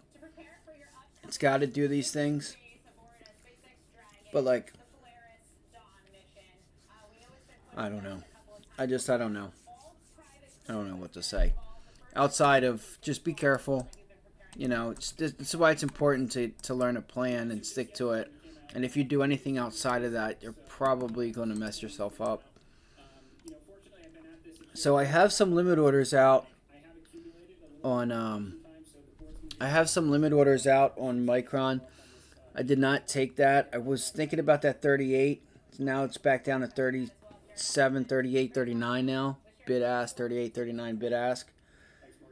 I still think you could see the Qs still go rally to 450. I still think you could see that. I'm just not sure if that's going to be before or after a test of VWAP. You know, if it rallied now, that you're just sending VWAP higher, and what would that do? You would send VWAP into Friday's low, last Friday's low, right? Wouldn't that be nice if you were to rip to 550 and then pull it back? Where do you think VWAP would be? It would be right around here. It would be right around there. And that would be a really nice little setup to where VWAP goes, and then it, you know, pulls back off of this area here from yesterday's high up there at that 450, pulls back to it. Now what have you done? You just made Friday's low and Tuesday and Wednesday's highs support with VWAP when VWAP was down here at the same areas. Maybe let's see if we get a 442 test. We'll see if we get that. That's Monday's high. You know, I don't know. I'm just not going to, you know, here it goes. It's, I don't know. It's lunchtime. You have a bond auction. Just be aware you do have a bond auction today. Remember that just because something's oversold and the MACD's way positive and this, that, and the third, doesn't mean that it can't stay there. All right.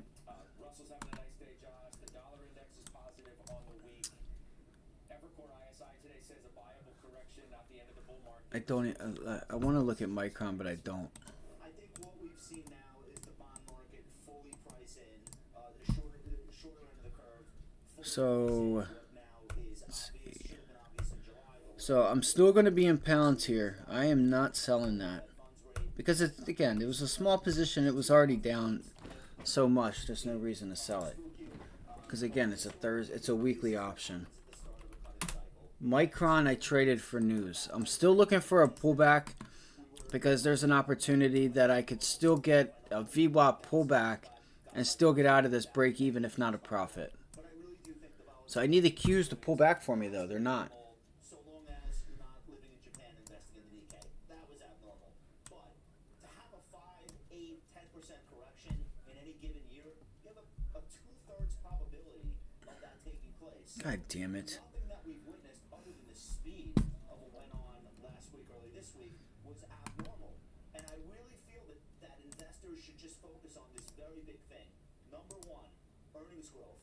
Not just in the Mac 7, not just in the S&P 100. Earnings growth across the board. That is what's in front of us. I mean, that setup right there is... So you have some resistance. I would like one more pullback in here to VWAP. Now VWAP is there. You got to pull it into here. You got to pull it into there.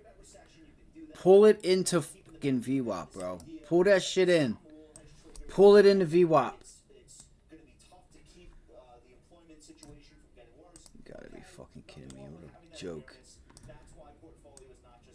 They're really just... We're going to listen to Josh for a minute.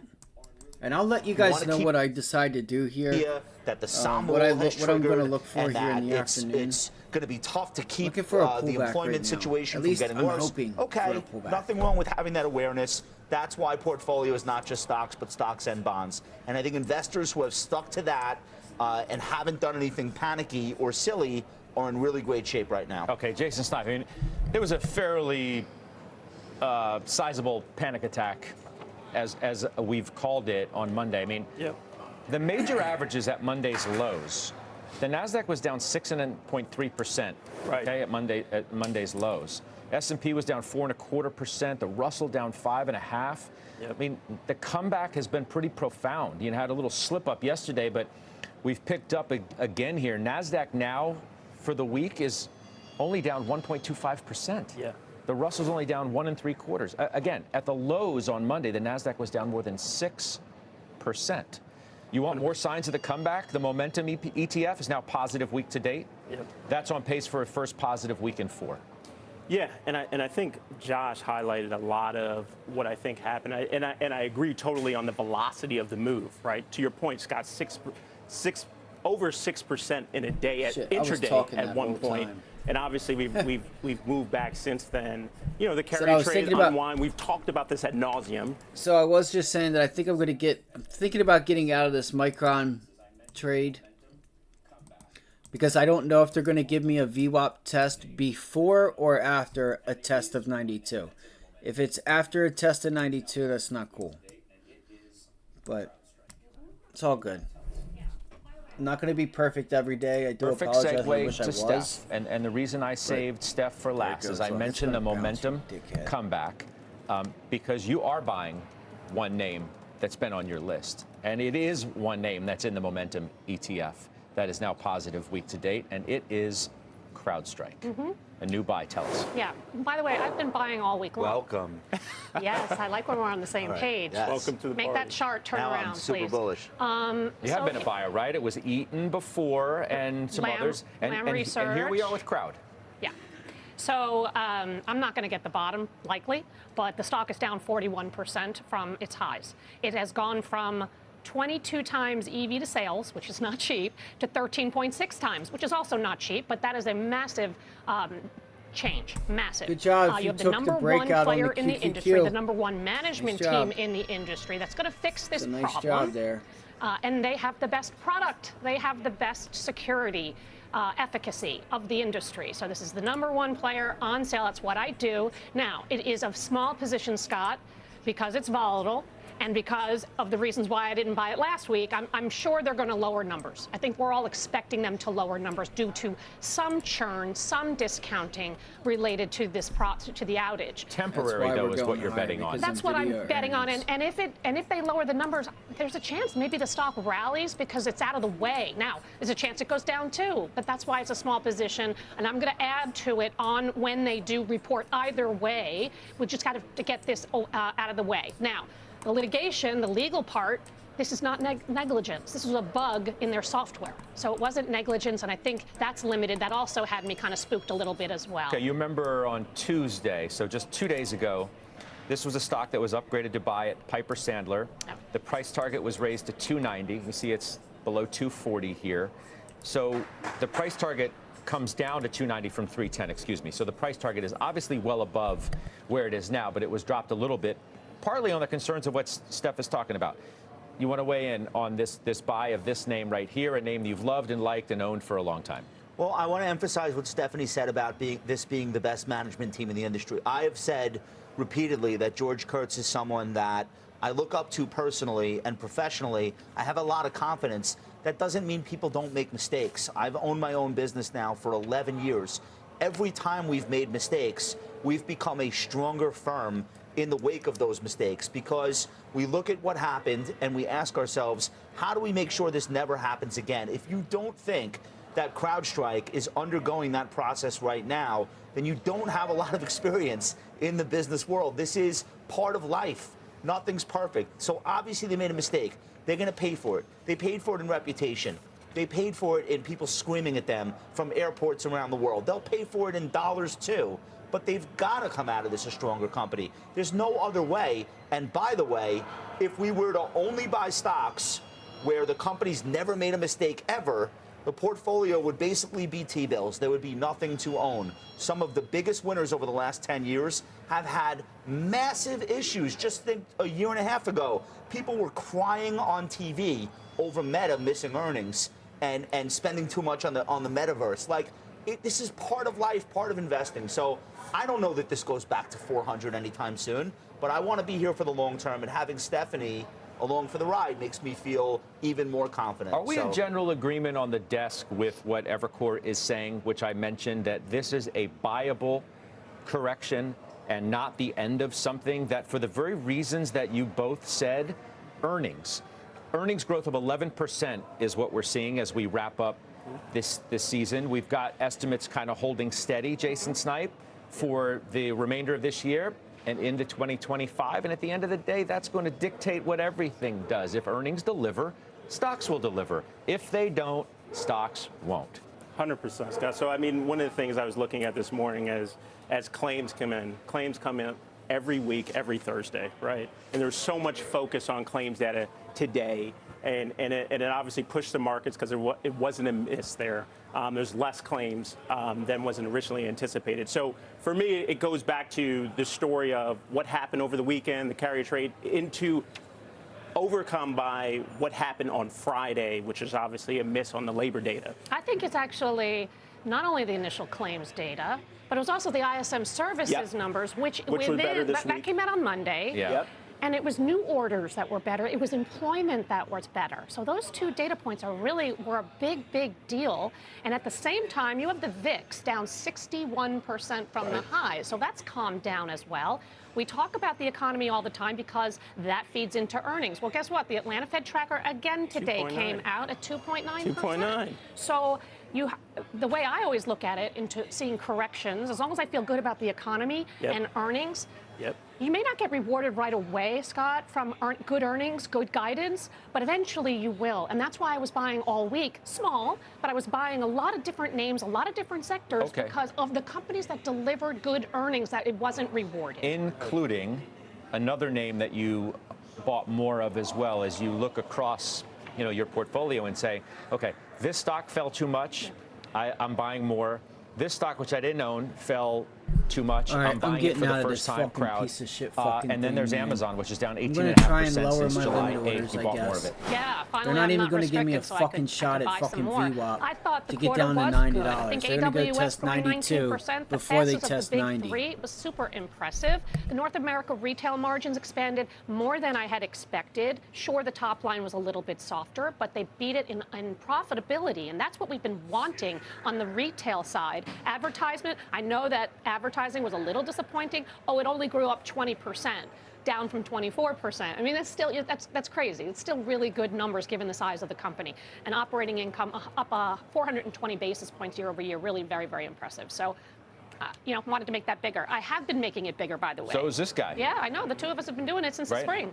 Right? Yeah. I mean, you doubled your position a couple of different times. Yeah, Again, the stock that's down, as I said, 18.5% since July the 8th. I honestly don't understand why it's trading where it is. I think it's just misunderstood. I think whoever among the shareholder base sold it on that quarterly report, I don't think those are long-term investors. I can't understand what they said versus what the market reaction has been. Now, can't do anything about it. The price is the price. So I did add to it a little bit on Friday. Should have waited till Monday in hindsight. But I continue to believe that the stock should be above 200, not below it, sticking to my guns, staying with it. And again, glad to have Stephanie as my riding the stock with me. Jason owns it, UBS. Jason too. The tech sell-off they call an opportunity to build quality tech exposure. JP Morgan. Their buying is biased towards the tech giants, right? That's what they've seen from retail traders at minimum, especially at the single stock level. There are, mega cap names within that list, whether it's NVIDIA or Microsoft or what have you. You own the stock too. Redburn, by the way, of Amazon today says, with expectations for e-commerce now reset and growth projections for AWS still low, we view the recent derating as an attractive buying opportunity. I pointed to yesterday where valuations across this space have gone in a reasonably short period of time, right? Over the course of 1 month, you've had a dramatic re-rating in the forward PEs of every single mega cap name. Listen, Jassy is firmly in the seat, right? And I think about, okay, miss on the top line, the stock sold off 9%, which I believe is totally overdone. AWS is a profit center. Their margin business is 35%, right? So when I look at this company, and I look at what Jassy's doing on operational margins, like you just discussed, Steph, I mean, there is a lot of runway there. Maybe there's some softness in the consumer, but if I see AWS acceleration, I see movement in operational margins, I think that's credit to Jassy, and I think it's an opportunity to buy the stock. If you look at, let's say, you look up the word dislocation in the dictionary, it says next to it, C-chips. Because what's happened in 1 month is pretty astounding. Intel, now we know it had issues unto itself in the most recent earnings report, and the biggest slide I think it had in some 50 years. Intel down 41.5% in a month.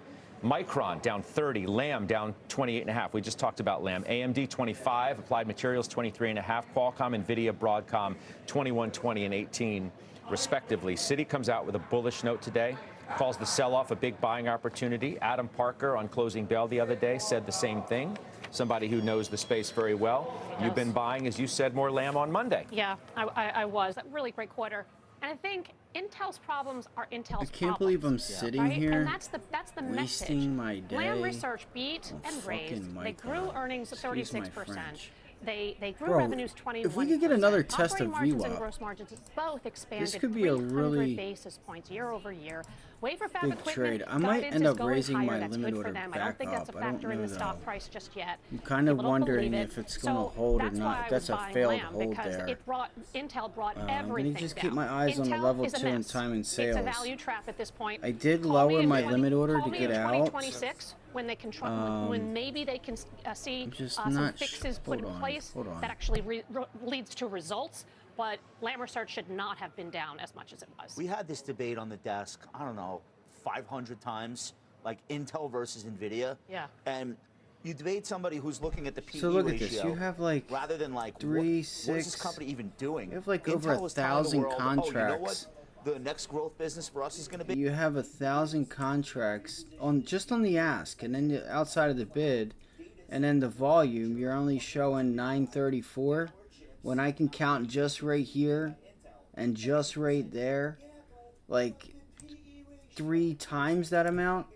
This is why We are the kings of Thinkorswim parallel processing from the video game world. Thinkorswim's level GPUs. 2 in We're time gonna and sales is you know, it's poop. It's old technology, and you know, you can kind of get the story, but I don't know. I would be careful if you put a lot of trust into what it shows you, because you need to just know that there's a lot that you're not seeing, that it's not showing. Okay, so we all know how that ended. It did not end well. So now what? What do you do with Intel now? So I honestly lowered think my it should be a limit order private on that to company. try to I get, think that you it know, should be an small LBO. loss, try to loosen Somebody up should the take loss it a little bit private. here on That way they don't have to Micron. report quarterly to Wall Street, and they can I just don't figure want to out sit their through. next business I could be model, right. their I could still be right. I just don't feel like sitting through a big drawdown. Apple to let developers offer products outside of its ecosystem.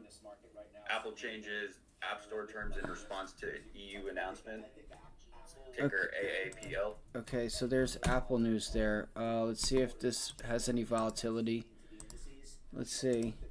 Wake me up in 2026. Do we still think that NVIDIA is the, Look, if even not that's not the moving. most important stock in Apple's this market not right even now, moving certainly off at of the that.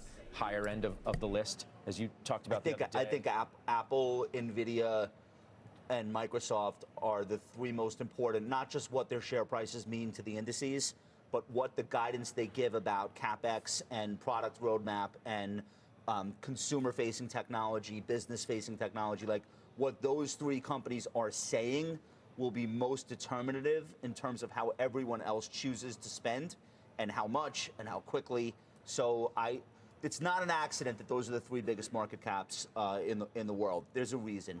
And I think the reason is how influential the actions they take and the words they speak are on everyone else. Let's not forget, NVIDIA hasn't reported earnings. Did anybody see It's this thing always today? the last of the megas to go, and you still MGOL? have 28. Same with Anybody see You this still thing? have some runway between now and then, which makes it interesting in and of itself. Oh my God. Financials, by the way, they're We could be trading this right now? Damn.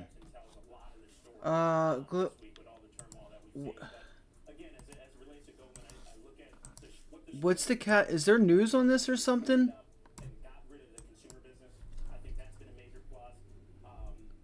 So MGOL.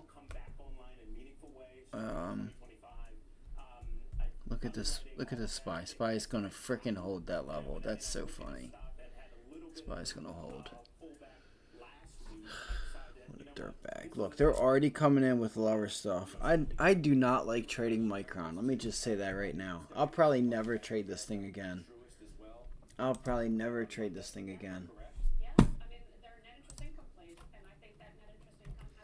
Watch this thing. This is a pretty big move here. I don't know why it's moving, but if you continue to have some more upside, you could have room to 734. You have nothing but buy side volume to carry you.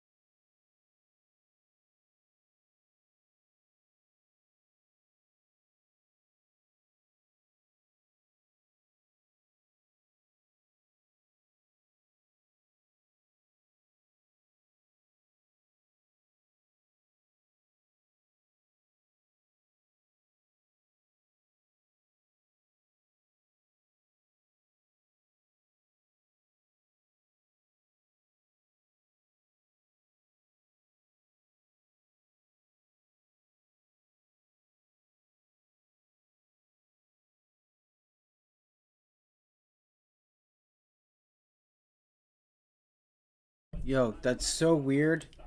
Look at the level 2 for Micron. Ever since I put my orders at 15 cents, they haven't even moved. Oh, now you want to move. But the spreads go down.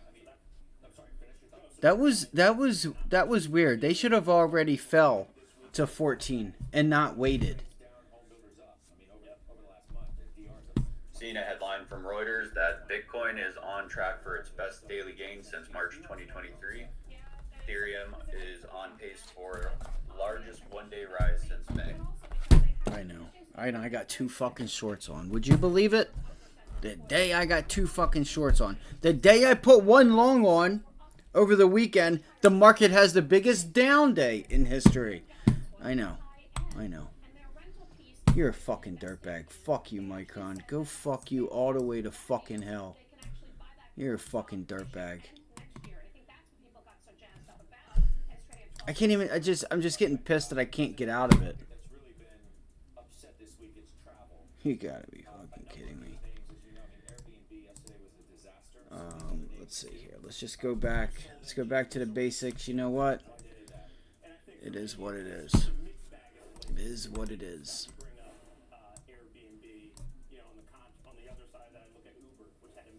JP Morgan. So banks are not participating in the rally, it looks like.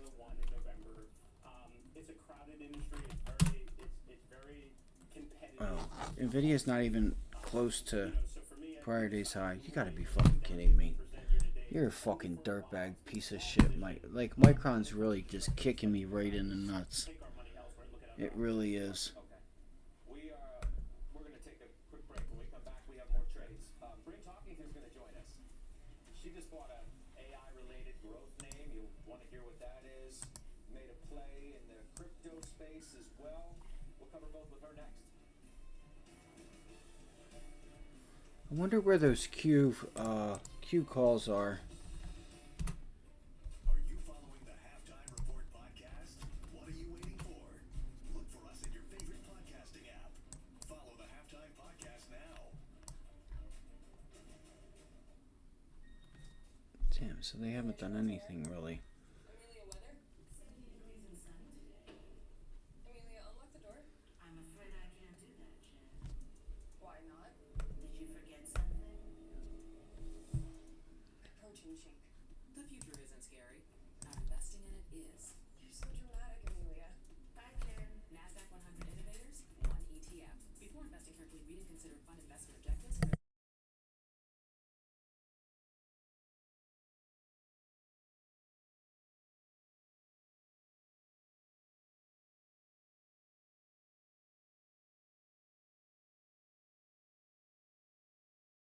Well, whoever sold Micron, congratulations.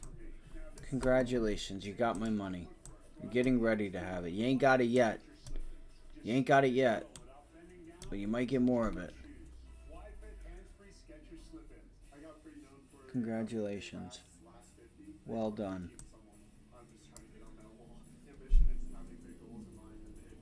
Well done. The Olympics tonight on NBC and Peacock. Don't miss a members-only event. You want to trade? We may not be for you. You want to invest? Come to the right place. Join the CNBC Investing Club to access Jim's monthly meeting. Go to cnbc.com/monthly meeting. I'm getting tired of everyone walking all over me. Baba is still really strong. It's a nice hit of 80. Never gave us the pullback to 78. Just waiting for that news. Waiting for that little bit of news that gets ran across the wire right as we get into that resistance area. But I don't think anything's going to happen. I think you have you had a low volume pullback yesterday, and I never bought the dip on Baba. I didn't buy the dip on JP Morgan, and that's my fault.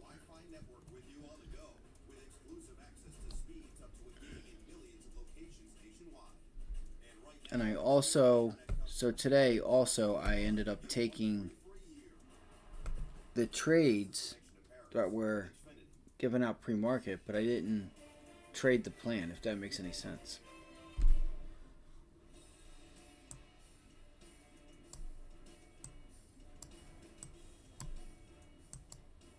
Micron's just going to keep going higher. You fucking dirtbag. She's made. So, Brent, I'm looking at a name that's up about 16% on the week.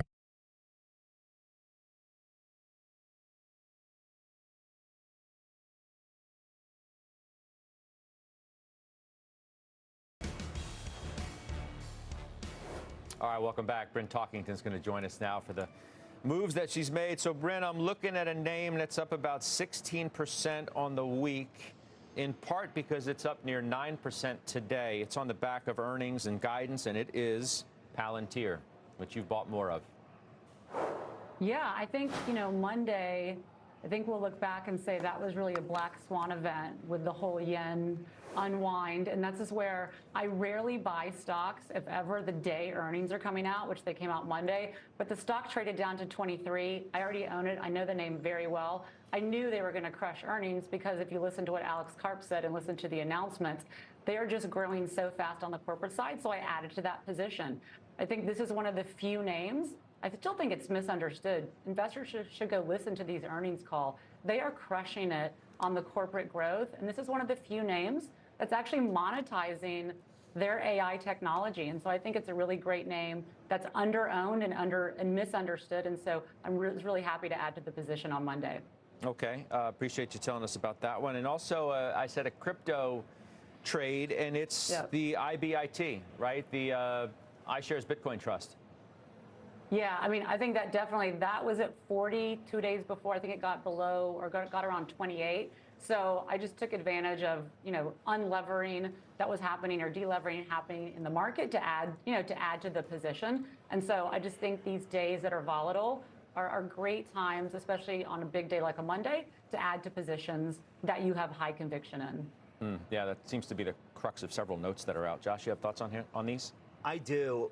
Morgan Stanley is the largest wealth management firm, I guess, in the world at this point, but certainly in the United States. They've got 15,000 registered reps who were just given the green light to buy 2 different Bitcoin ETFs. One is Fidelity's and the others is the iShares product. And I don't know if they will necessarily adopt it at a high rate or very quickly, but what I do know is this is like the last taboo.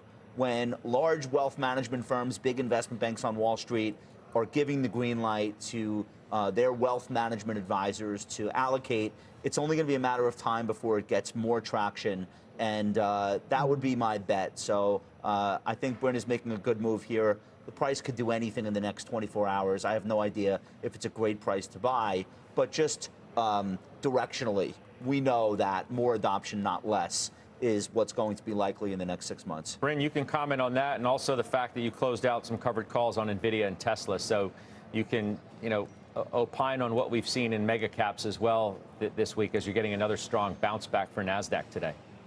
Yep. I mean, and Morgan Stanley won't be the last of the banks. They're probably the first of the banks. And I think, I've talked a while, especially within technology, as, the market's really trading down, is that these NASDAQ names, NVIDIA, Tesla, they have huge call premium. So I've been selling calls all along. And so on Monday, when everything was washing out, I bought back those calls. And so I still think these are wonderful names while they're trading sideways to down to sell calls on part of those positions to earn some income where those positions are working with you. And it's not just a pure capital appreciation play. Looking at Tesla, for example, getting a nice bounce today, too, up some 3%. Bryn, I appreciate it very much. Thanks for coming on and documenting these recent moves. We'll see you back here soon. Thanks. Silvana Henao, who has the headlines for us. Hi, Silvana. Hey, Scott. Good afternoon to you. The death toll from Tropical Storm Debbie is rising after it made its second landfall early this morning. 7 people have died after the storm spawned damaging tornadoes in North Carolina. The National Weather Service says at least 11 tornadoes have touched down this storm. The storm's expected to bring more tornadoes as it moves north for the rest of the week. BMW is recalling more than 100,000 crossover vehicles and sedans in the U.S. to fix issues related to a starter motor that can overheat.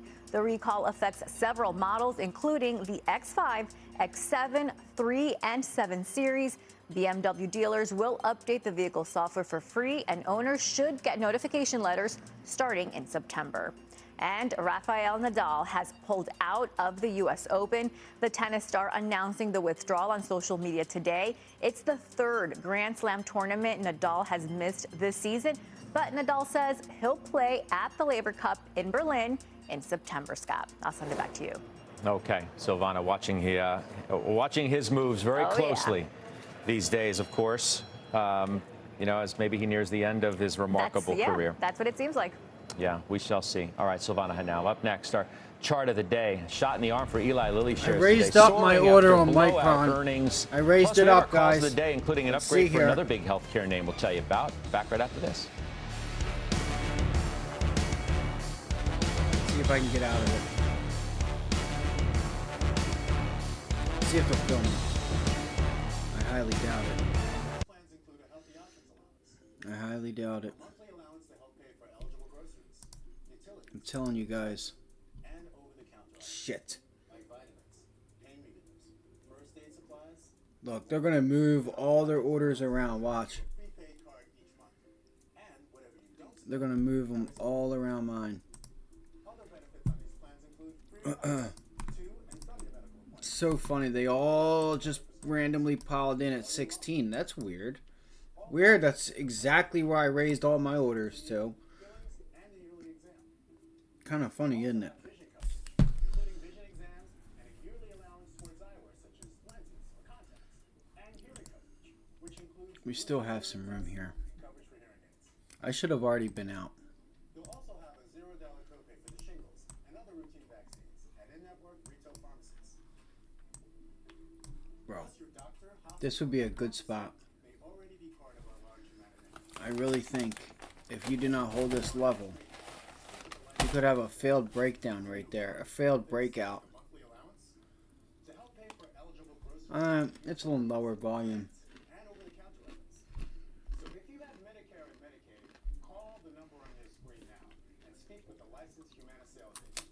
If you're eligible, they can even help enroll you over the phone in a Humana Medicare Advantage dual eligible special needs plan. So call now. Humana, a more human way healthcare.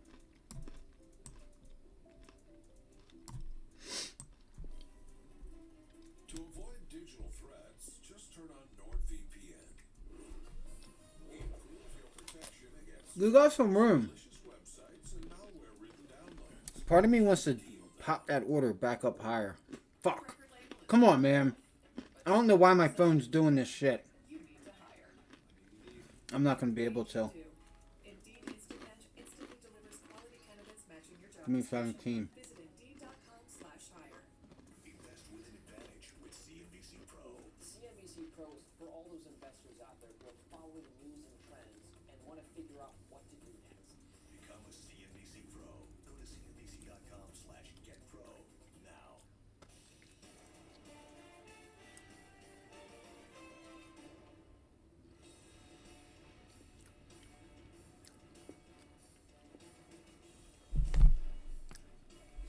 These motherfuckers are so funny, bro. So funny. I might take the order away. I might take these orders away.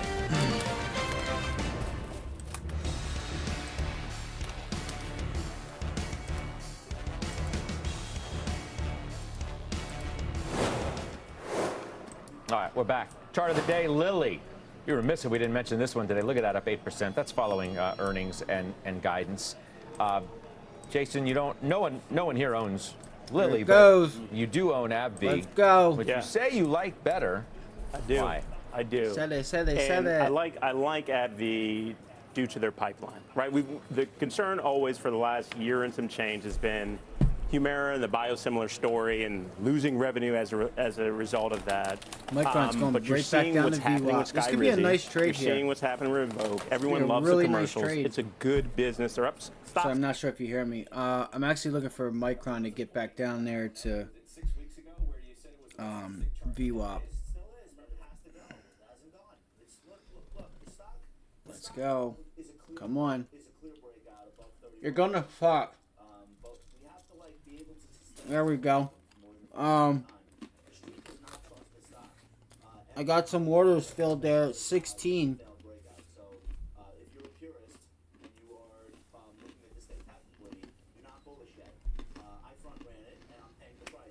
We're gonna loosen up this loss. I think you're gonna pop. You should see it start to pop. Sorry.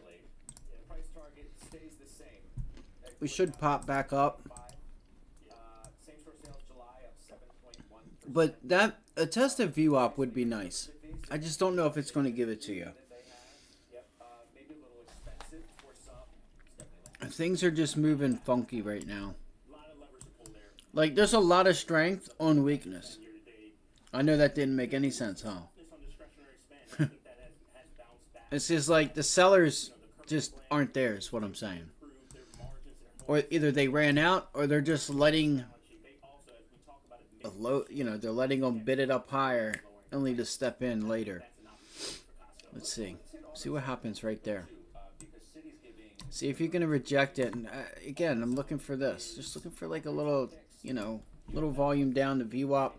So at 1 o'clock we do have a bond auction here in a half hour. They also, as we talk about a mixed consumer, they have flexibility in lowering prices. And I think that's an opportunity for Costco going forward. Let's hit AutoZone and Home Depot too, because Citi's giving their earnings previews. I'm still in Palantir. AutoZone, just so everybody knows, I'm still in Palantir. I will not be getting out of Palantir. Right, so you can talk about both AutoZone and Depot. Well, actually, you talk AutoZone, and we'll pass the ball to Steph. We'll do Depot. Yeah, so AutoZone, again, another stock that's up 20% year to date. They continue to grow in Brazil, in Mexico. The commercial business is continuing to grow really nicely. We talk a lot about the age of cars continuing to increase. That's obviously where they play. Inflationary prices on their supplies have come down, so their margins, they're holding tight on their margins as well. So I think it's a stock that you need to accumulate going forward, and I continue to like it. Okay. Steph, Depot, added a couple weeks ago? Yeah, I did add to it a couple of weeks ago because I am bullish on housing, as we talked about earlier. Home Depot's done nothing in like 6 quarters. And they actually start cycling very easy same-store sales comparisons. Their profitability has, throughout the challenges that they've had, been great, stellar. They did make an acquisition, SRS, and I think they're going to see synergies from that, and we'll hear more about that on the call. And they have a $500 million cost savings program that they have put in place. So there's a little bit of self-help there, too. It's not cheap, I know, at 22 times forward estimate, but it is the industry leader. It's lagged, and if I'm right on housing, this certainly should start to outperform. I'm sorry, go ahead. I would add to that what we discussed in the A block about there potentially being a housing cycle, and not just new build homes, but existing homes being turned over is a huge boon to Home Depot. I'd also point out, see if we see a bounce back here. Market cap. It's a kind of, I'm not saying that I think it's going to happen, but like, what would Berkshire buy? Well, the last time interest rates some further downside. were definitely coming down, and it was obvious there was a housing cycle driving the economy, he was buying paint companies, carpeting where's companies, AMD aluminum at? siding companies. Micron's still going. Like, Okay, if I were running the portfolio at Berkshire, it's big enough to move the needle. Like, this is what I think he should be going into if he can't find something to buy. Home Depot makes a lot of sense to me in the mid 300s. I really like this idea. Interesting. Okay. Not in it yet, but stay tuned. You never know. Yeah. Jason Snipe, you own Lowe's. Yep. You may have owned Depot, if I recall, but I can't remember exactly. But, but you prefer Lowe's today over Depot, or? You know what?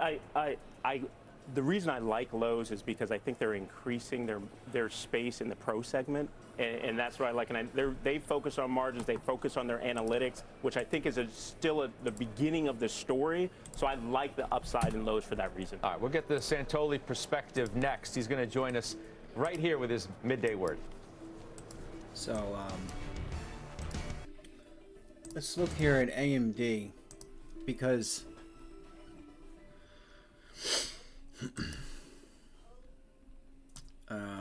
you have, I'm looking for 140, maybe even 145. You can see us flattening out here. Still have a hell of a lot of volume to the sell side there. I'm looking for 132. Would be ideal. Again, this morning I called it out. I mentioned I was trying that this pullback to 130 was a really nice area to get long. Abby, just give me 1 second. I do apologize. She's scratching at the phone.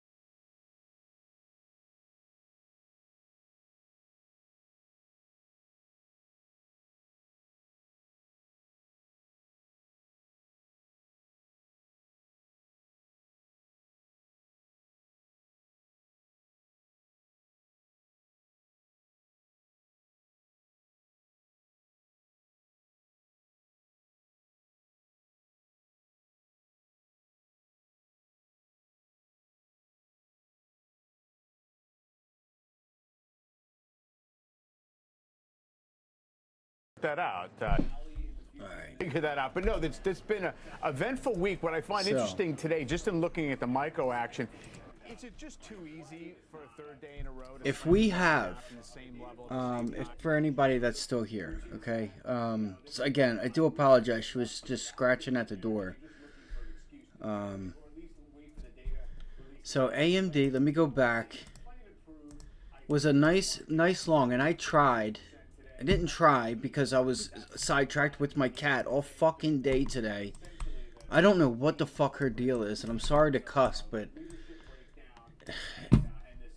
I'm just getting fucking tired of the 9:30 to 10:30 just sitting here yelling and screaming when she has everything she needs.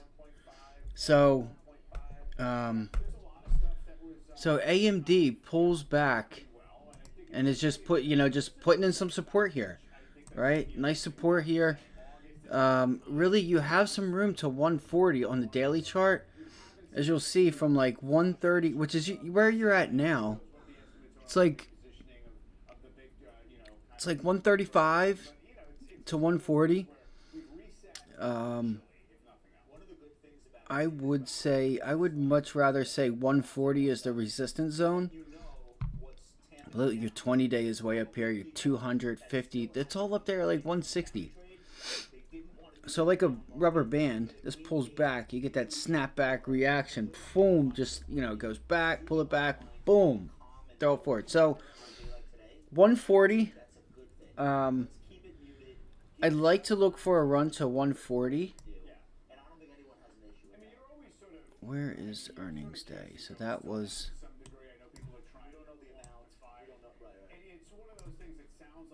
So earnings gapped up. You gapped up on earnings. You pulled back on the day of, but you came in with a gap up.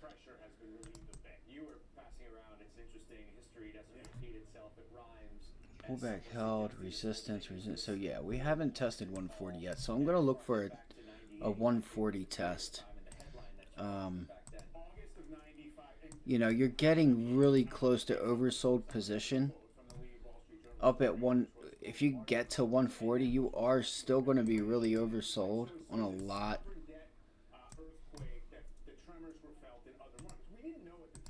Let me see here. Hold on one second. Thank you guys for hitting the like button.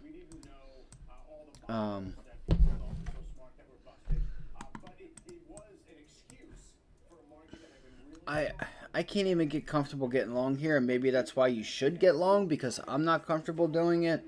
I don't know. If you think if 5 points is worth it for you, that's up to you. I just this morning the place to be was on this pullback here. This was a nice pre-market low hold. Just it was a really nice setup in my opinion. I'd have to go back to show you guys. I mean, everything was oversold, overdone, MACD, negative, just everything you could come up with to be bullish, to not be bearish even, was down here, and I missed it. Unfortunately, I missed it. Now, this bounce back is what I'm going to watch for. This bounce back. I want to see where this takes us. Because I'm telling you guys, this is it. I think this is your bounce back where you could possibly start to run out of steam to the upside. So let's keep a close eye on this and see where this goes. Let's see if it goes right back to 136. And yeah, then I think I might take it. Look, it's already getting ready to be a bit overdone. Let's see here. Again, I gotta flip through time frames for a few different reasons. Nah,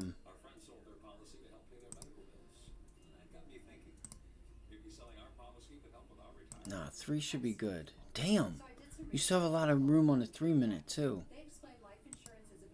What the fuck? Alright, whatever. Alright, I'm just going to keep it there. Let's see what happens. It looks like you're running for 136 right now. 136. We'll see what happens on this bounce. Because I think after this bounce... Oh, isn't that funny? You're bouncing right into 1 o'clock 30, your bond auction. Part of me is really debating to grabbing going out and grabbing a Red Bull from Wawa, but I think I'm just going to go make some coffee instead. Let's see what happens here on AMD. I'm going to go to this chart, and this chart. Let's pull up 2 minute.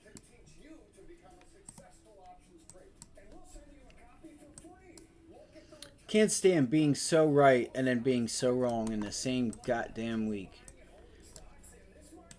Got as in GOT. In the same goddamn week. Well, you know what I didn't look at? What's Tesla doing today? We'll pull it up. We'll pull it up. The best things in life come in twos. 2 scoops of ice cream, 2 thumbs up. We'll pull it up. Any phone when you switch to consumer cellular and get 2 months of service free. That's right, 2 months free. All with fast, reliable, nationwide coverage. Make the switch today. Gonna hit some committee stocks on the move. Mentioned one of Steph's is moving today. 1 3/4%. Solanco, their earnings beat. Yeah, I mean, I think the stock should be up a lot more. Let's see if this is going to be the next leg higher. Should be. Watch that 15-minute chart. Watch that area right there where that box is. Get that area. See if it tries to extend higher. Volume's falling off a cliff. I'd like to hit staples real quick. P&G, Jason, on a 15-minute time frame. Sectors over the last month as other things have corrected. Give me something quick. Yeah, no, I mean P&G up 16% year to date. Product innovation has done well. They've really maintained their margins. 137.40. Some trade down, but the stock continues to perform. You were just hitting Coca-Cola and Colgate, right? You got a lot of those? Yeah, so on my best stocks in the market list, it's about 36 names on there. These are companies in technical uptrends. All right, what I'm going to do is, while this tries to bounce, I'm going to go make some coffee real quick, and I'll be right back. Palantir, 28.85. Yeah, Palantir's up. Palantir's got some strength with it today. So, like I said, I have some puts small on this. I'm not selling them. I'm not selling them. Your level up here, your resistance level is like right up in there. But again, listen, if you guys took puts with me, you guys got to manage your risk. And you know, I put this on because I still feel confident that this thing's overdone and we still have 2 days. I mean, you come in with a gap down or anything, really. Like, you come in with a gap down tomorrow and just a quick pullback, you'll be right back at 27, 26, 50. You could be in the money later today, if not tomorrow morning. So, and then you'll be up at least $1 because you'll have a day left. Or 50 cents, I should say. Let's see here. So yeah, I don't have a reason to sell. This thing can go to zero. It's paid for with profit from yesterday, and I said that going into it. And again, let me just reiterate. I know this is the problem that I'm having today. Is these trades were correct. These trades were right. This thing was all the 65, or not the 65, but the 2650 puts already gave us 100%. Already gave us 100%. You know, the thing is we said pop this thing off the bell. Off the bell, look for a pop. Get short the pop up there in front of 2750. And then look for the downside. So, you know, now there's relative strength. It's broken above 28. You know, I mean, it kind of did the same thing yesterday. The overall market's strong. It's all good. I'm not worrying about Palantir. This thing could be back to 27. It could be at 30. It's all good. If it goes to zero, it goes to zero. I'm still going to be green on the week. I just don't want to go back down that path. I just don't want to go back down this path because I came up with the plan. I didn't follow the plan. AMD, I missed it. Palantir, I missed it. What else? There's another one. Didn't get JP Morgan. That never presented itself. But BABA, I never got BABA, which was a trade I mentioned yesterday to take after hours. Let's see. We're getting ready to get that bond auction here in just a couple minutes. We'll see what happens. I'm going to watch AMD. So I have... Let's see. Let me look real quick. I played Micron too, by the way, for the sake of this patent news. There was a patent, some illegal use of patents that they're using. So that is a big deal. I'm just going to say that right now. That's a big deal. That's going to be a few different payouts to courts, lawyers, and whoever they did not get authorization from whoever owns the patents. You know, I don't know. Let's see here. Apple, let's go look. We'll skin around. Listen, I'm going to go make some coffee real quick. Apple's bouncing into the 50-day. Microsoft. God damn it, she's just scratching at the door again, trying to come in.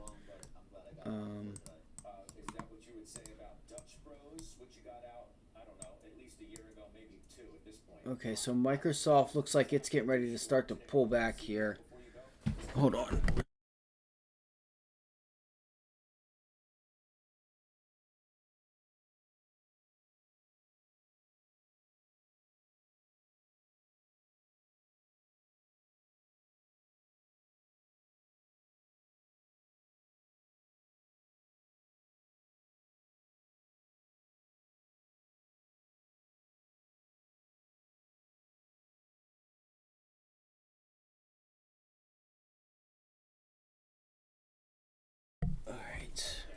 Microsoft's not moving. Apple's up. Google is nice trend. Nice trend higher. Let's go look at NVIDIA. NVIDIA is climbing up nicely. This is one too that I thought about. You can see right off the bell we popped right into 102.50. That would have been a really nice short. I watched this thing just start falling, and I just wasn't in a position to be able to plug it in, NVDA, pick out the puts, enter them. You know, it just kind of happened, and I had to sit and watch it. I did call this out. This was a nice rejection. That was a nice move. And just like AMD, that pullback on AMD right into this level down here, it was just beautiful. Just indicator, just everything about that pullback into prior day's close was just really nice. Not just this level, but there was a lot to this that like really made AMD nice for the upside, and I wish I could have taken it. I identified it really early when it was down here, and I wasn't able to take it. That's it. I'm locking the door.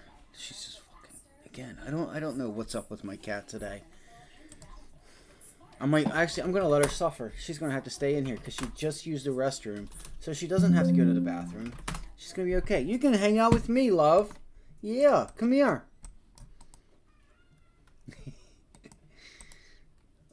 Amazon not doing anything. Let's look at Meta. We mentioned when the market's strong, keep Meta on your mind, because this thing had nice, decent earnings, low PE, especially for the earnings it reported. So whenever the market bounces, and even look at this, 1, 2, 3, for 3 days straight, it put in new highs. Actually, I didn't even kind of see that. The market's been sitting sideways this week, Monday, Tuesday, and Wednesday. The market's just been sideways, and Meta's just been putting in higher lows and higher highs. So keep Meta on watch, all right? Especially if we get like, what I would like to see is a pullback. I want to see one decent little pullback. Bang, we enter the long, and we look for an extension into tomorrow afternoon, if not Monday. Because we're going to be coming into NVIDIA earnings next week. Not next week, maybe next week. I don't know when NVIDIA earnings are. I know that they're coming up within the next week or two. But we have CPI and PPI next Tuesday and Wednesday. So we're going to be coming into inflation data. So here for 4 days, today, tomorrow, Monday, and I think Tuesday, we don't really have anything. So plan. It's all right. 1 more minute. Here we go. 30-year bond auctions getting ready to come out now. Let's see what happens here. SPY. Let's pull this here. Look at the SPY. Funny. Funny, honey. You are at 100-day moving average. Right at 1 o'clock. How ironic. How ironic.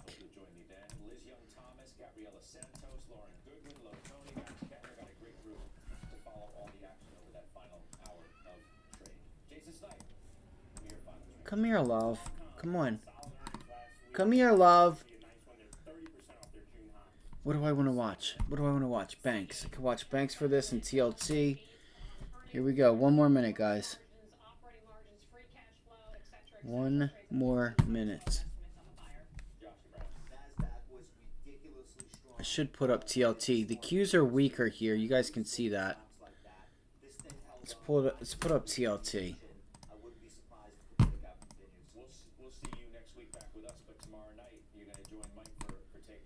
Treasury when issued 30-year yield is 4.283% before the $25 billion bond auction. But your conversation, what you thought it might be on Monday, is certainly looking like it could get a little different. We'll see what the final hour holds. If we can hold these gains, Dow's good for about 500. S&P having a nice day. We're green across the board, nice and broad. The exchange starts now.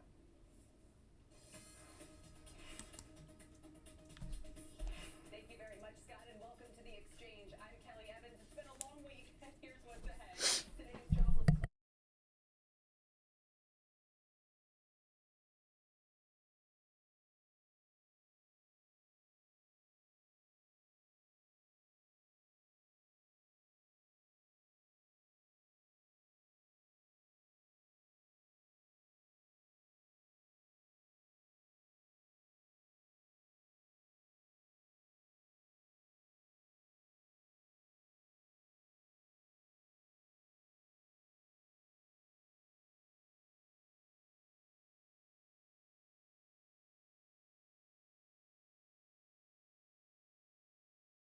going on, and it may help explain where the opportunities are in the consumer space.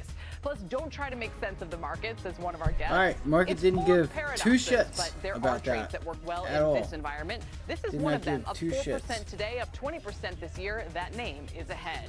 And the Fed, jobs and housing, Interactive Brokers' new prediction platform lets you bet on economic indicators. I need an account. Actually, I do terribly. It's been live for a week, and quite a week indeed. Founder and chair Tom Petterfee is here with a first look at where clients are putting their money. Before that, let's start with the markets. Dom Chu with more on this nice broad rally, Dom. Yeah, the rally is lower. You can see the bull out there in full effect. We're trying to bounce back fairly strongly. We're not yet back to where we were last Friday before Monday's big meltdown to the downside. But we are in the Dow Industrials at 39,278. That's up 515 points, 1.33% gains. The S&P 500 is at 5295. It's up 95 points, north of 1.75% there. At the highs of the session, just to give you an idea, we were up roughly 106 points, up about 34 at the lows of the session. Just to give you an idea of the trading So I range think it so just far came in today. at 4.3. I think it came in at 4.3, 4.3. Post it, post it, post it. Let's go. 4.3. Fuck. Let's see here. Let's go look at TLT real quick. Yeah, TLT pulling back. See if banks get a bounce. Nothing just yet. Doesn't really care. I mean, we know the direction. When does NVIDIA report? Let's go see here. So NVIDIA reports. What was the day? I know it was towards the end of August. 15-minute chart here. Boom, boom. Damn, not even next week. With regard to certain aspects of their reports, and a lot of it tilts towards maybe a little bit more of a cautious spend, a cautious consumer, but Bumble on dating, Monster Beverage, less foot traffic in convenience stores, and Topgolf Callaway brands are people still going to go towards those alternative driving Shit. venues. Damn. The 28th. Wow. Okay. It's not for a while. Okay. Damn. All right. Just asking you a quick question about, I think they might spin off Topgolf. Dom, it was a quick era. It was, I'll tell you what, it was a great move at the time. Things didn't pan out the way they did post-pandemic and then beyond. But what I would say is this. This is going to be the future of golf in many ways. You wonder, though, whether or not when it does eventually find what its role is going to be in the future, whether it's part of Callaway Topgolf or part of its own separate entity, that things kind of work out differently. But for right Great move at the time. Things didn't pan out the way they did post-pandemic and then beyond. But what I would say is this. This is going to be the future of golf in many ways. You wonder whether watch or not when it 102 on does NVIDIA. eventually See if you can find hold what that its level. role is going to be in the future, whether it's part of Callaway Topgolf or part of its own separate entity, that things kind of work out differently. But for right now, shareholders kind of looking at what's happening with Topgolf Callaway. And I would also point out, because you've opened the door, look at a chart over the last year for Topgolf Callaway brands versus a Cushnet, which is a more pure play on Screaming. golf equipment and apparel. You'll see what I'm talking about. And it's shocking. I think everyone would have thought exactly the opposite coming out of the pandemic. But good launching point for this discussion. Dom, thank you very much, Dom Chu. And there's that comparison he talked about. We mentioned stocks rallying. All right, watch NVIDIA here to see if this can hold, and maybe we look for 233,000. Mega sigh of relief down And from the maybe we nearly look- 250. maybe we look for a run back to the upside here on NVIDIA off of 102.50. I'm going to be careful because I feel like I don't know how I fucked up today. I really don't. I don't know how I screwed up. I know how I screwed up. This was... I was coming out for blood today. Maybe I should have stuck with the ones I know. Look at TLT still falling here. TLT is still falling.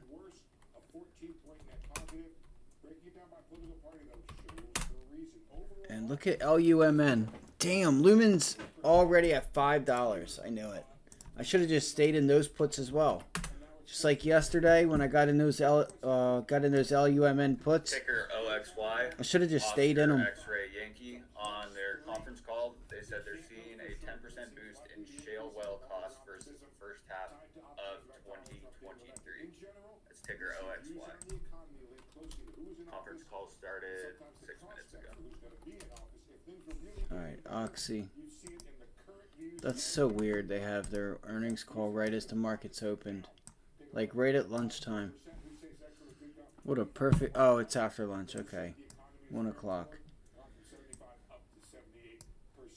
And then you look at it by party, and you see it. 42% of Democrats, well, their guys in office are 42%.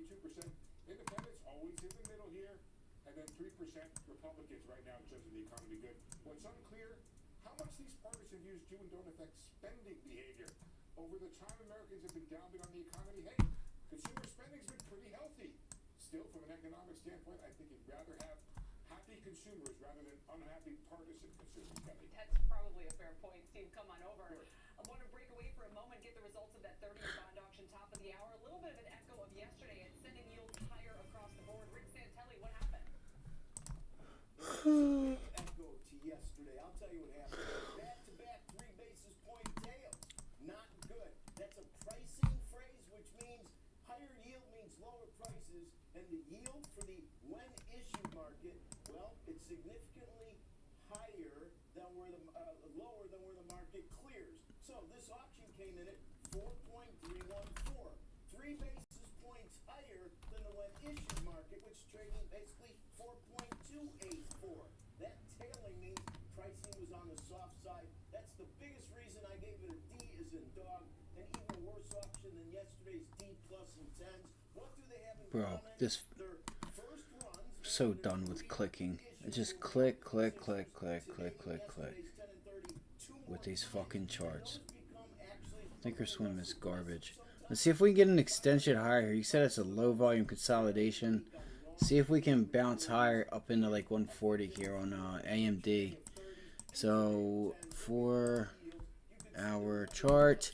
Give me the fucking arrow. Sorry for the language. One more time. I'm just really irritated right now. So we have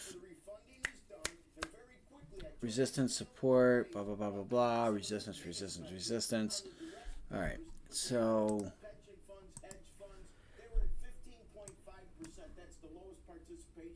VWAP trade line is still below there.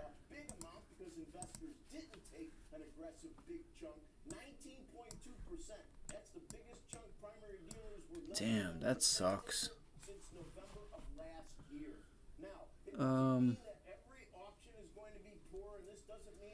I just don't like when we're extended. Like, I would like to enter, and it looks like time after time. Support, support, support, support, break. What Steve was talking about, politics, it's an election year, and believe me, debt deficits and servicing debt at $1 trillion is going to be an ongoing story, so the focus of that political camera is going to be on debt, and that's why these auctions... So this is above it. VWAP breaks through it. Above it. Good news is good news today. I think that's what it is. Okay, jobless claims, the revision was at 250, but they came in lower. All the yields popped. Equities are Once again, this is crazy. Today is just like a crazy day. She does not do this. Like, she does not sit here and just go back and forth on, like, scratching at the door, yelling at me. I'm gonna make some coffee and regroup. See, I might just look at the overall indexes at the Qs and the SPY for, you know, a move. See if we can't catch a move here at the end of the day.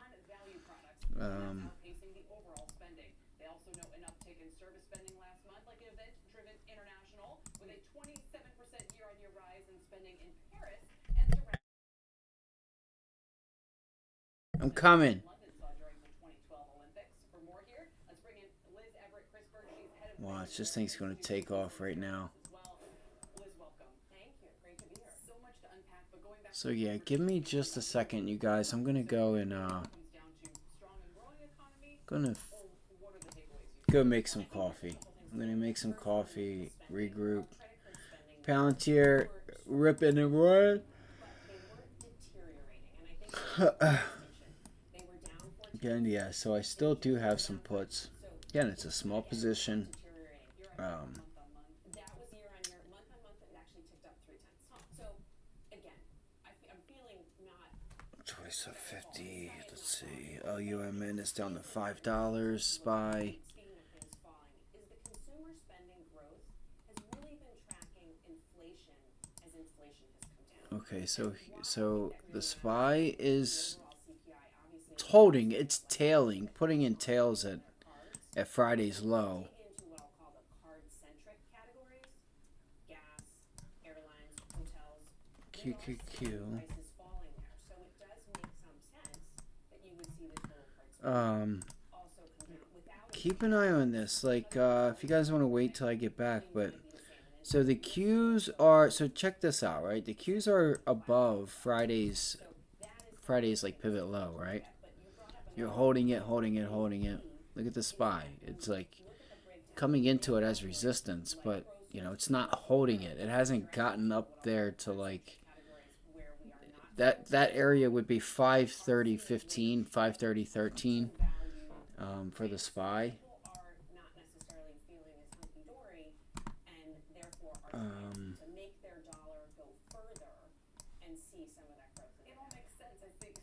Oh my god, bro. I swear.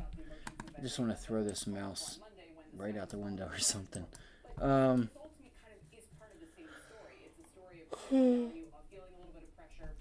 So keep an eye on the overall indexes. I'm still a little like, you know, I'm not scared to go long, but I want this pullback. Like we're up here at these areas. I want to see us pull it back. If we can get us a decent pullback, then yes, I would like to take a long and see if we can't hold something of that, something into tomorrow, or even into the end of the day. Say we get into something at 1:30, 2 o'clock, 2:15. It pulls back for an hour and a half, and then we look for a bounce going into the end of the day.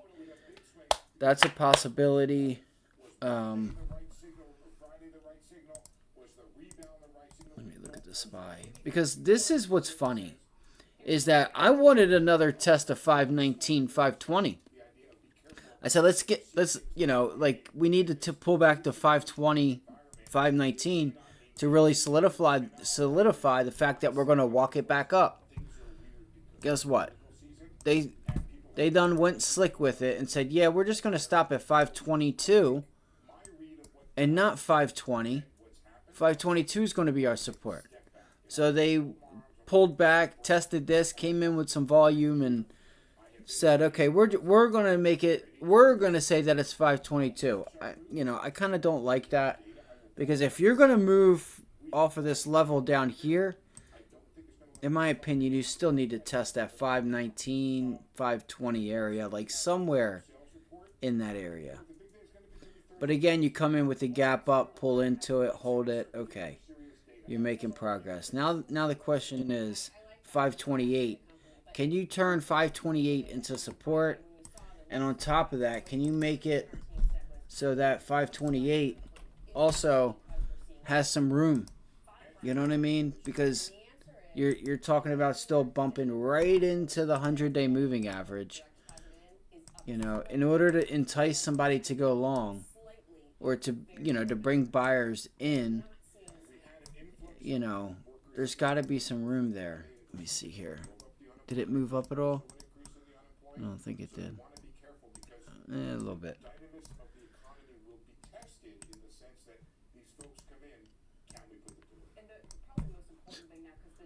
I know you guys heard me click that. Click, drag. I know, just nothing but clicks. See, I wish I could lock this. See what I mean? Like things like this. I didn't even fucking do nothing, and it just goes back. Like, anyway, it's just stuff like this that I wish I could like lock and not have to worry about it moving. But I don't know. What do I know? I don't know how to code. I do know that. Or I'd make my own software. And you guys can see 520 is a nice level on top of the, like, on the daily chart. Like, look at that. Look at this. The 520 would be a really nice level to pull back into. Sure, you did it yesterday. You did it yesterday. Cool. You come in with a gap up and you don't pull back into Tuesday or Wednesday's close. Tuesday's open or Wednesday's close. Like, come on. That's your prior support and resistance. I want 519, 520. I'm just not ready because I'm already in Palantir and the market is strong.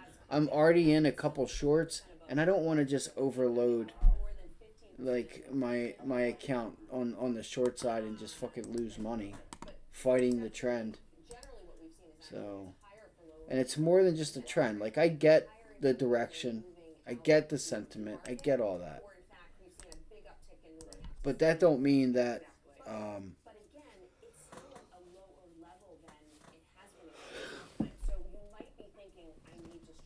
know. The one sign we did have yesterday was that this sell-off here was on lower volume. It wasn't low volume, but it was on lower volume than we've had lately.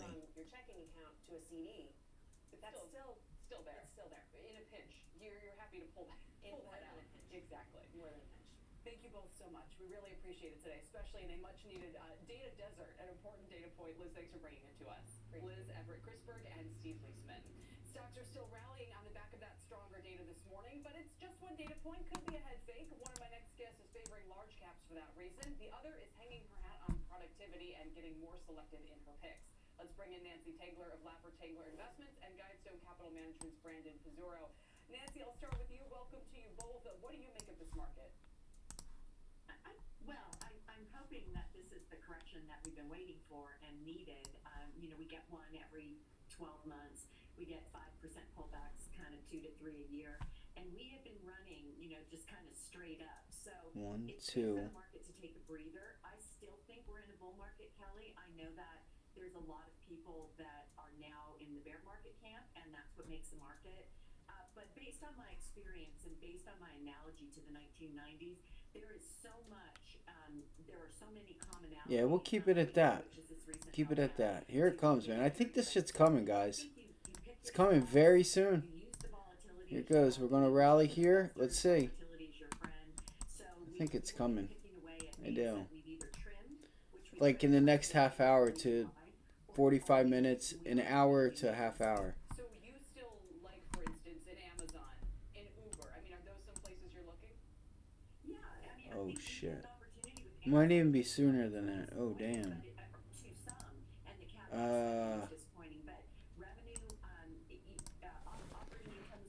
Yeah. Let's see here. I might just go for it. I might just go for it. It just looks too good. It does. It looks way too good, guys, to not get an opportunity on the downside here. Watch level 2. Watch time in sales. Because shit is about to get spicy on the SPY. Watch. Watch it. Watch it. Just keep an eye on it. Watch.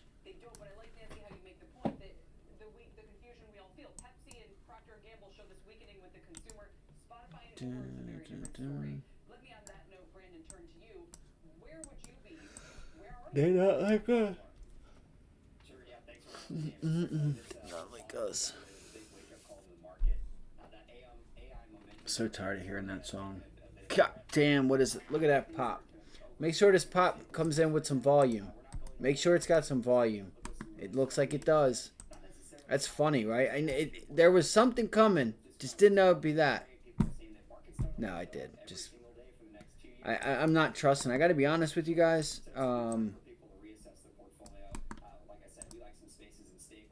I would be careful. You have a gap fill up above you on the SPY.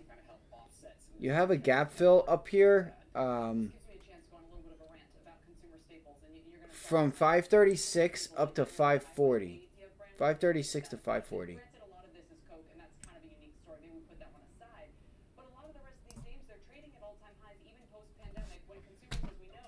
Come on.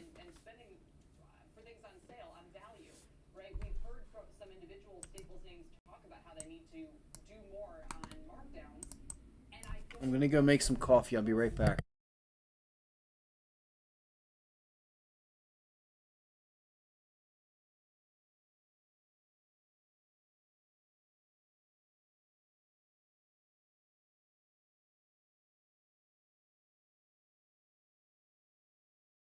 talk about how they need to do more on markdowns. And I don't know why you'd want to be exposed to companies that are going to face top line pressure. Sure. From a Staples standpoint overall, if you look at some of these bigger conglomerates like a Unilever or General Mills in particular, they have all sorts of a wide array of product up and down kind of the value chain. So yes, consumers are certainly looking deeper in their pockets. They're looking for that next incremental dime to spend. As Americans, we love to spend our money as much as we can. And so that discretionary element, that's starting to fade away as people start to have less and less at their disposable income. But from a Staples perspective, when you think about some of these, you need deodorant, right? You need the general things for your home health care, for personal care. Those sort of things are the things that people continue to spend money on. And what people will always spend money on, as we've seen from a General Mills perspective, is premium pet food. They have that Blue Buffalo brand for pet food. That's something that people just will not give up. They care for their pets, and we've seen that. No, when I saw that one in there, I said, okay, I know this is going to be a pet play, but putting the pets, everyone's like, I'll sacrifice my meal before I'll have my pet go down market. Nancy, can you kind of weave that into your outlook? What do you do with consumer staples? Are there names you like there, or would you be kind of steering clear? Yeah, well, so we own Walmart, and that's kind of the poster child of our investing theme of old economy companies that have pivoted to all the new technologies. We sold Procter & Gamble just because I know it's hit an all-time high, but it's 30% behind the market over the last 5 years. So if you no longer have pricing pressure or pricing opportunity, then you are going to see a contraction in margins. Full disclosure, we own Pepsi. It's been a difficult name. I used to start every day with a handful of Cheetos, Kelly. And No, you didn't. Oh, yeah. And they've got, in fact, my colleagues call them Nancy Tanglers, but they've gotten so expensive, I gave them up. It's ridiculous. So I think there will be a comeuppance, and these companies are trading at 21, 24 times. And, I'd rather own Microsoft, which is growing earnings at 16%, trading at 31 times, as opposed to single-digit earnings growth at an all-time high in the case of Procter & Gamble. So we're looking at other places. Power was another name I brought to the show that we've been adding to. We owned it. They had great earnings. It got clobbered. And so we're going to be buying more. All right. Qantas was our mystery chart as well. Brandon, hope you're not indulging in a Cheez-It. What was it? Cheetos habit, Nancy, and first thing in the morning? Yes. Okay. Nancy Tangler, Brendan Pizzurro, thank you for your time today. We really appreciate it. Again, market's in a better mood after that data. Coming up, he's been called the conscience of capitalism, advising 3 presidents from both political parties. Now his nonprofit has new data about people's biggest worries in this economy. John Hope Bryant joins us next with those results and his take on the upcoming election. Plus, what if you could trade the jobs report or housing starts if you think they're going to beat or miss? Interactive Brokers now lets traders do exactly that by buying event contracts related to the economy and climate. They rolled it out a week ago, and Chairman Thomas Petterfy will join us with the latest on demand. Look forward to checking in with him soon. The exchange is back after this. This is The Exchange on CNBC.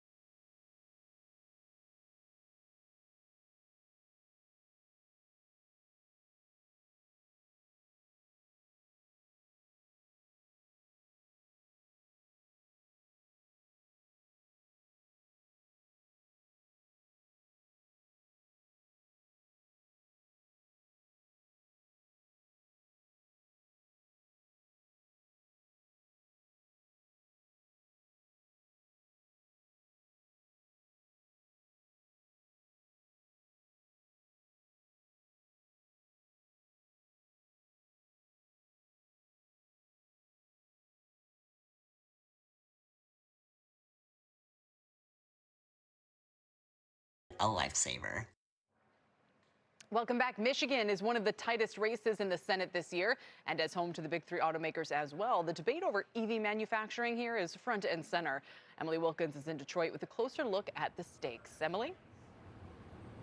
Hey, Kelly. Well, there is debate not only about EVs, but about how much the government should support the industry. Democratic nominee Alyssa Slotkin, currently a congresswoman, she backs the tax credits for those buying EVs and billions for charging stations and manufacturers. Policies that match what automakers say they need as they try to transition to manufacturing EVs. It may have been politicized more recently, but this movement, if you look across the world and at markets, these are the car companies saying we got to keep up with the times. Yet Republicans, including nominee Mike Rogers, have proposed eliminating the tax credit and overturning an EPA regulation on vehicle emissions that would eventually require half of all vehicles sold to be EVs.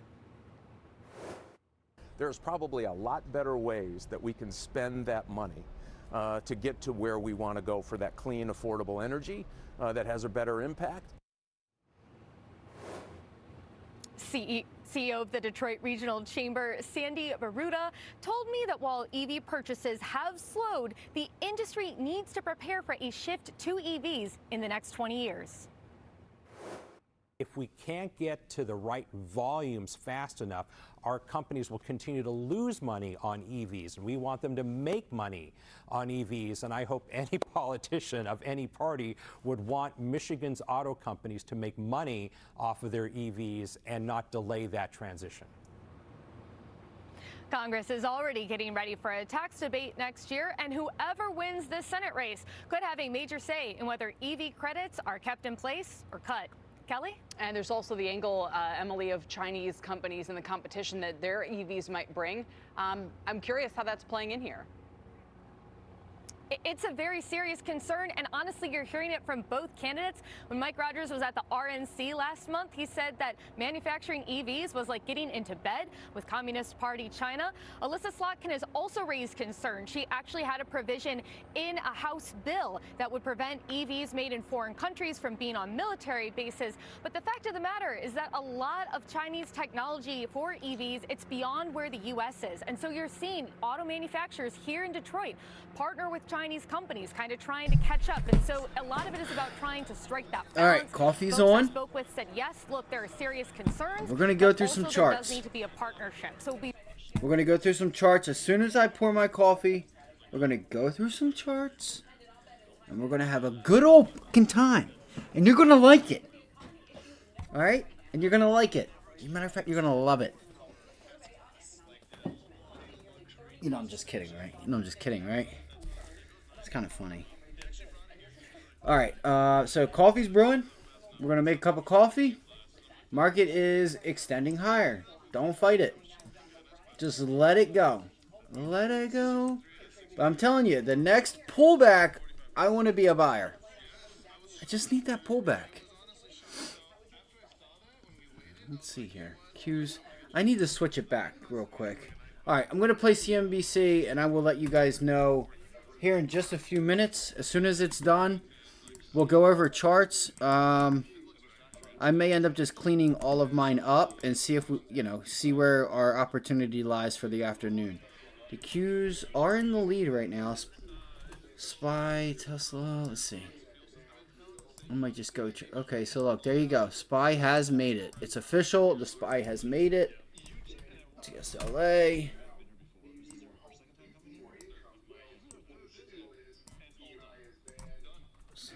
NVIDIA, AMD. Palantir ripping, boy. That thing going to be at 0 before you know it. Yeah, damn. Alright. We may not get that opportunity. They may not give us the pullback. I'll be right back. As soon as that coffee's done, we'll go over charts. E&I is bad. Helping the people at the bottom of the ladder somehow is unhealthy for the economy. People at the bottom, people in the middle, start to feel there's no hope for them. And so you have a combination of not really striving like they used to be as hard, or believing that the future is bright. And at the same time, the cost of short-term living has gone up because interest rates have gone up. There's a solution here. and it is inclusion. And if you get the credit scores up, the cost of short-term debt can go down because you're getting the best cost of the funds available, even in a raising interest rate environment. And some cities, some states have done that better than others.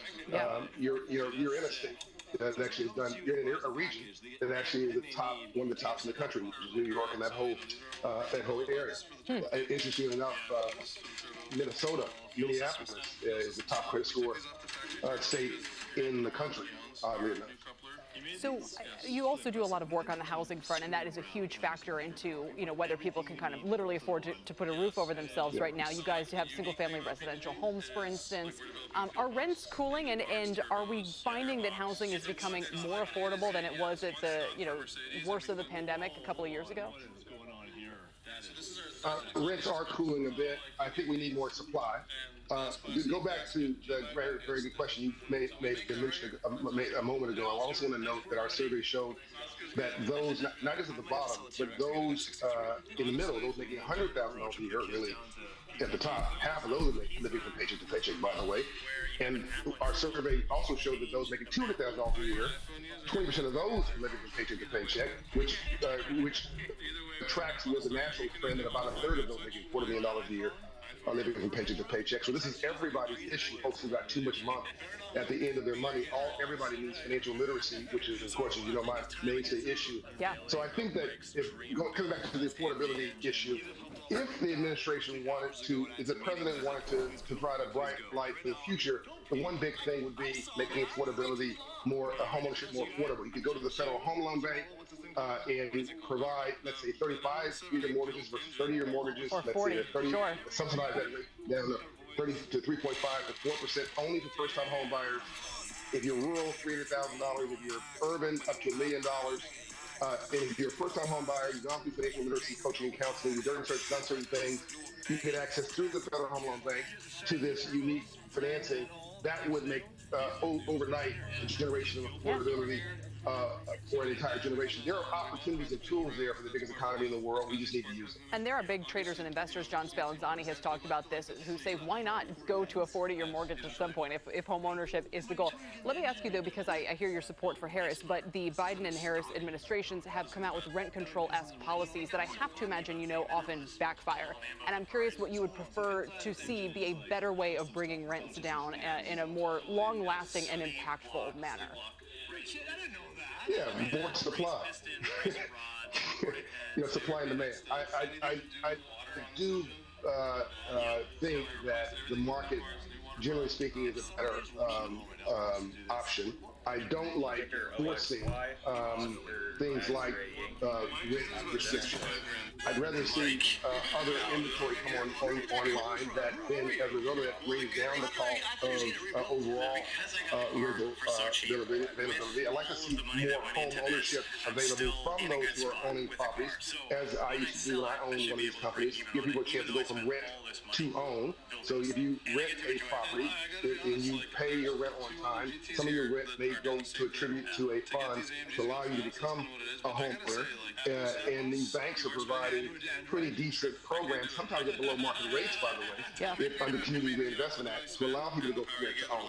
I do believe there are other tools that are available. I don't want to send a signal that somehow America is not a free enterprise democracy. I think it's important for markets to work. And only in worst case scenario where markets refuse to work, should you use things like rent restrictions.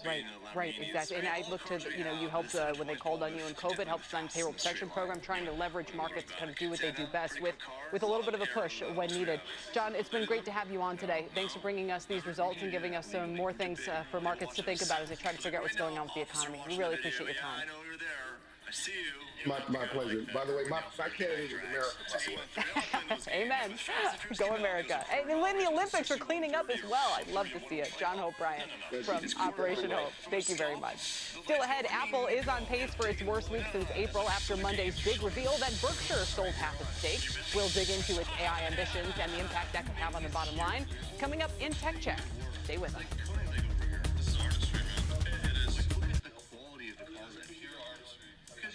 they're gonna do it ugly.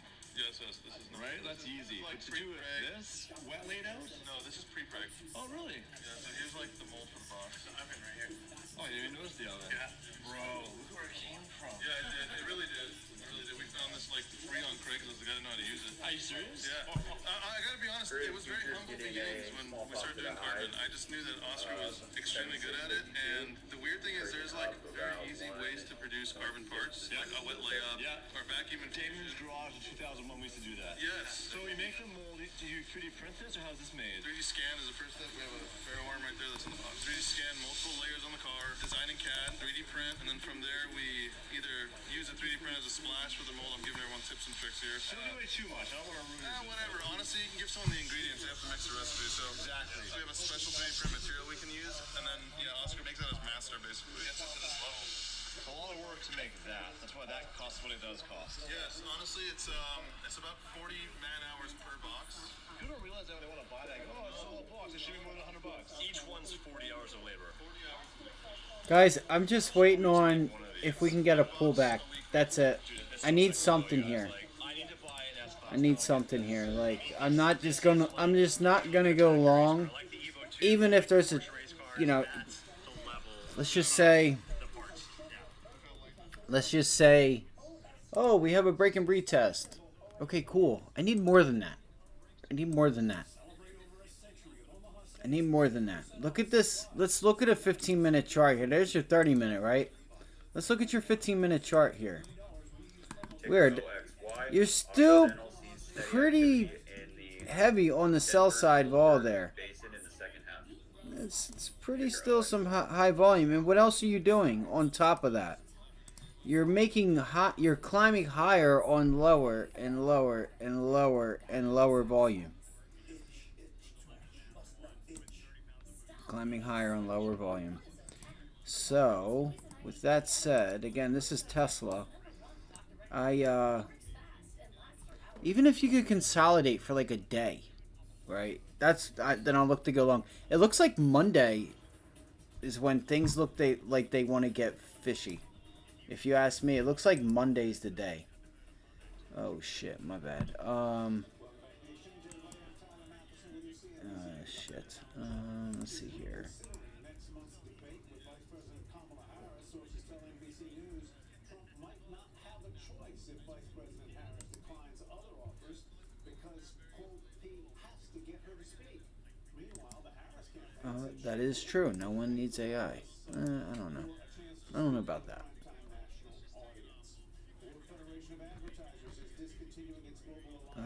Benzinga market update. S&P futures up 115. The Dow futures up 654. Nasdaq up 540.25. Crude is up $1.22 at $76.45. Natural gas up 2 cents at $2.13. Gold is up 29.20 at 2461.60. Bitcoin futures up 49.65 at 59,965. Wow.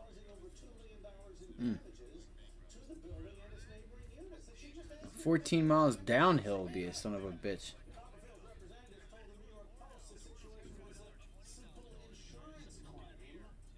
The exchange returns. After this, we're going to disappear. We'll be right back. Am I still on target to have enough for retirement? Am I saving enough for the economy? Can I afford retirement? You know, technology can't answer those questions, but RIAs can. And when you're supported by someone who's faced them too, it's much easier. It's more than tech, more than service. What matters is having a custodial service provider who gets you and treats RIAs like they treat their clients. And that's Trade PMR. Alright, I'm going to go grab some coffee, guys. It should be done. I'll be right back.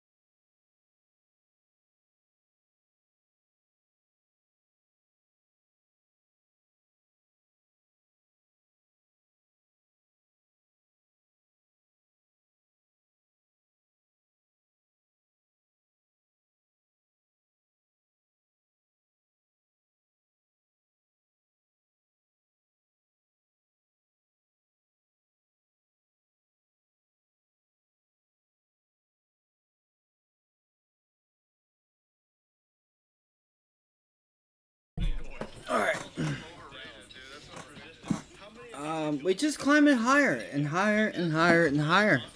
There's no stopping it. It's all good. If you want to be long, go ahead. Just don't be surprised if the minute you get long, things go sideways. This is a good sign here. It's actually a good sign for... It's... Sorry, I was hearing something. It's raining. We're getting ready to storm. This...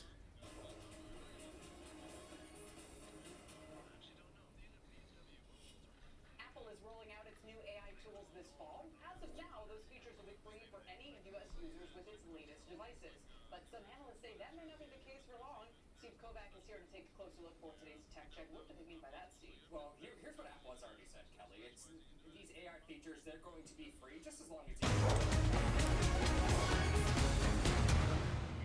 So the question becomes, how does Apple is rolling out its new AI tools this fall. As of now, those features will be free for any U.S. users with its latest devices. But some analysts say that may not be the case for long. Steve Kovac is here to take a closer look for today's Tech Check. What do they mean by that, Steve? Well, here's what Apple has already said, Kelly. It's these AI features, they're going to be free just as long as you have the correct hardware, like an iPhone 15 Pro or some of the newer Mac computers. So the question becomes, how does Apple actually make money on artificial intelligence? Well, CNBC.com put out a story this morning asking a bunch of analysts, and they think Apple could eventually start charging for some of those AI features. $20 a month seems to be the price they like, and that happens to be the same one companies like OpenAI, Perplexity, and Anthropic charge for those advanced AI features. And that might happen in the future, but in the near term, Apple is banking on AI driving hardware sales, especially the iPhone. That business has been slumping the last several quarters, of course. Apple's earnings call last week, CEO Tim Cook asked about AI benefiting the services business.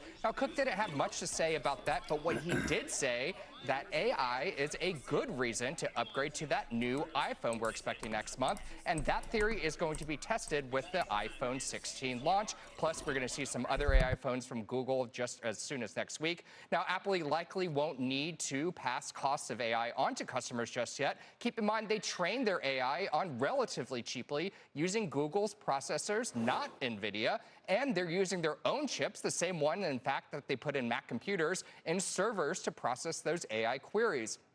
That, of course, is not the same as OpenAI, Anthropic, and the rest. Those are running very expensive AI processes on a partner's cloud like those from Google, Amazon, or Microsoft. That all said, one thing to watch on the services front, developers, they just got their hands on Apple Intelligence tools, and perhaps them integrating with AI will drive more App Store sales. But for now, services is doing quite amazing without any Apple Intelligence boost. It was up 14% in the June quarter, and Apple already says to expect similar services growth in the September quarter, Kelly. Can't wait to see what happens. Steve, thank you. Thanks. Steve Kovac. That's it for The Exchange. I'll see you next hour for Power Lunch.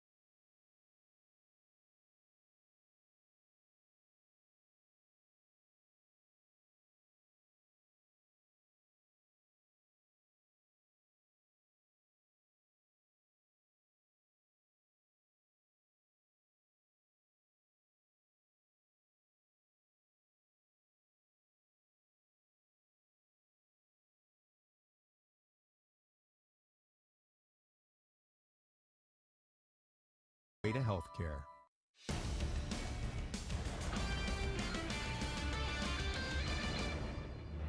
Good afternoon, everybody, and welcome to Power Lunch alongside Kelly Evans. I'm Tyler Matheson. Glad you could join us on this, well, in our neck of the woods, rather soggy Thursday. Coming up, as inflation fury lingers, politicians are joining consumers in pushing companies to cut prices. We will get the view from the boardroom further ahead. Plus, some signs of life in New York City real estate. Office demand finally improving in Manhattan and around the country. We'll talk to Douglas Elliman's Noble Black to see how the luxury space is holding up. Before that, a check on the markets. A sharp rally today. We actually gathered steam after the bad 30-year auction last hour. Go figure. But the better jobless claims data have the Dow up 647 points, and the NASDAQ up nearly 3%. Another big step toward clawing back those losses from earlier in the week. And Eli Lilly, a key mover today, blowing past expectations, hiking its outlook as sales of its blockbuster diabetes drugs surge. More on that further ahead, Kelly. And some other earnings movers, including Under Armour sharply higher on a top and bottom line beat. Warner Brothers Discovery going the other way and sinking on a miss. Bumble plummeting on their guidance. The shares are down 31% to 5.5. And software supply chain stock JF Frog also dropping double digits on worse than expected results. It is down 30%. We'll have more on those movers further ahead. All righty, we start today with the comeback rally. Weekly jobless claims data giving a bit of a positive sign for the labor market. So let's bring in Ava Ados, COO and Chief Investment Strategist with ER Shares. Ava, welcome. Good to have you with us. Earlier this week, there was a tremendous amount of concern over maybe three things. One was the job numbers that came out last Friday. Two was Warren Buffett selling half his stake in Apple. Three was the unwinding of what's called the carry trade in Japan. Those things now seem to be sort of rearview mirror-ish as the market stabilizes. Hopefully, I'm optimistic. We think there was an overreaction, and especially yesterday with the weak treasury sales, we see this today. It's being reversed. We had good news today. The jobless claims came better than expected. That supports our thesis that we have been maintaining for a long time now, that we're not heading into a recession. We believe unemployment is going to remain lower than the historical average. And we need to remember we have 4.4 million baby boomers that are eligible to retire, and that will help maintain unemployment low in the near future and in the next year too. Let's talk a little bit, just to push back just a tad there. We see today Eli Lilly coming out and blowing things away. Well, we know why. They've got a blockbuster suite of products. But earlier this week and over the past couple of weeks, we've begun to see more and more companies getting tentative, warning, guiding downwards, or guiding to the lower end of ranges. Does that concern you? Because in the end, the stock market is a pricing mechanism for the stream of future profits. And if those profits aren't going to be what was anticipated, neither will stock prices be. I agree. It's definitely not going to be the best earnings seasons we've had. We do have a 77% earnings beat rate, which is consistent with historical rates. But what's different, as you mentioned, is the profits beat. Companies are beating on average by 4% rate, whereas historically that has been 8%. So this is half what we used to see in the past and historical average in the last 5 years. So this is a concern. It is a stock pickers market. We did see some companies perform well, like Exact Sciences and DoorDash, and we had extreme bad examples like Airbnb. So it's a stock pickers market, and it's definitely a play to look specifically at the fundamentals of the companies and see which ones are using, for example, AI and are able to deal with the situation. AppLovin, Arista, those are some places you'd look. Ava, maybe you could tell us about those for a moment if there's any others.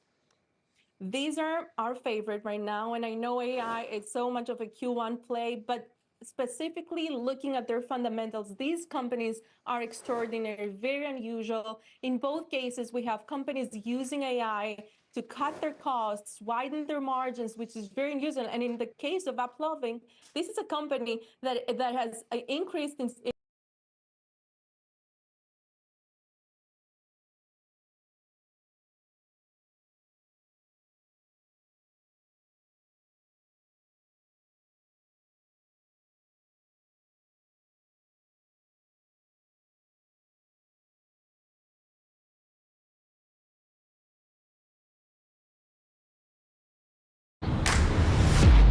Well, I see a smile. That's a good sign. I'm always smiling. How'd he do? I mean, it was a little awkward, if I'm being honest. You don't say. Once they approve him, then they'll give him the options of 36 months or 72 months. You don't want 36. Because he's got his GTR over there, getting a lot of upgrades, but not this. No, not this. I want this, and I don't want to wait. What's your number? 81. No, don't do that. How much are you willing to pay? Oh, a completely different thing. Yeah. Swipe left, swipe right. Set a price. 80 grand. Done. Done. Done. He just went in the truck. I've never actually seen West Coast Customs building before. This is crazy. Their show back in the day, obviously, was Pimp Your Ride. When the exhibit was hosted, they built cars. Is it this facility? I have no idea. I have no idea, but they built some cool cars and some... They built some cars. They built some cars. They built some cars, but all in good fun. One episode, they put an MRI machine, like a CAT scan machine, in the nurse's car. Jesus, you and your phone calls, man. I hear a McLaren coming. I see a Tim. Sick. With the livery on it, I'm gonna get out of the way. But you know what's got carbon brakes on it? That's big money. Like, dude, back in 2012. That's rare on these cars, right? I've never seen it. Not a model this old. Yeah. Welcome back, Drew. Oh, how's it going? Hey, how are you? Appreciate it. So Mixmaster Mike's gonna do a little PPI action. He's staying late. Thanks for doing that. So, okay, what do you see? It's got a wrap on it, yep. Okay, so knock off 10 grand for the wrap. We had somebody working here before that had this car that was rat bag. But you know what though? It still ran. Like, it was like cracked radiator, oil issues. Yeah. It was a hot mess. Yeah, I can't say other person here that was maintaining the car was maintaining the car. Have you had any problems, or how's it been when you owned it? I have one taillight going out, but yeah, those things fail. Yeah, that's very common. And they're spendy on these things, but we'll figure that out. Yeah, so I mean, the one that's failing is wrapped right now, so I just wrapped both of them, so it matches. Oh, that's smart. It's kind of got a little low-key, like, you know, look. Yeah, it's custom. It's custom, you know, so. Interesting. And the 650, exact same rear end. Yeah, 650 rear end, exact same, just has the much cooler front end. Would you do the 650 front end conversion? I think the 650 front end looks sick, so yes. So on the topic of business for a second, while Mike's looking at the car, Yeah. You got an insurance quote today. I did. How was it? It was actually pretty good. It was pretty close to what Drew had told me that he's paying for it right now. We're the same age, pretty much same. So how much would it cost you to insure this car per month? $419. That's not bad. Yeah. That's not bad at all. Considering this is actually like a supercar, not like a whatever. And then the last piece of the pie right now is you're just waiting for bank approval on the loan. Yes, correct. So I applied to 2 banks. They're basically pending right now. We got that text earlier. They have looked at it, but nothing yet on approved or denied. So a little antsy on that. So that's what we're waiting on right now. Yeah. And the bank says yes. What's your answer to this car? Yes. Oh sh. Yeah, that's what I like to hear. I mean, yeah, I mean, we have somewhat of a little rush to get this car sold. I actually bought another vehicle. I have a trade-in offer that expires on Friday. I already purchased my vehicle. This car is being used as the down payment for the vehicle. Oh, if I lose that trade-in offer, then I lose out on my car. Oh yeah, that's not, you can't do that. So yeah, I don't want you to lose your car. Yeah. But at the same time, I really want this car. To break it down for you guys, when I hit up Drew originally, he had said, yeah, I'm just gonna trade it in. I said, well, can we look at it before you do that? He says, yeah, you can look at it. That was the video. I never expected Tim to actually want to buy this car, like this quickly. Now Tim has his heart on it, but Drew already bought a car. It's not here, you have to drive to go get it. On Friday? It's in Sacramento, yeah. He already bought the car. The money from this car goes towards that car. So either you buy this car. You're right. When does he have to tell you? Like, when does he have to get the money to you? Friday at what time? Friday, 1 p.m. the latest. It's currently Wednesday at 6 p.m. We're waiting for the bank loan. I need help. So Tim, you've already agreed that you'll buy the car if the bank says yes. Yes. But if the bank says no, you're basically out of time to find new loans. Yeah, in between right now and Friday morning, I have to get. I've never bought a car in California before. If you're approved for your loan, how fast does it get funded? How does the process work? If they're approved, a couple documents being signed, and then a wire confirmation will be sent out, payment will be received in like 24 to 48 hours. Okay, so you need to get paid tomorrow then. I need payment sent tomorrow. Got it, and then got that it, way got by it. Friday, Got it. Hey Mike, let's chat for a second about the inspection. So the idea is to put it on a hoist and check everything. However, this might not be a done deal. The bank didn't get back to you yet. It's 6 p.m. It's after bank hours. So it's not They gonna told me happen. 1 business day. When did you apply? I applied yesterday at 3 p.m. Yeah, So technically 1 business day. Why don't you do this right now? Go in your app. This is real time, by the way, because you applied through your bank. There's a portal on there. We're not going to show the audience. I'll see if it's approved or not. Let's just check one more time while Drew's here. This could be amazing news, no news, or really bad news. But back to the point, Mike's staying late. It's already past his clock out time, so to speak. It was say late to help Tim out. Let's not bother. Can you come back tomorrow for a PPI if we're approved? Yeah. Let's wait till we're approved before we spend time on this. Otherwise, it's a waste of time. It is, yeah. But you did mention on the phone the dealership already went through the car. Yeah. So there's no major safety concerns? No, it's already been inspected. I mean, I did a full track inspection a couple months ago. We know where you live. Yeah, so it's Also, Mike after if anything happens. Yeah, exactly. You know, I'm not too far, so you know, you guys will come knocking and dox me or something. What does it say, Tim? It says, thank you for your application. We are reviewing your application and will follow up with you the next business day. Better than a no. Okay, let's do this. Let's not make this super depressing. Tim hasn't driven the car yet because of insurance issues, but you can drive it on the block with junior passenger seat slowly. Yeah. Drive the car around the block a few times just so you can say you test drove it. Okay. Since we're here. Is that cool? Yeah. Oh yeah. All right, hop in there, Tim. This is the nerve-wracking part of buying anything. It's more hard when you buy a house because there's so many things you're not in control of right now. Yeah, Tim has his heart set on it, and I'm really hoping the bank comes through and they can literally buy his own supercar with his own money that he owns. They can daily drive, take in car events, and we'll help him out with a bunch of stuff. Dave and I talked off camera about some ideas for this car. If this works out, there'll be a pretty big build on it. Are you adjusting the seat? Yeah. I can't reach the pedal. Would it be hard to throw like some sparklers in this thing? Anything's possible. You love making brackets for seats. Oh, it's my favorite. We'll call Sean. All right. First start. First start in the car. It's fooling. Explain to Tim how the active stuff works. Yeah, so I mean, right now you're just in normal driving mode. It just defaults to that. Yeah. If you go to active, you can customize some stuff. So I like it in sport handling and sport powertrain. Yeah. With manual mode and the arrow up. I mean, it's like the, you know, you want to be. It's active arrow this car. That's right. Yeah, it has active arrow, so you can, you know, wing will go up and down. If you slam on the brakes, it'll whip up. Yeah. And act as an air brake. So that's pretty cool. So technically, right now you're in manual mode and you're in sport mode. So, but you can change it with, you know, you can customize it really nice. Yeah. So you can go like, oh, I want to have it like shift nice and crisp, but have the suspension really soft. You can do that. So. All right, go for a little drive. It's the best we can do with insurance. We want to do this safe. We don't want to crash against a car with no insurance on a test drive.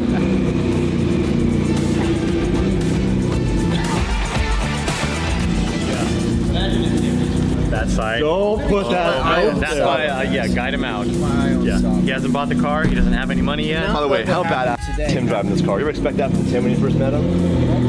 It's so weird to see Tim in that car because Tim had his like G37 and now he's got his IS300. It's like all wrapped. And now look at him. And now he just I can go to $35.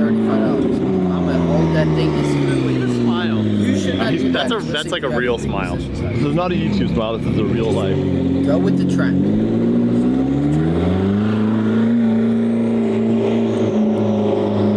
I hope he gets approved. Timmy, yeah, that'd be awesome. He really does want that car. He does. Tim's like, he's so quiet. He doesn't really say what he's thinking, but I can tell like the way he was looking at it and how fast he was, like doing all this stuff, trying to get the insurance quote, trying to get the loan like approved and looking at everything. Like Tim doesn't do anything. I saw him searching MP412C on Instagram earlier. Yeah, yeah. So it is cool to see him get excited about something.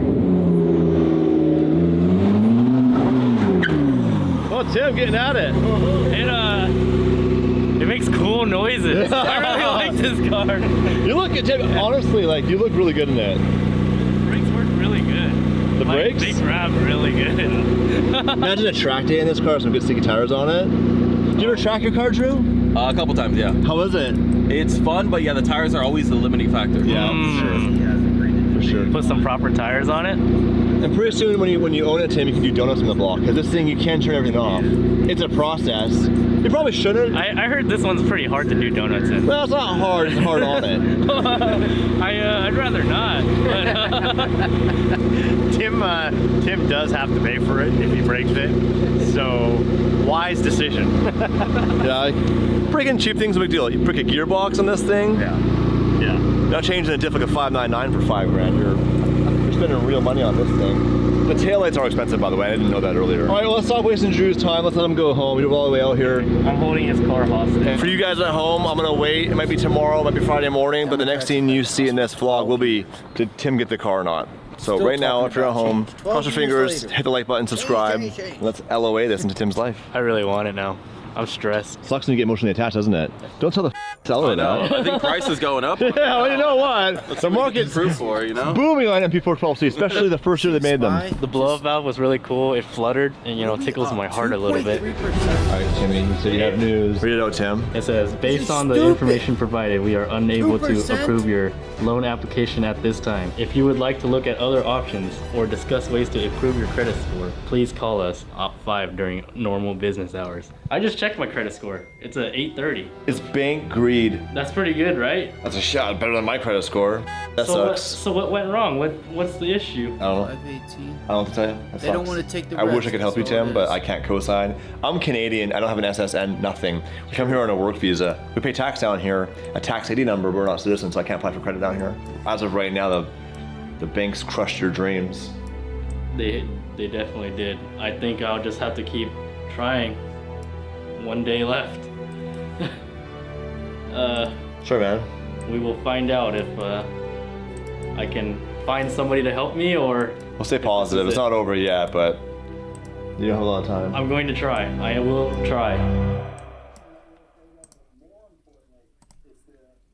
ceasing of operation. Yeah, and again, to bring it back to the paralysis example, complete paralysis. Complete paralysis where you can't deliver care. You see hospitals being shut down, and you really want to avoid these situations. And the only way to do that is to make sure that you have the controls in place. So if the bad actors get in, they can't expansively take over the entire environment and shut down an organization like you just saw. And Matt, not to get into the, the boring EPS and revenue stuff, but what do you expect kind of going into the back half of the year now? All right, guys. So what we can do is, what I'm going to do is, I'm going to go over a few charts here. It's 2 o'clock. It's 2 o'clock. I mean, that's up to you if you guys want to go long on the Qs. Like the Qs are coming into resistance as we speak. The SPY is almost there. Let's go look at the Dow. Where's the Dow at? The Dow is Wednesday, Tuesday, Monday, Friday. Getting ready to be up at Friday's highs. No. It's so weird. Monday, Tuesday, Wednesday, Thursday. Shit.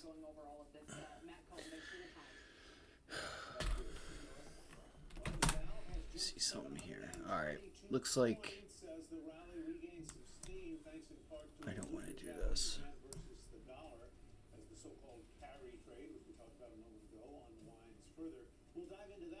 I would be careful. I would just relax. I wouldn't suggest anybody doing anything. Because the problem with today is the only thing that I've seen was like AMD. And like, you came in with such a huge gap up today that it's not even worth taking even if you're right. It's really not. Because you're going to pay so much more. Even if you got long this morning. Right? You came in with a gap up. You were up over 1%. Over 1% this morning. I'm pretty sure. Alright, just in the SPY, I think you were like you opened up just over 1% this morning, I think. I'm pretty sure. We'll look from yesterday's close.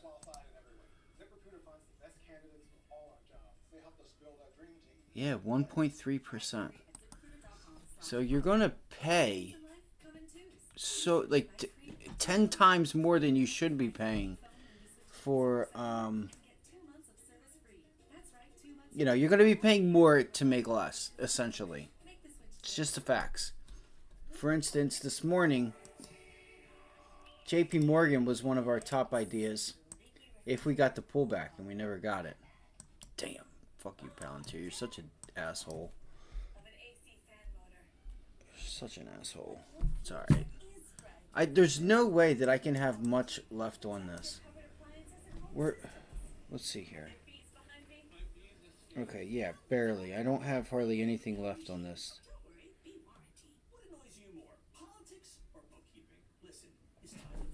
It's only 650. Yeah, there's nothing really left on this. That's okay. I'm okay with that. All right. So yeah, if you guys have questions or tickers or anything you guys want to put in the chat, feel free to do so. This, I can't deny the fact that this was a setup, but I can't also take back how everything that I saw and I still see now that would just really related to another pullback off of this level up here. It didn't do it today. Okay, cool. We still have time. This is a lot of volume here. I mean, chances are you gotta pull back to like 27.50.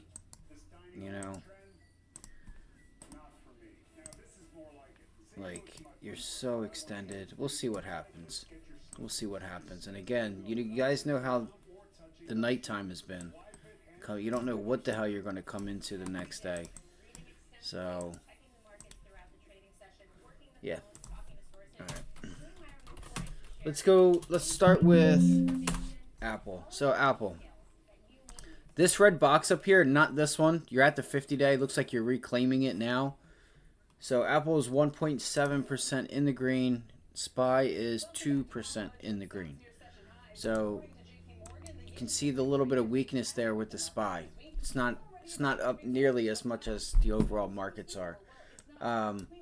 So, I have been waiting for like even all the way up to like 218, 215 to 218, that whole area. And I told myself I was going to wait and see how the 50-day did with this area here. Same thing as we had yesterday. I'm just watching the SPY. I don't like that. Wanting to see if we can get a pullback from this support level here. Support. Jump, you popped up into it Monday, Tuesday, Wednesday, today's Thursday. We're right up back up into that area again with the overall markets strong. And look at this, the volume. We're going higher on lower volume. And, okay, Abby, hold on. We're starting to be a little bit overbought. We're starting on longer term time frames. I rushed back from vacation here this week to make sure when I saw the Nikkei was down 12%. I said, what are we doing? But things have stabilized. I like growth. I like individual growth names, VUG, if you want to play it. So, I'm going to watch 215 to 218. It's about $2 there, $3. Call it 215 to 217. 15s.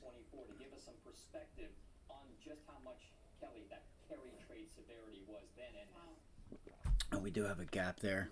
People are saying the yen carry unwind is similar to that in 08. And if you look at the severities, you say it's not even close. I mean, that was a bloodbath back then, and it was of course spurred from the GFC and housing crisis. This is a thin summer. This is more of a reaction to, I would say, a July-August push through the 4% in yields, cost of rotation. I want to see if we can break down through that wedge there. Large cap growth had run too far too fast, and then the yen carry unwind was a result, I think, more so of domestic interest. I mean, but again, this is much smaller. We could have something here, guys. We could. Makes me uncomfortable about that comparison is I don't think of 08 as a yen carry trade issue. I think it's the global financial crisis. So why do these things tend to go hand in hand? Is it telling me that there's some kind of macro trouble lurking, or that they just tend to kind of reprice at the same time? You're so right. It was interesting because it was the housing crisis that originated in the U.S. that spread everywhere. We had highly leveraged mortgage instruments that were being traded everywhere, but so many macro traders were borrowing cheaply in Japan and investing overseas, say on Australia at 5% bonds because China was. So the question I'm trying to ask myself is like, is this really strength that's going to continue? Because history. CBS will do vice presidential debates. I really think some force kind of pushed the market through 4% U.S. yields. The yield differential that we can make was narrow. They said, we got to take that trade off. So I don't think it's the cause. I think it's the symptom, and it creates buying opportunities. I think. Why is this thing locked?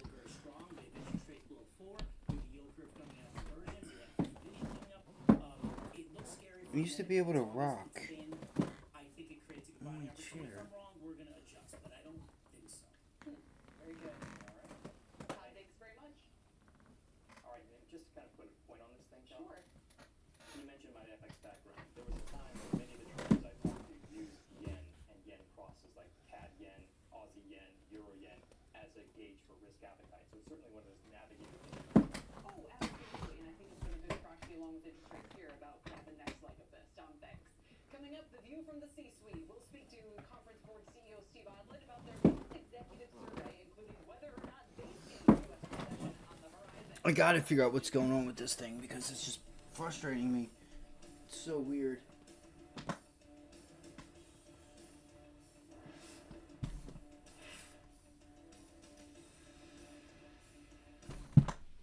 Market Navigator is sponsored by Charles Schwab. Trade brilliantly.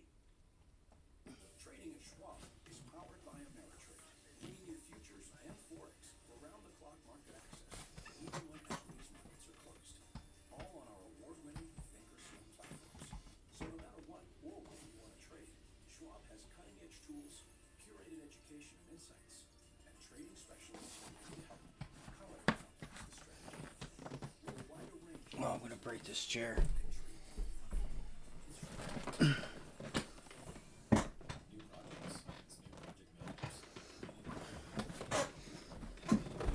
Oh, there we go.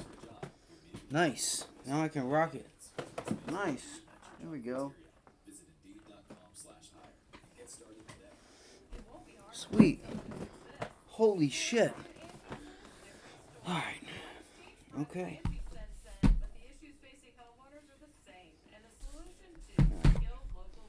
Okay, so Apple, let's see. Let's go look at the overall heat map real quick. God damn. Green is all hell. Holy shit. Take care of it with Gold Bond's healing formulations of 7 moisturizers and 3 vitamins for all your skins. Gold Bond. Is Apple really just starting to pull back now? It's got room. It's got room.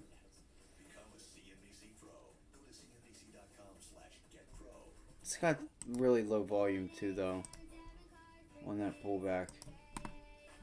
I expect it to, if it holds up pretty well here on this hourly chart, hold VWAP in that trade line right there at like 211, 212, or 212, 211.95, or yeah, just 212. Keep it simple. You still have a little bounce. Still have a little bit of room left on Apple.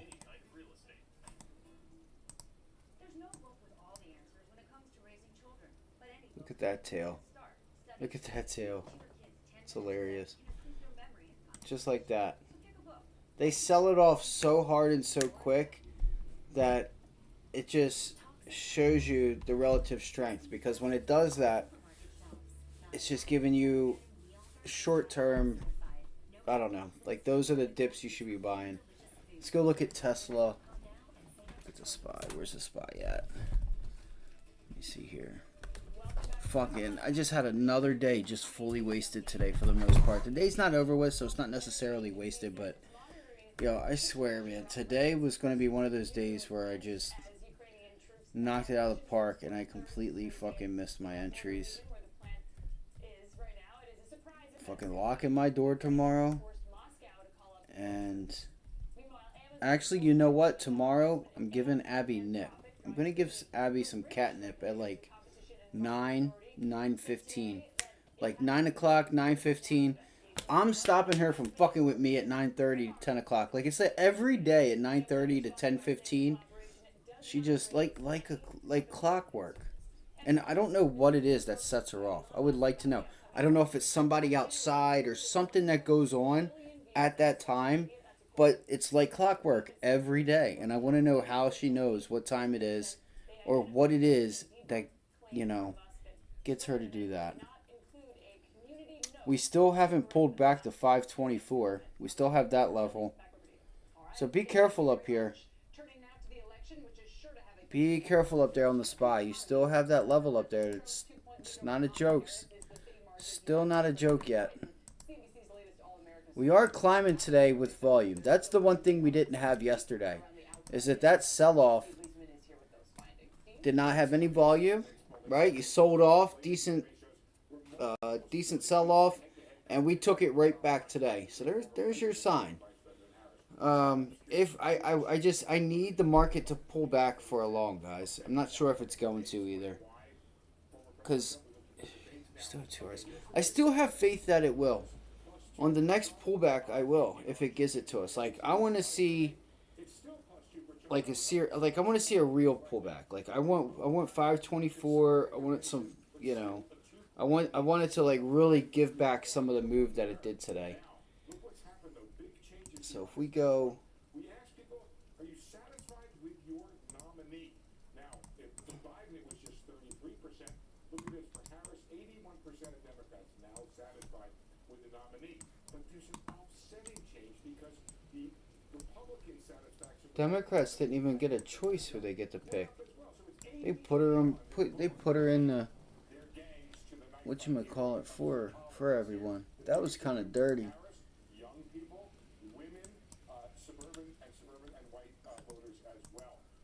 Oh, I'm gonna drop out, so she's up next. Wait, what do you mean she's up next? Big government told y'all who the Democratic person was gonna be. Isn't that crazy? I try to tell y'all, they do not give a fuck about you. They do whatever the fuck they want. If that ain't proof. Alright, so 524.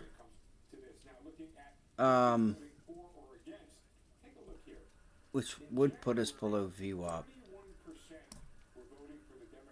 Donald Trump said Elon Musk asked him to do a show Monday night. That's changed a bit for Harris. 54% are now voting for Harris, but you can see what is this dude doing? Over here, there's scope for Harris to improve and have more people be into her candidacy versus voting for her as a vote against Trump. This is a snapshot in time. The race is early yet between Harris and Trump. The big question becomes, how much more can Harris make people enthusiastic about it? Changed a bit for Harris. What is Steve Leisman doing? Are now voting for Harris, but you can see relative to Trump.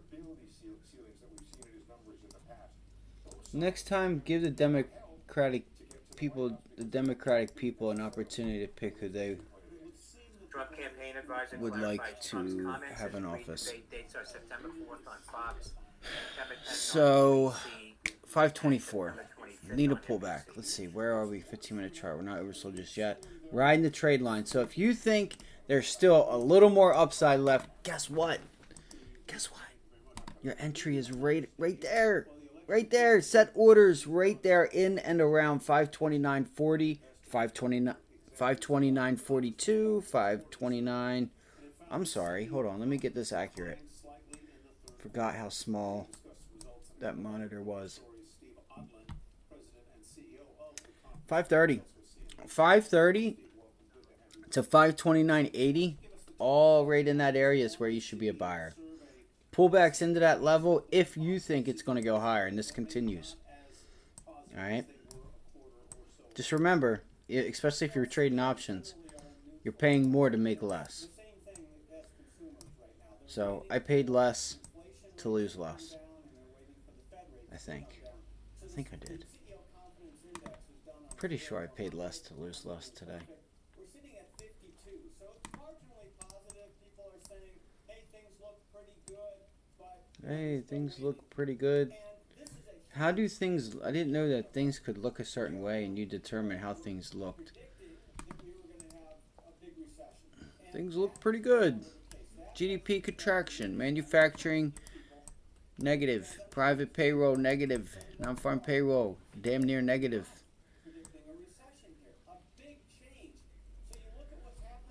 Let's see here.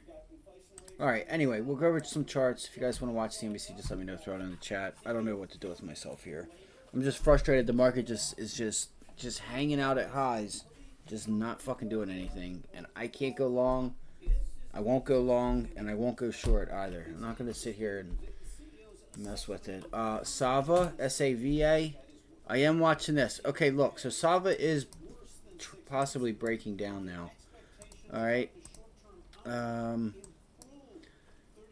Looks like we're going to find out right now at $28, $27.50.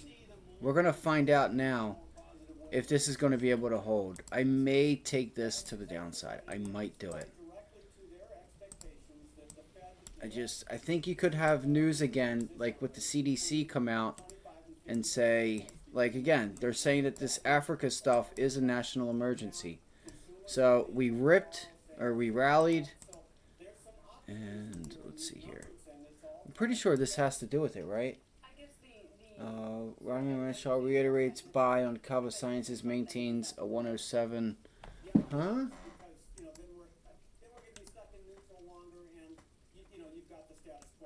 Oh wait, they just reported earnings? They think they're going to start here. Now, the Fed is under a lot of pressure from both parties. It's an election year. There's political pressure. But there's also good signs. I don't know. Maybe. I guess this is because of earnings. Never mind. I thought this was because, wasn't there like news on this a couple years ago?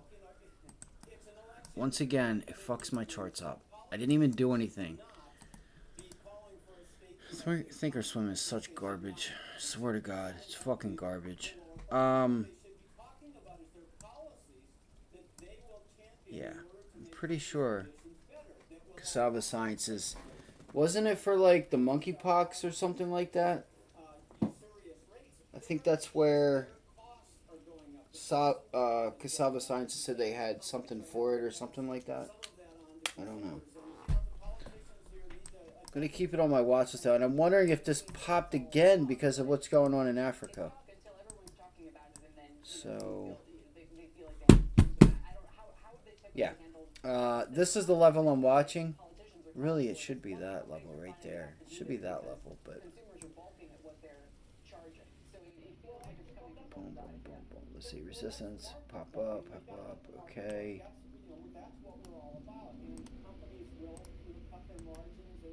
Damn. Our CEOs are telling us that they're doing everything they can back up through the supply chain to make sure costs can come down. But look, you've got to take it all with a grain of salt because of the election season. What's crazy is they could help with these with prices if they brought down energy prices and solved and would act like normal human beings and not a bunch of kids and try to come to an agreement with Russia and Ukraine. Oh, but we'll come to we'll fix this issue, but that issue, I don't like you. I don't like him. I don't want to fix that. Like what? I don't get it. I really don't.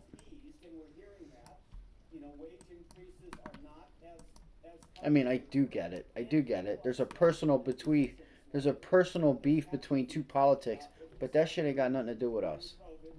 So they need to take their own personal feelings out of it and start doing what the fuck they're supposed to be doing. The retard could have had a second term, but he fucked it all up. Like, he was so easy. I think the easiest job a president ever had was Biden walking into that White House. Sure, COVID just started, there was a lot of things that we had to get some stuff, through the pipeline to get with the vaccines and stuff, and then you had to figure out all the transportation of it. Sure, so it's very easy to sit there and look at, oh, well, they didn't do this right, they didn't do that. Well, it literally just happened. And in the Russia things happen. So sure, it's really easy to sit back and, nitpick at certain things, but I'll be honest with you. No one's ever had it easier. He could have just sat in that office and not did a damn thing, and probably would have had a second term, and things would have been great. You wouldn't have seen inflation go as high. Energy prices would have still been low. You wouldn't have had Russia invade Ukraine because The United States and Joe Biden, not really the United States, but Joe Biden wasn't sticking his nose back into old business, trying to push NATO and other countries east in the Russia border, you know, so things could be a lot different. We made it because of 1941 and World War II, that we would work together. That's why we signed this. This is why we did this. Oh. Okay. Can't just have a mutual agreement between all 4 of the 5 of the countries. We're here for you if you need something. We do trade and shit with them every single day. I think there's just a contractual obligation for money. That's what it is. And there's a little bit more underneath the NATO alliance than they say. I really do. I think it's more big government doing whatever they want and thinking that they're going to, like, they think that it's their prerogative to dictate another dictating country to say whether it should or shouldn't be a democracy. It's really not up to you. It's not up to me. It's not up to them. It's not up to you. It's up to the Russian people. It's up to the Chinese people. You know, it's sometimes you just, the United States, well, not necessarily the United States, but this big government, they stick their nose in a lot of business that don't need to be. And they do a lot of things that don't need to be done, you know. Alright, so let's see, do we have any news or anything? Let's see what Eli Lilly's doing. Oh, Intuit, Shopify. Okay, look, so Eli Lilly popped into this area down here at 890, 830. Damn it, so yeah, 830. Sorry, my monitor's big. Shopify, we caught that pullback yesterday. That's a nice bounce back. It's a really nice pullback, retest, pre-market highs there. Let's see, does it hold here? That's the question. It's a lot lower volume. It's consistent volume. Just because it's lower, it doesn't really mean anything because it's obviously the next day. The day of earnings is going to bring in a lot of algorithms and a lot of traders. Intuit. INTU. Yeah, Intuit. No, that's not it. What was it? Upstart. UPST. That's what it was. UPST. This is something I'm thinking about owning. So if you guys see this chart here, this thing has a lot of room. And this is a stock that is performing well. There's obviously been some changes that are being made. And I'm curious if this doesn't really start to get ate up in the coming weeks, where institutions start to take some of their money out of certain things and put it into a name like this. It's a name that's been beaten up. It's on the lows. It has an earnings catalyst, which is probably the best catalyst you could ask for upside. You know, a name like Intuit, or I'm sorry, not Intuit, but Upstart. Right? Let's go look at like PayPal. Right? These companies that are kind of like large to mid cap companies where these CEOs fundamentally said we're going to make a change, and the market didn't listen. So we'll still see here with PayPal. Carvana said what they were going to do, and they did it. That's another one. So Upstart, I want to know. I'm actually kind of curious if I should buy this and own it.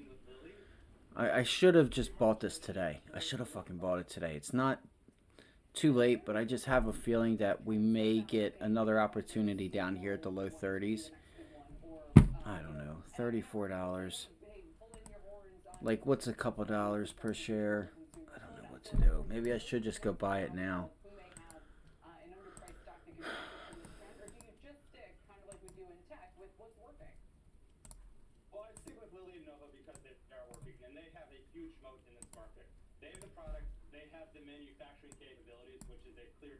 Look at that weekly chart. I'll be damned. That's a nice weekly chart. I mean, it's the start of a pattern that could start to be a nice weekly chart pattern. But that weekly candle is really nice. Let's see here.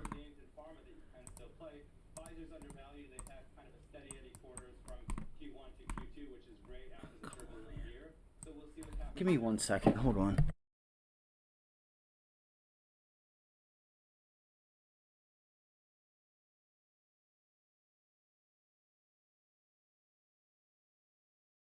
Comes to obesity. Other names in pharma that you can still play.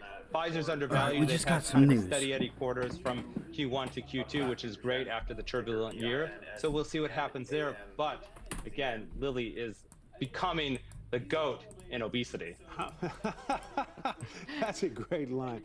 Let's talk a little bit about the potential of these drugs to be helpful in other areas like cardiovascular health, maybe even Alzheimer's. So Pinterest and Amazon, I'm not sure exactly what the news How do you is. factor that in? Love how Amazon is not participating in the rally. These are all related diseases. So if you have cardiovascular disease and you can benefit from Zepbound, you're probably overweight. So you're kind of getting that benefit there. What it does is it shows how it's not just aesthetic. You're looking at kind of other organ systems that could be under pressure because of someone's weight or other cardiovascular. All right, Tesla looks like it just failed to also hold highlight that things like level up sleep there at apnea. 200, guys. And Let me use the sleep apnea restroom. data I'll be that right Lilly back. presented is fantastic, and that just expands the market. What's important there, Medicare currently doesn't pay for obesity medications, but they will pay for a cardiovascular drug or a sleep apnea drug, which opens the door to access for Wegovy and Zepbound.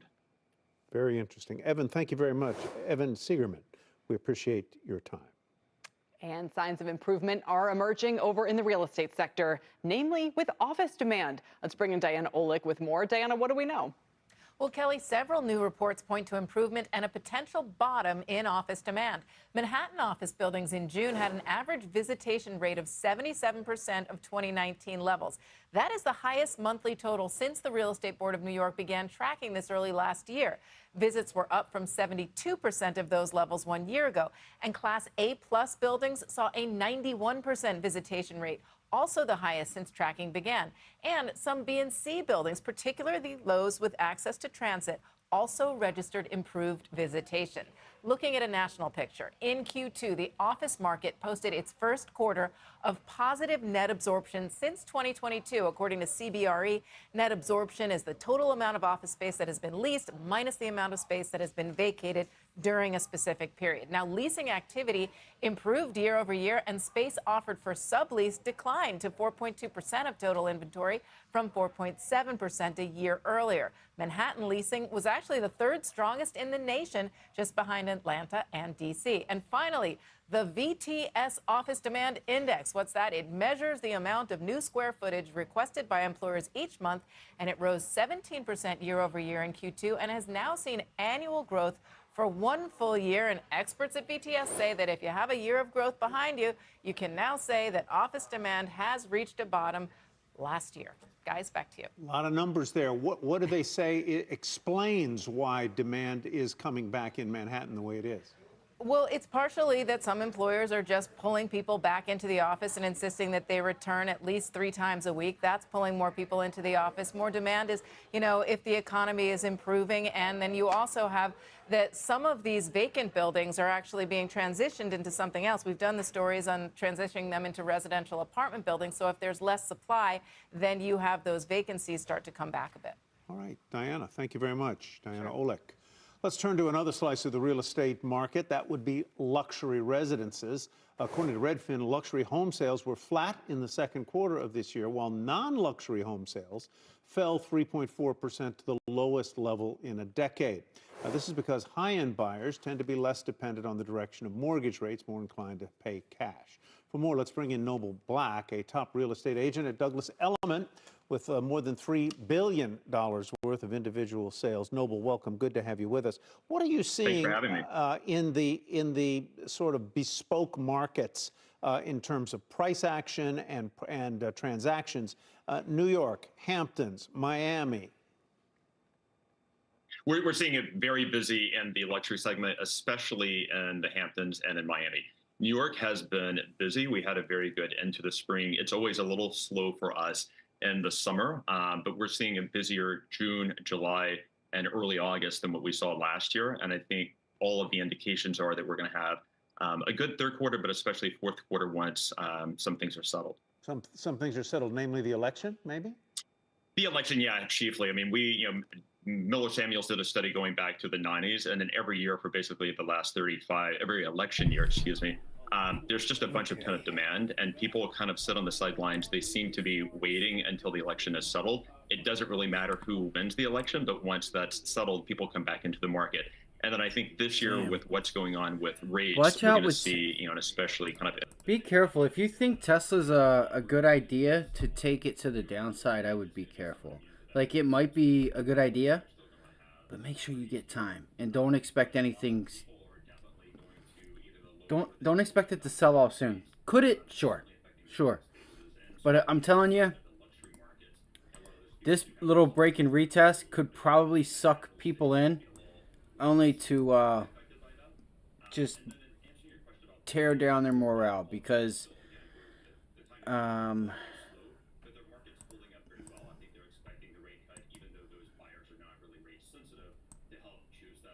would just say I would wait to see if it, like,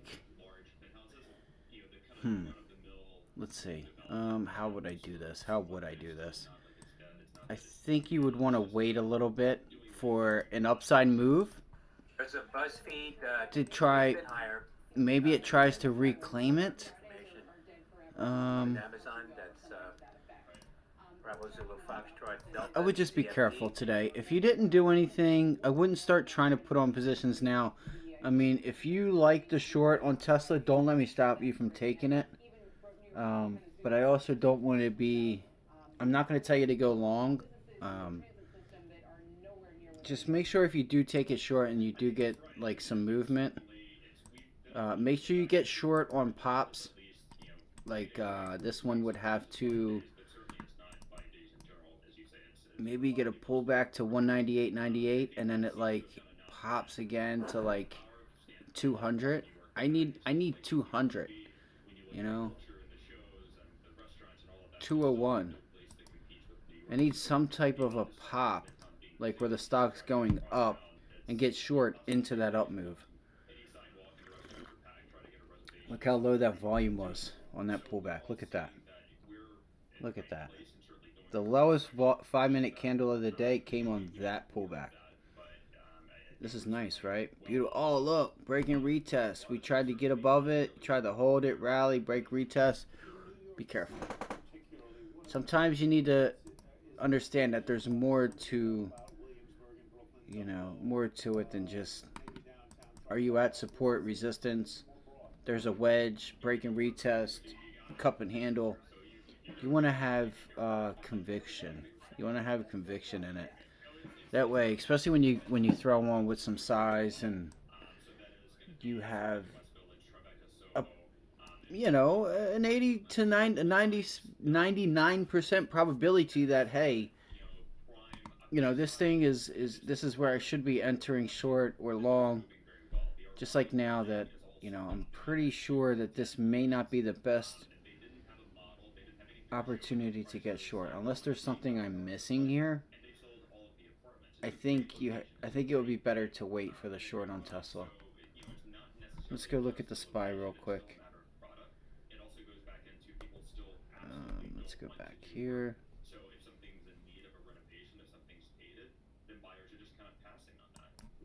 We didn't get to that idea of companies like Armani and others branding residences. It's very...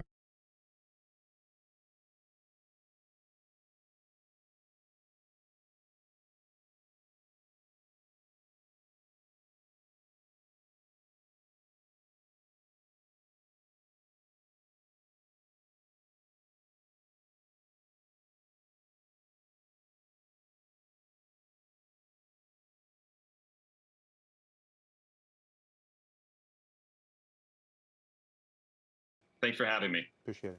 And as we head to break, it's a tale of two beverage stocks. Shares of Celsius are higher despite a downgrade to underperform at BofA today. They're up 1.5%. The bank's noting an outsized impact from a broad slowdown in energy drinks. But Monster Beverage, well, that's also sinking on disappointing Q2 results. It's down 11%, and it's now missed revenue estimates in 3 of the past 4 quarters. We will highlight some more movers of the day after a quick break.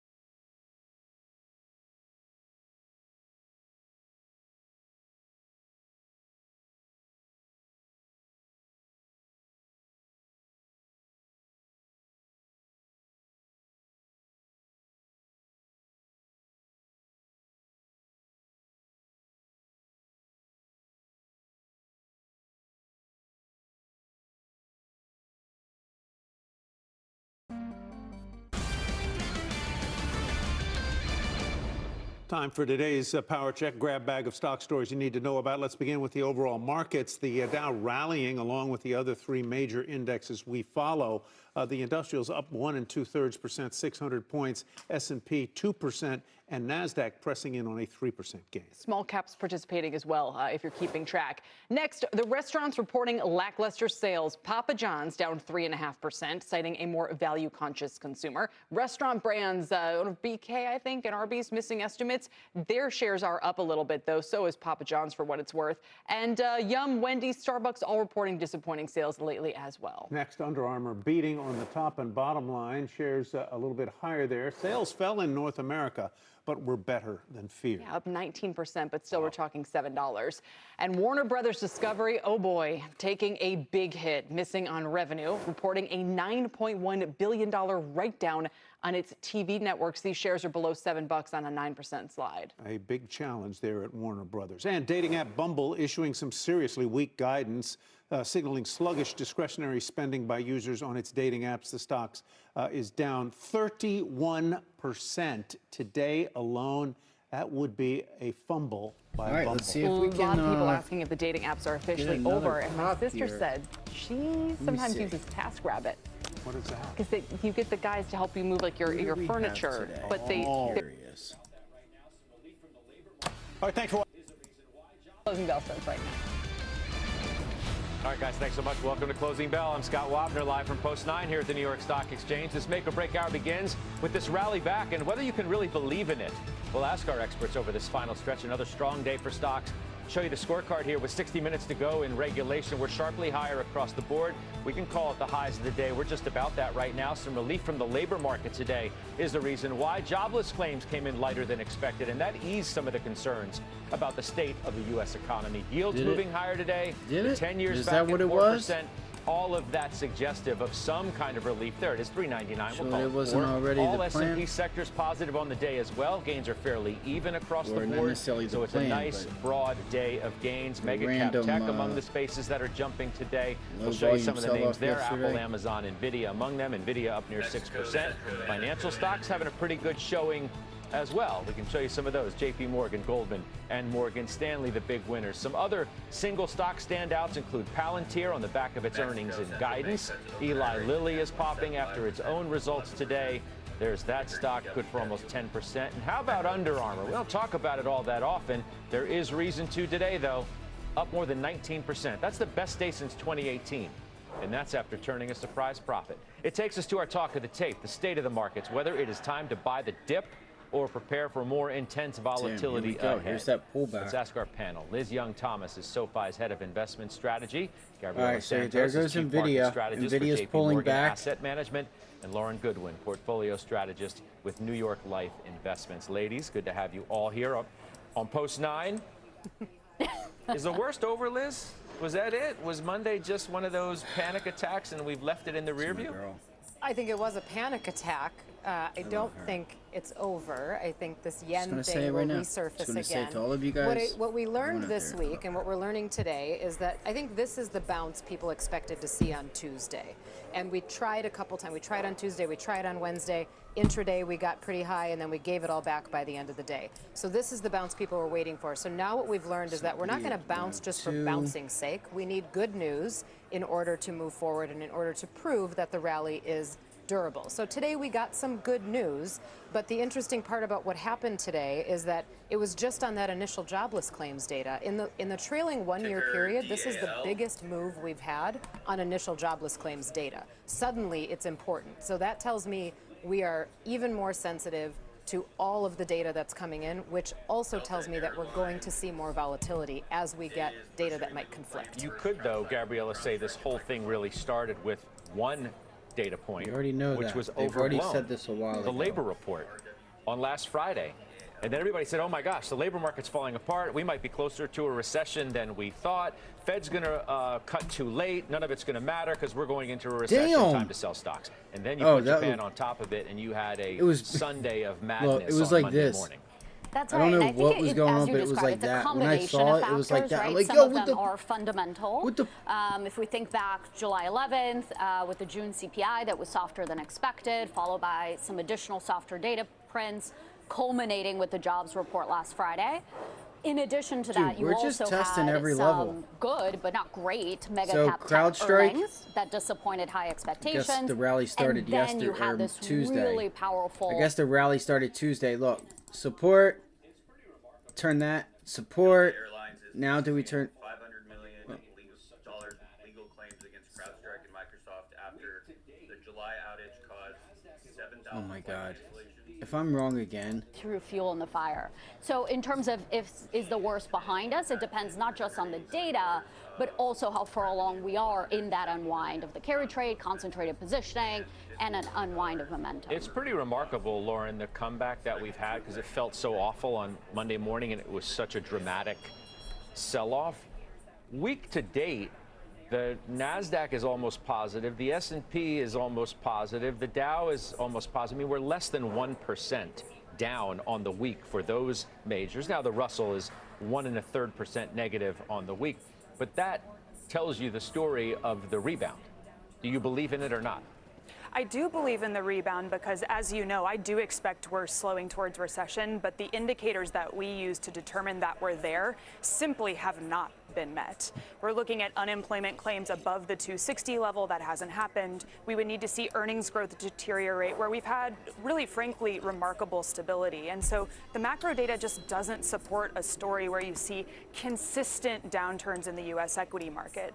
Now, I think it's very important, though, that the market narrative with that jobs report on Friday has fundamentally changed. That was the jobs report that told us that we don't need to worry about overheating and inflation anymore, and it's a broader deterioration in the labor market that really matters for market activity moving forward. And so bad news is now bad news. Good news is now good news. And I completely agree with Liz that we are likely to get whipsawed around on data until the market resets. And again, I believe that that's when we move closer to recession. You too Gotta many make something people hit happen the nail now. on the Sorry head when for you the talk language about again. earnings Do growth. apologize. And coming out of the season, earnings growth was 11%. So we're going to decide to sell stocks and say that we're going to have this massive drawdown in stocks with earnings growth of 11%, and then you put on top of that the Fed's going to cut rates. You need to be negative. So earnings growth for the second quarter has undoubtedly been stronger right, than people CrowdStrike expected, and is I think back that's below good. that I don't think level. anybody was worried about the second quarter. The guidance hasn't look been for great, and the estimates for the 235. third quarter have come down considerably, and that's where the concerns are coming in. So the way that I would see this playing out, and right now I think where we are in the situation from a macro perspective is we are right on the cusp. I think I put in my notes, this is like game 7. We are at the cusp of if things stay exactly as they are, we're okay. But we have to find out if they're going to tip over into dangerous territory. And I think the labor market is the most important piece of that. If labor deteriorates faster than people think it will, faster than consumers think it will, that's what makes people nervous. Well, then faster than the Fed thinks it will, because as you heard, it's already there. Already there. Well, I mean, you heard only a week ago that the Fed chair himself described the labor market as simply normalizing. Yeah, that they're in a good place, that he's not overly concerned about where the economy is. He's not concerned because he's still got Friday's a job. data. And the normalizing piece of it that I think he's referring to is that we are back to a ratio of 1.2 jobs open to unemployed persons, which is where we were before the pandemic. So that's more balanced. The unemployment rate right now is already above where their year-end forecast is. So we have to expect that in September, when we get the next summary of economic predictions, when people say the projections Trump did a from bad them, job, that forecast will go up. So it's already what cooler aspect than they did he thought. do a So bad if the labor job? market continues to cool and consumers second, get nervous, they pull what back on their is it spending. exactly that affects that you're corporate looking for profits, out of the and then you see government? I'm margin just compression. curious. That doesn't mean that we're going to have this big contraction or a big recession, but You're it does looking for them affect to cradle earnings you down from the birth road. to There's a death? run-on effect, too, Lauren, of a sell-off in the stock market affecting consumer Feed you, burp you, sentiment and psyche wipe your and ass. spending. So you can't afford to have a big upset, prolonged anyway, in the market because of the impacts that it would have on the economy itself. That's right, and I think it's such an important point because we often think of the economy leading the market, and that is for the most part true. But we have an environment where the bifurcation we've seen in the consumer, where lower income consumers are struggling, delinquency rates are rising, and upper income consumers are still spending quite well. Why is that happening? It's happening at least in part because equity returns over the last few years have been very good, and people are earning interest income. Now, they're not spending their interest income, but it's giving them confidence. Well, And money markets have been a boon, too. Exactly. Right? At 5%, if you have had a lot of money in cash, you've made a lot of money on that cash. Exactly, and what we found in our research is that a 5% deterioration in the equity market can lead, if sustained, can lead to a 0.5% decline in consumer spending annualized off of that GDP number. That's a meaningful difference, and so a meaningful risk to the economy at this point is actually a pullback in the equity market. But there's a lot of, Gabriella, could happen, might happen, worried it could happen, cautious it could happen. That's been going on for the better part of a year. And a lot of the concerns just haven't happened. Exactly. Well, because you Atlanta guys Fed haven't GDP given is it at enough 2.9%. time. That's number one. That was as of yesterday. Again, not that the Fed hasn't been wrong on things. So I know when I say, well, the Fed says this, people say, yeah, but they were wrong on the trajectory of inflation. You guys were at the talking about beginning. recessions 3 Fine, months after give we them that. started They were raising wrong. rates. But Come on. They don't Come today seem overly concerned at all about where the economy is. The GDP numbers would suggest that not having concern is warranted. The labor market still did more than 100,000 jobs. We're nowhere near, it seems, of economic calamity. Exactly, and I think the levels are still good. The economic and the earnings levels growth are rates are still good. But we did good. learn three things. They're minor changes. I think a lot of the technicals are kind of exploding the magnitude of the moves. But there were three things we learned. Number one, the delta. Clearly, economic momentum is slowing, what? including in the labor market. So for a Fed that's very concerned about risk management, that means to them, they should normalize what did I policy just a hear little bit across the faster. wire? So we do think it's right for the market to price in 100 basis points of cuts this year, 100 next year. So the number Look at one Tesla. thing is to increase duration. And we saw last week huge inflows into intermediate duration fixed income from people that have been sitting in cash. Second thing we learned, if the momentum is What's slowing, going on that does with mean MSOS? recession risk goes up. It's easier to tip into a recession. So that's why we've been saying for a while it's too early for the small cap and the low quality cyclical See, trade. And the this is another one I'm number not gonna be three, able to what we get, learn is but- expectations matter again, which means that even though the growth rate for mega cap tech is great, all right, but expectations are high, positioning is concentrated, and you can get powerful unwinds. Look at that. So that It goes held back to the theme $7. of broadening exposure in the market. held When you say 7. that, though, you know, you suggest If you to hold looking at 7, the notes that you gave our production team today, she's a diversify revving. away from what's working. And you $8. talk about the Mag 7 being included in that. And I think it's exactly, and I think we had talked about this for a while, hold right? 7. These magnificent 7 companies representing a third of the equity market. Great, their earnings were also going up, but those represent a quarter of the market. So I think it makes sense to expect a little bit more, dispersion within that group and active trading Remember how I within told you it. guys they can? Number two, just remember how I told you guys they talk to CEOs and stuff like that? There's Fed mentioning something about something. All right, what's going on here with MSOS? Fuck. Should I put? Look at this. That's crazy. Look at these spreads. Are you kidding me? Puts 9 cents to 29 cents. What? 33.56. What?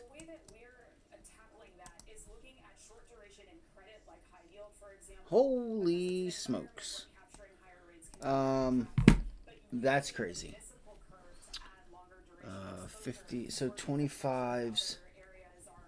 Damn, 2 cents. Somebody just got filled at 8 cents. I'm actually going to look at this. I don't know what the news was. Dude, if I keep spending all this little ass money, like, keep going in small. Alright, so look, MSOS, okay? Ticker DAL. MSOS. Says the 7,000 flight cancellations impacted. This is going to sell off. September quarterly This is capacity stupid. growth by MSOS about is going to sell off. points. That's according to the AK filing. Ticker So I'm looking at the 750 puts, and I'm going to try to get in these for like 4 cents. 750 puts, or calls, 750.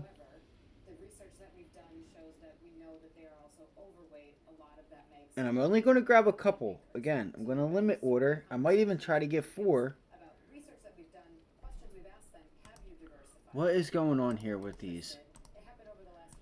What is going on? This thing needs to pull back here. Let it pull back if it will. Fuck.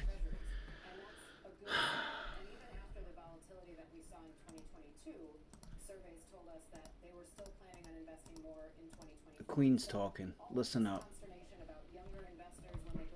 When she talks, you listen. Questions we've asked them, have you diversified? And people are more interested, it happened over the last year or so, more interested in the stuff that they weren't interested in before. somebody just put in a bid Suddenly for wondering, 9 how do I buy cents. gold? How do I buy treasuries?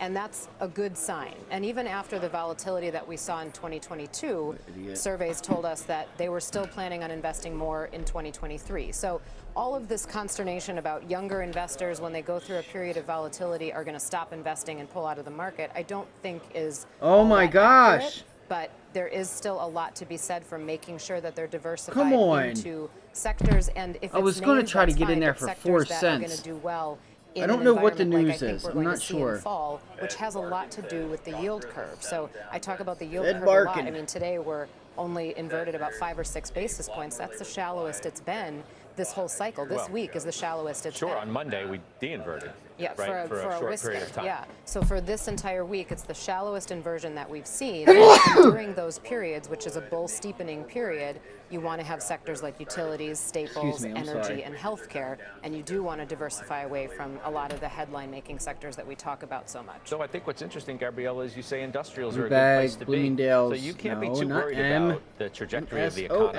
if you're talking bro. about industrial stocks and things that are more cyclically natured like What a that. day, And bro. I think that's where What a it's fucking important day. to just clarify. There's so Trump many says things within he'll be making industrials, statements right? Some soon of them about still his very position cyclical, low on quality, Florida's very geared to marijuana the manufacturing legalization cycle, initiative. which we don't think is picking up So quite yet. But there's also growth Dude. within the industrial sector. Why are these guys bidding this shit up? Come on, man. This is bullshit shiz. Really interesting themes. Part of it related to artificial intelligence, related to the energy transition. So companies that provide the electrical If I can get a equipment pullback needed, to for 4 example, cents or or so, the I'd like to try and get filled at 5 cents or systems to so. cool down all of the energy that data centers consume. Again, So there's MSOS. it's more of a growth tilt there. And I would add to that Pro- healthcare as well. It has defensive characteristics plus growth characteristics in certain areas related to the GLP-1 all revolution, in. plus You the fucking AI retard. adoption and discovery of new treatments. Is don't fight the Fed different this time because we're worried about cuts coming for the wrong reason, or the Gabriella says we're getting 100 basis points of cuts. I don't know what your own projection is, but you have had since 2009 a don't fight the Fed mentality as an investor. Why does that need to change today? I don't think it should change today. And in fact, as we look, likely just a few weeks ahead of the Fed's first rate cut, and frankly, hopefully for all of us, that doesn't come sooner. I think the bar for that is incredibly high. But let's say September 18th is our day. That is, the number one thing that means, we've been talking about adding duration, is moving out of cash. And that's a challenge, been a really challenging story to tell over the course of the year when cash gets you 5% or higher. That has already started to come down. And so the opportunity for investors to, whether it's lock into higher rates, rotate into sectors that make more sense in the late part of a late cycle, that opportunity will start to move into the rear view mirror. And so these up and down days that I think we're very liable to see over the next few weeks are a good opportunity to start make the transitions that we're talking about today. So this is a great point you make, because let's just say you got into a 6-month money market at 5%, and now it's coming to maturity, okay? And you look at a picture that says rates are going to continue to come down. What am I supposed to do with that cash? Do I roll it into a lower interest rate CD, another money market? Do I go into fixed income? Do I Here's say what I this is a hate. great buy because the Fed's And going to... I'm sorry, I just have to hate this.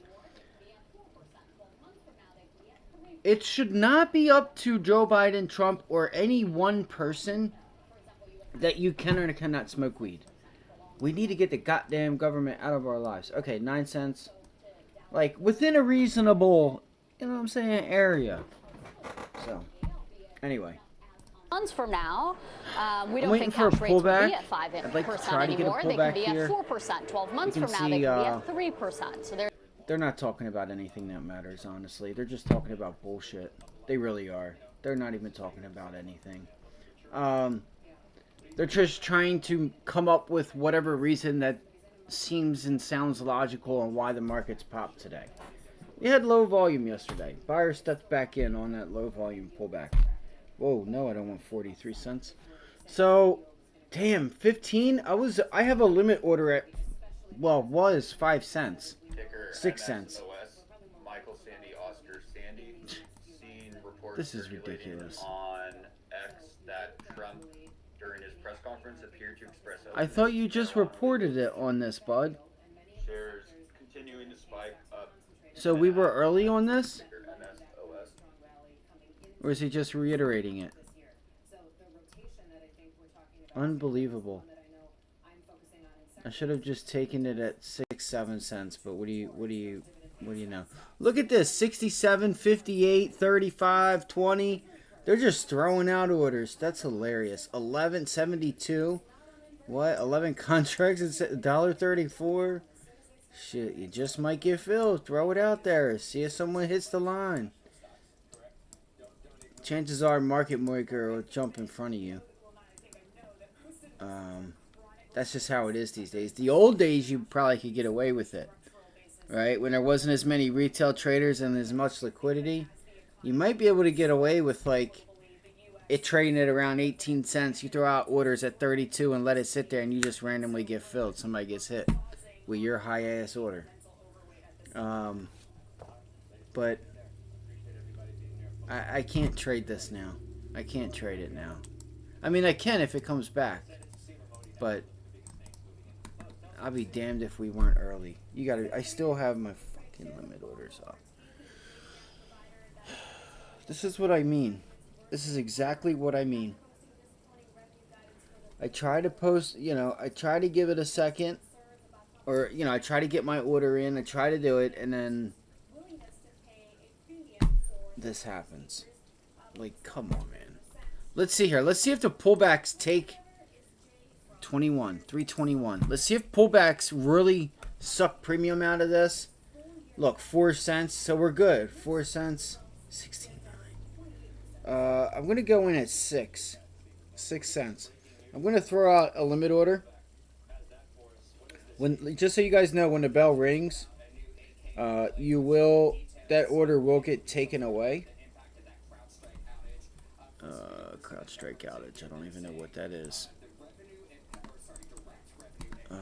No, I do know what it is. I was just talking to myself. So I put out a bid of 6 cents. We'll see if I can get hit. I doubt I will. We were trying to get in this thing at 5 to 6 cents earlier, just a couple minutes ago, and it literally took off, and these bids went all the way up. You're over 100% now. You know what? I might actually I'm going to change this to like a few.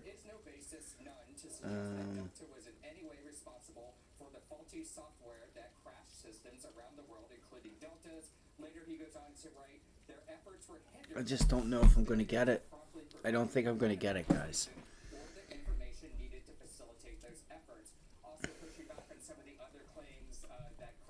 That's awful, man. That could have been a nice hit.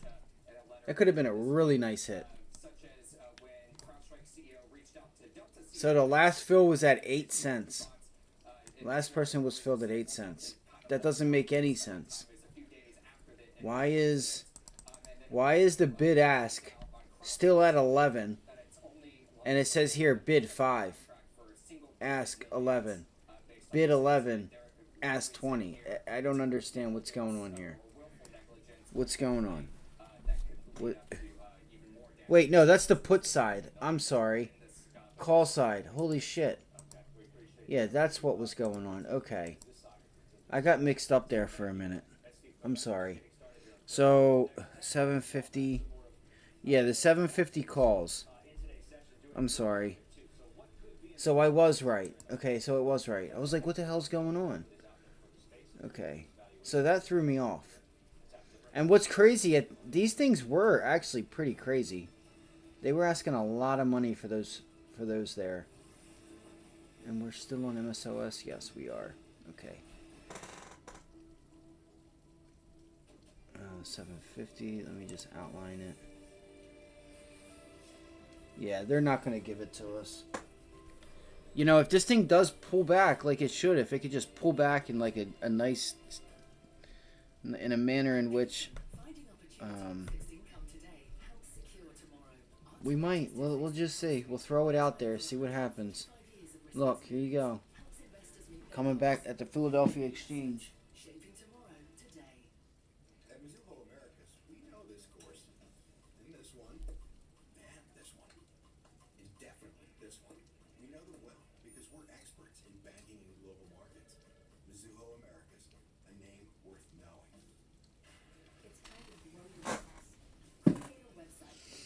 I mean, this could be a really nice hit if it allows us the opportunity, man. We were really early on this, and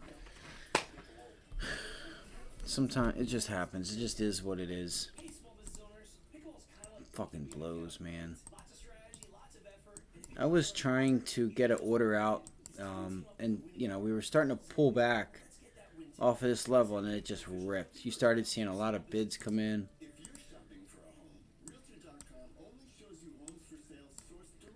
Come on, let's pull it back, Jack. Pull it back. Pull it back to prior day's high. Let's go. Damn. 32 orders sitting at 5 cents. This one went 12 at 15. Like, come on, man. Somebody's just trying to nickel and dime. You know what I'm saying? Like, don't get it twisted. These people are not buying. Some of these people are not buying at 15 cents.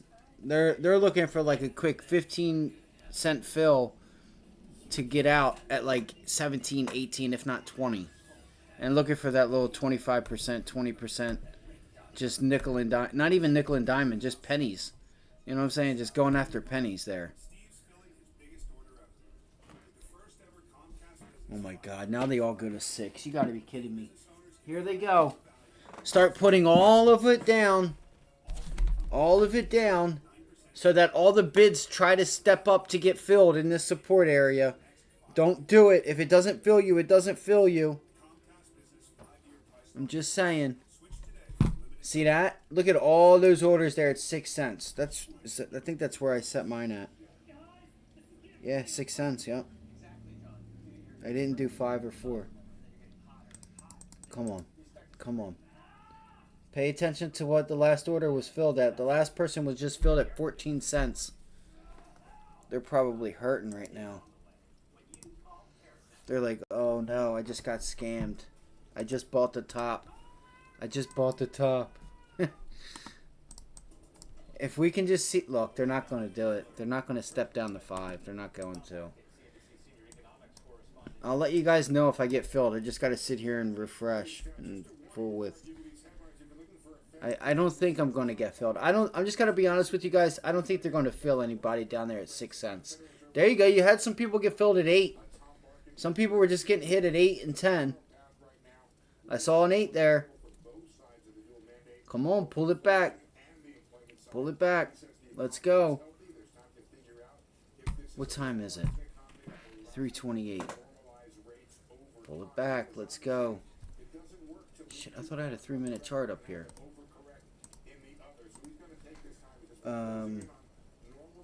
Look, somebody just got filled at 12 cents. Oh my God. Holy shit. Yeah, you know what? I might take this off. Look at that 1-minute sell side volume right there. That's actually pretty ugly.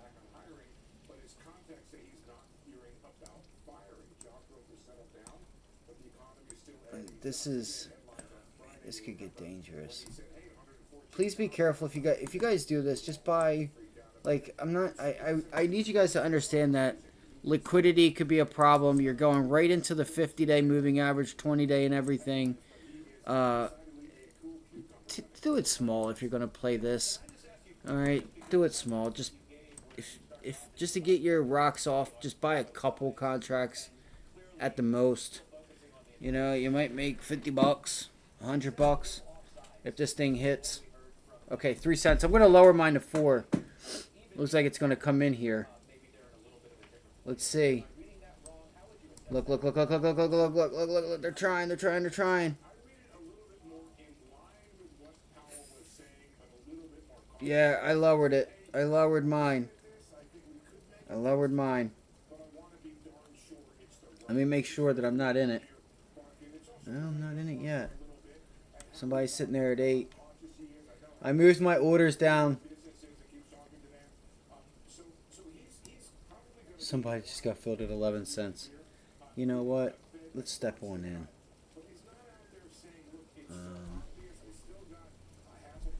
You know what? Give it to me. You wanted to hold that level. Let's see. Bro, look at this. What are they doing? Why are they doing that? That's bullshit.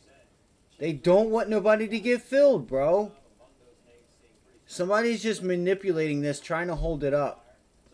They want people to step up. You see that? They're trying to step in right at this level here, trying to hold this previous high, and all they have to do is throw out a bunch of orders. You know what I'm saying? Somebody with $1 million, couple $1 million, can throw a couple. You know what I mean? Throw out. You know, because we're reading the tape. I mean, at least if people are reading the tape, look at this: 24 contracts. I don't know. I'm just saying there could be some funny stuff going on here. Be careful. Be careful. Just be careful. They're trying to support this thing and hold it up. They don't want nobody to get filled at a nice price where you come in with a gap up, and I'm not saying we're going to, because that volume is not looking good, guys. This thing's going to sell off. I can almost guarantee it. They just don't want anybody to get filled at a good price. It's just crazy they're doing that. Right? They're holding... You guys see what's going on, right? At least for the options. You guys see I'm holding this up? Delta X-ray Papa Echo reporting Q2 sales of 445.5 million. Gross profit 137.79. You know what? And quarterly I'm gonna GAAP play their diluted game EPS too. of $1. That's ticker DXPE. Shares getting a pop, trading up 5.8%. Let's see if I can get filled. I just raised my orders up, guys. I just raised the orders up. Let's see. They're not even going to let it happen. I knew it. They're not even showing my orders on here. That's so funny. That's so funny. They're not even showing my orders. Look, 3 cents, 6 cents, 7 cents, 6 cents, 12 cents. Where's all the 5s at? You know there's people at 5s. I was at 5. I was at 6. I wasn't at 7. I was at 8. Come on, man. Fucking Thinkorswim. Look at this. Come on.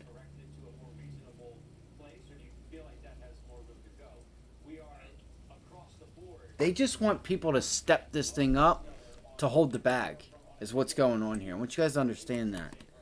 Like, 8 sounds delicious right now, right? 9, 10. Oh, look at the bids, right? You're going to make it up for yourself. Look at this. And where did all these random 9s come in at? Right? Oh, you're just telling me everybody just jumps to 9. I didn't jump to 9. You're not showing my order. We're going to show 9 to 3. Like, this is why Thinkorswim is a little funny if you're trying to read the tape and stuff. You would...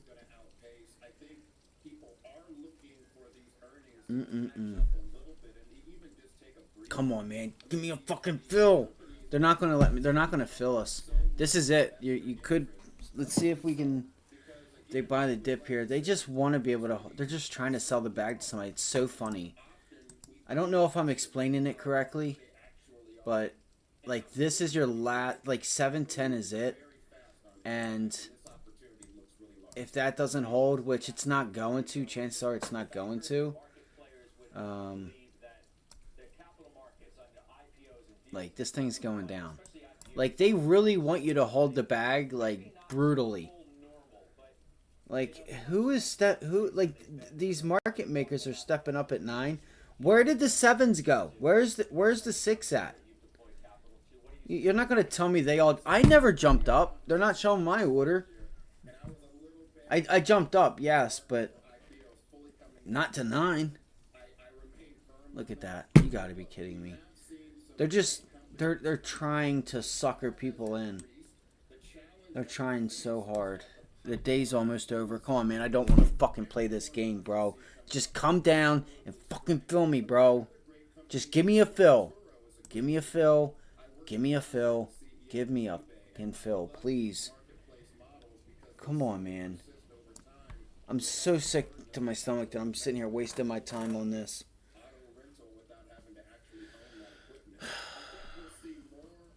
I don't know what to do. I don't know if I should just step up. But I know what they're doing.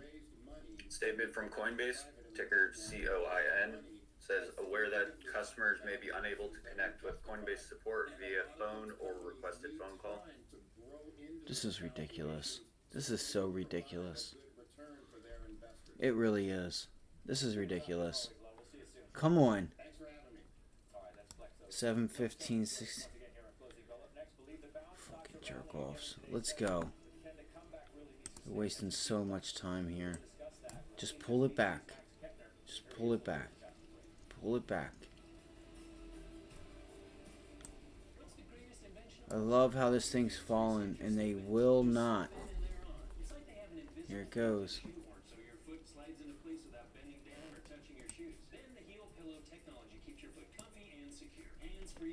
You guys see how funny that is? They are not moving those bids. They are dying for you to just go to 10 cents so that they can get their 5, whichever. There it goes. What was it? What was it? Late? Huh? Was it late? Look, 8, 7, which is it? 6, which is it? They do not want you guys. Oh my God, they just don't want to give it up. They don't want to give it up.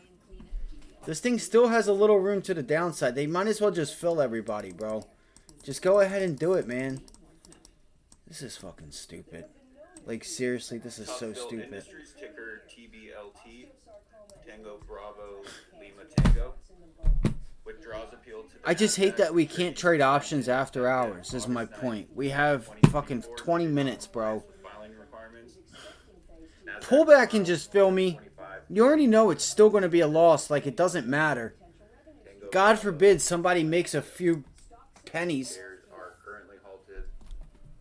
Like, that's so funny, guys. That's so funny. Look at that.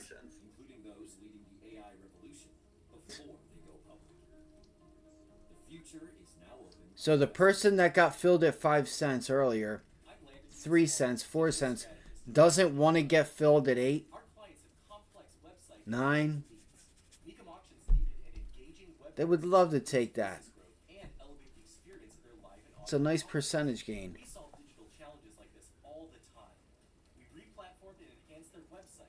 Which has been built with the same sort of craftsmanship and performance as an elite sports car. For complete website and digital solutions, go to AmericanEagle.com.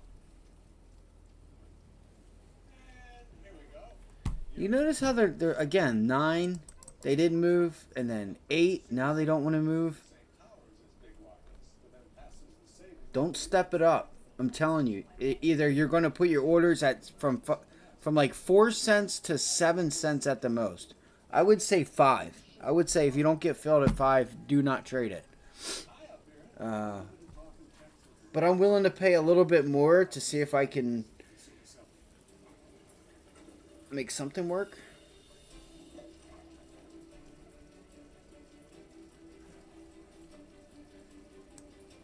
Why is it doing that?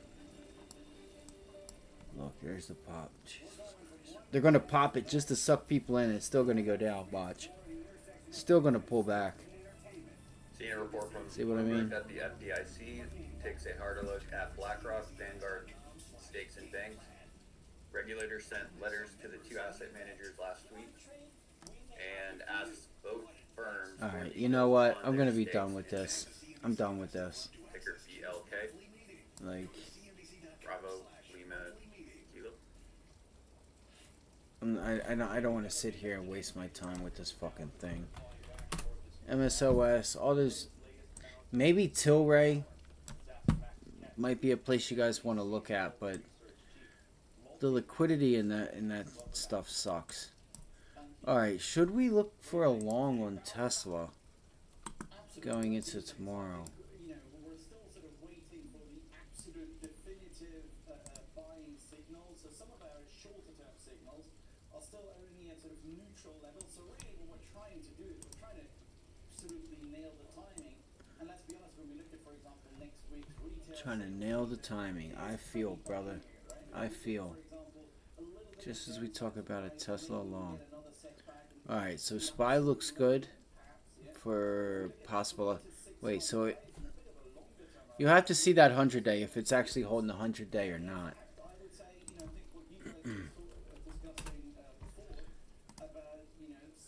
Look, those bids are already up to 10 cents again.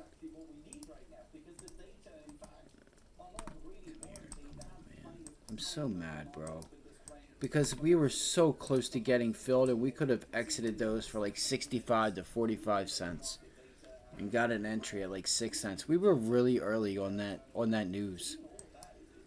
We were looking at it, and it was still 5-cent bid for a while. I'm sitting there typing it in, like looking to see what's going on. Is it going to break that top? And I'm like, God damn it, that it broke and it just ripped. So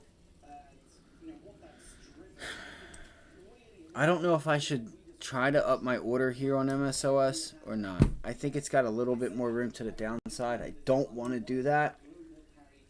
I would like to try and get something going here because I think there is a trade to be taken or a trade to be had. I just like look. Just be careful. Just be careful. That's all. Just be careful if you're gonna trade it. All right. So Tesla. So let's go to a 4-hour. Boom. Boom. Boom.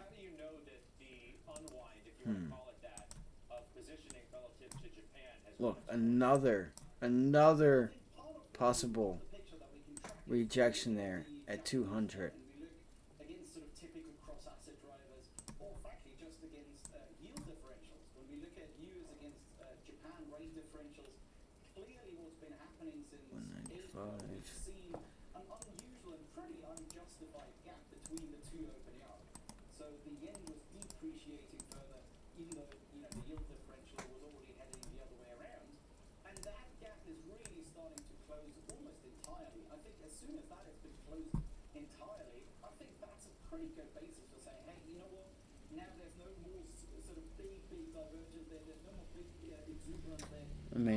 I may not be doing anything. Sucks, man. Fucking sucks.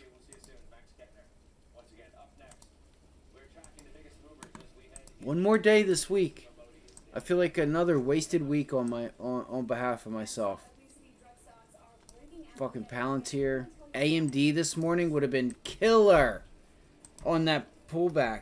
And again, I tried just a little. Like, look at that, man. That's so fucking sexy. That's just everything about this trade here. To that, literally to that tail was just really nice.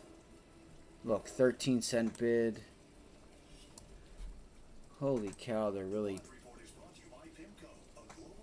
People are going to get destroyed. I got to use the restroom. I'll be right back. We only got a few more minutes till the market closes.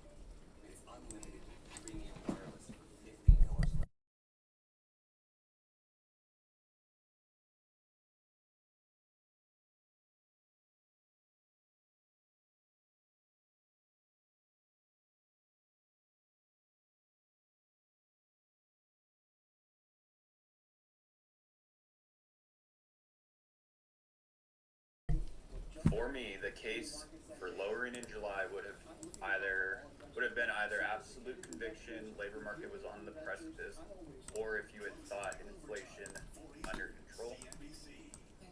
He says, equity markets don't feel like there's a big cataclysmic event that just happened. Says financial markets are looking not just at modal outlook, but also the tails. Comments from Fed market.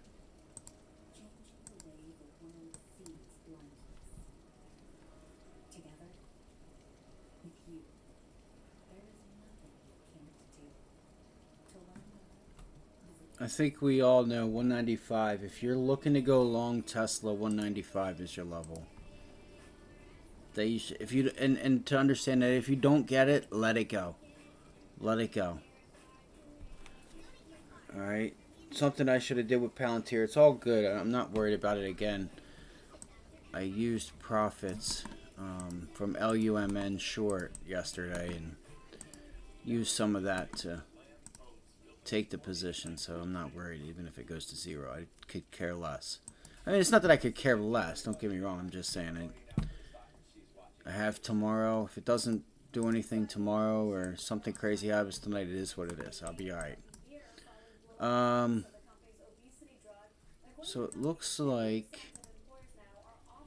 again, I gotta think, you know, if anybody is here and stuff when I trade, like if you guys have questions about anything that I do personally, ask me and I'll fully explain it, because I don't want you guys getting hurt. All right, I don't want anybody getting hurt. So if anybody ever has questions about trades that I take or tries to plan on taking something that I'm taking, I will tell you what you need to hear, not what you want to hear. Right? All right, so let's see.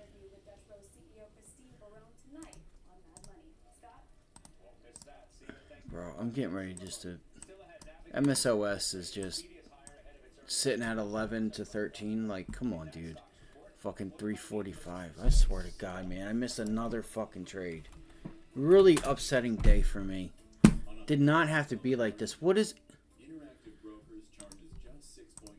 Well, this ain't happening. Do you know how much your broker charges? Fidelity and Schwab charge over 1.5 times as much. E-Trade and TD Ameritrade are even higher. Move your account to Interactive Brokers and save at least $5,200, or much more if you're trading big bucks. Your record label is taking off, but so is your sound engineer. Like, damn. Okay, so look, now you want to go down to 8 cents. Oh, now you want to go to 8 cents. You want to drop to 8 cents because you want to suck people into the long, right? That's what you're doing, MSOS, aren't you? You're not going to fill them at 7, but you're going to act like you're sitting at 8 when you really aren't. There ain't nobody at 8. What the fuck? Look at this. Look at this bullshit. MSOS is nothing but BS. It's nothing but BS.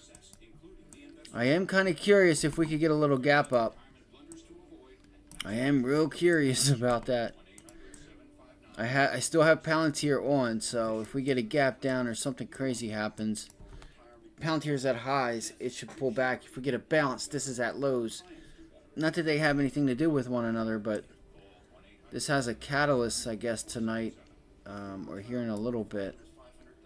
And let's see if this just brings attention. Fucking assholes, I swear. They're such jerks. Look at this, like 13 cents. Look at them. They're getting all these people to buy it at 11, 12 cents. And they're going to shove it in their face. Look. Look at that. Did you see how the bids just dropped? Why is that person still there at 7 cents? Where are all the people at 6? What about the 5s, the 8s? Look at all those 8s that were there. Where did they all go? What happened? The last 10 minutes shit goes weird? Huh? What happened here? MSO is the most shadiest thing that there is, guys. I'm telling y'all right now. It's so shady. I'm just trying to make sense of it. That's all. Let's see. So, somebody look. These people. There's people just market ordering in this. That's crazy. Look at this. Where's 5? What happened to the 7? Where'd all the 8s go? Come on, Thinkorswim. What are you doing now? I know you're from 1900s. But what's going on? 4 cents. Where's the 5s? 11. God.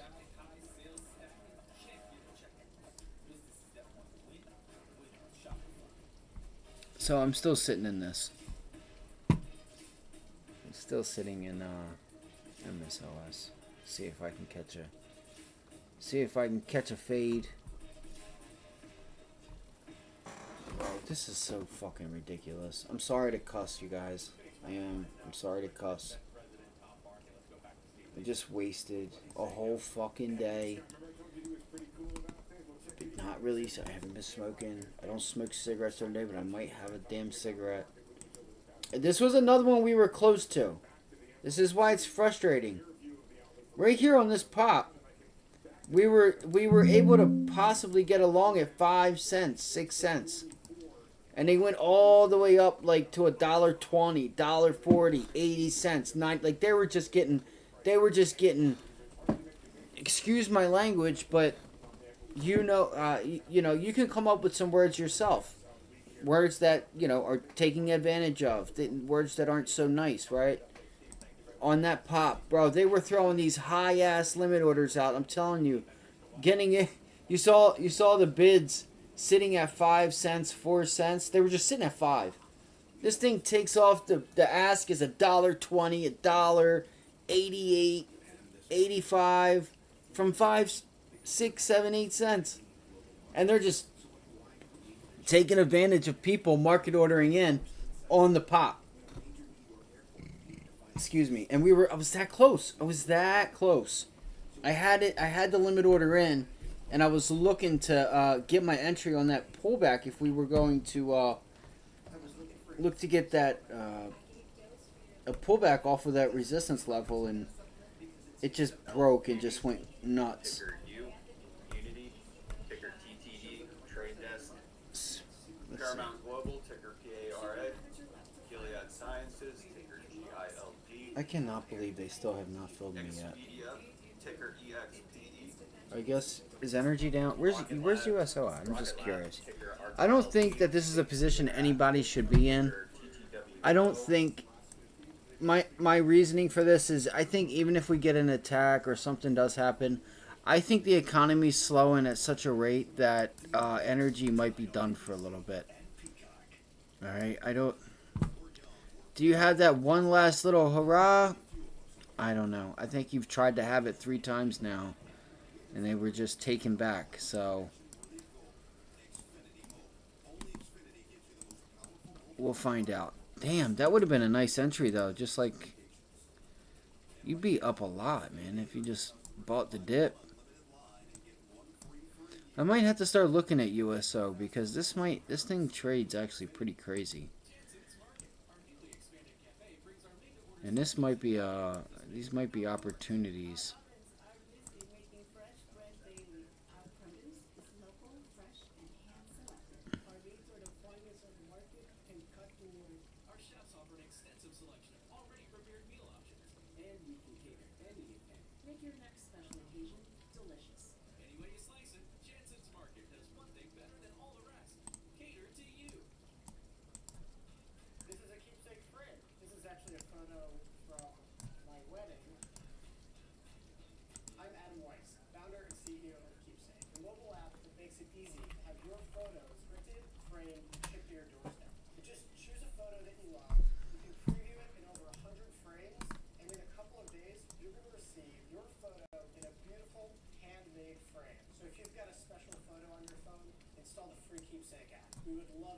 Come on, drop it, bro. Bro, 5 fucking minutes. I fucking hate you, MSO. I fucking hate you. I hate you. I hate you. I hate you. I hate you. We got nothing to worry about. We can trade for Morgan Stanley. We're ready for whatever gets served up. Dude, you gotta work with trash talk. I'm MSO is the definition of a dirtbag. Look at this. You can't even bump your orders up because you got goofballs stepping in front of it, man. What is this? Where are all these 12s coming from? They weren't there. Where's the 10s? Where's the 9s? Where's the 7s? Where's my order? Where are my orders at? Where's my bids at? God damn. Oh, now just randomly 32 at fucking 5 cents. Get out of here, bro. Get out of here. What a joke. It's a fucking joke. I kind of like being mad. Not really mad. I'm not even mad. I'm just like, I just want to get filled. I just desperately want to get filled because it feels like there's a big opportunity here to like snake some other truckers into some fills. Going out here, you know, it's like taking candy from a baby. Literally. Look at this. Look, they're still sitting at $1.20 hoping for some dumbass to like market order when there's like nobody. That's so funny. $2.30? That's so funny. Yeah, just throw out a crazy order. Bro, where are my orders at? 4 cents? 1 cent? What the fuck is going on? They're not going to fill me. I know it. I know it. I'm not going to get the fill. 358. They're not going to do it. It's unfortunate. It's unfortunate. It's a shame. It's a shame. It's a damn shame. It's a damn shame.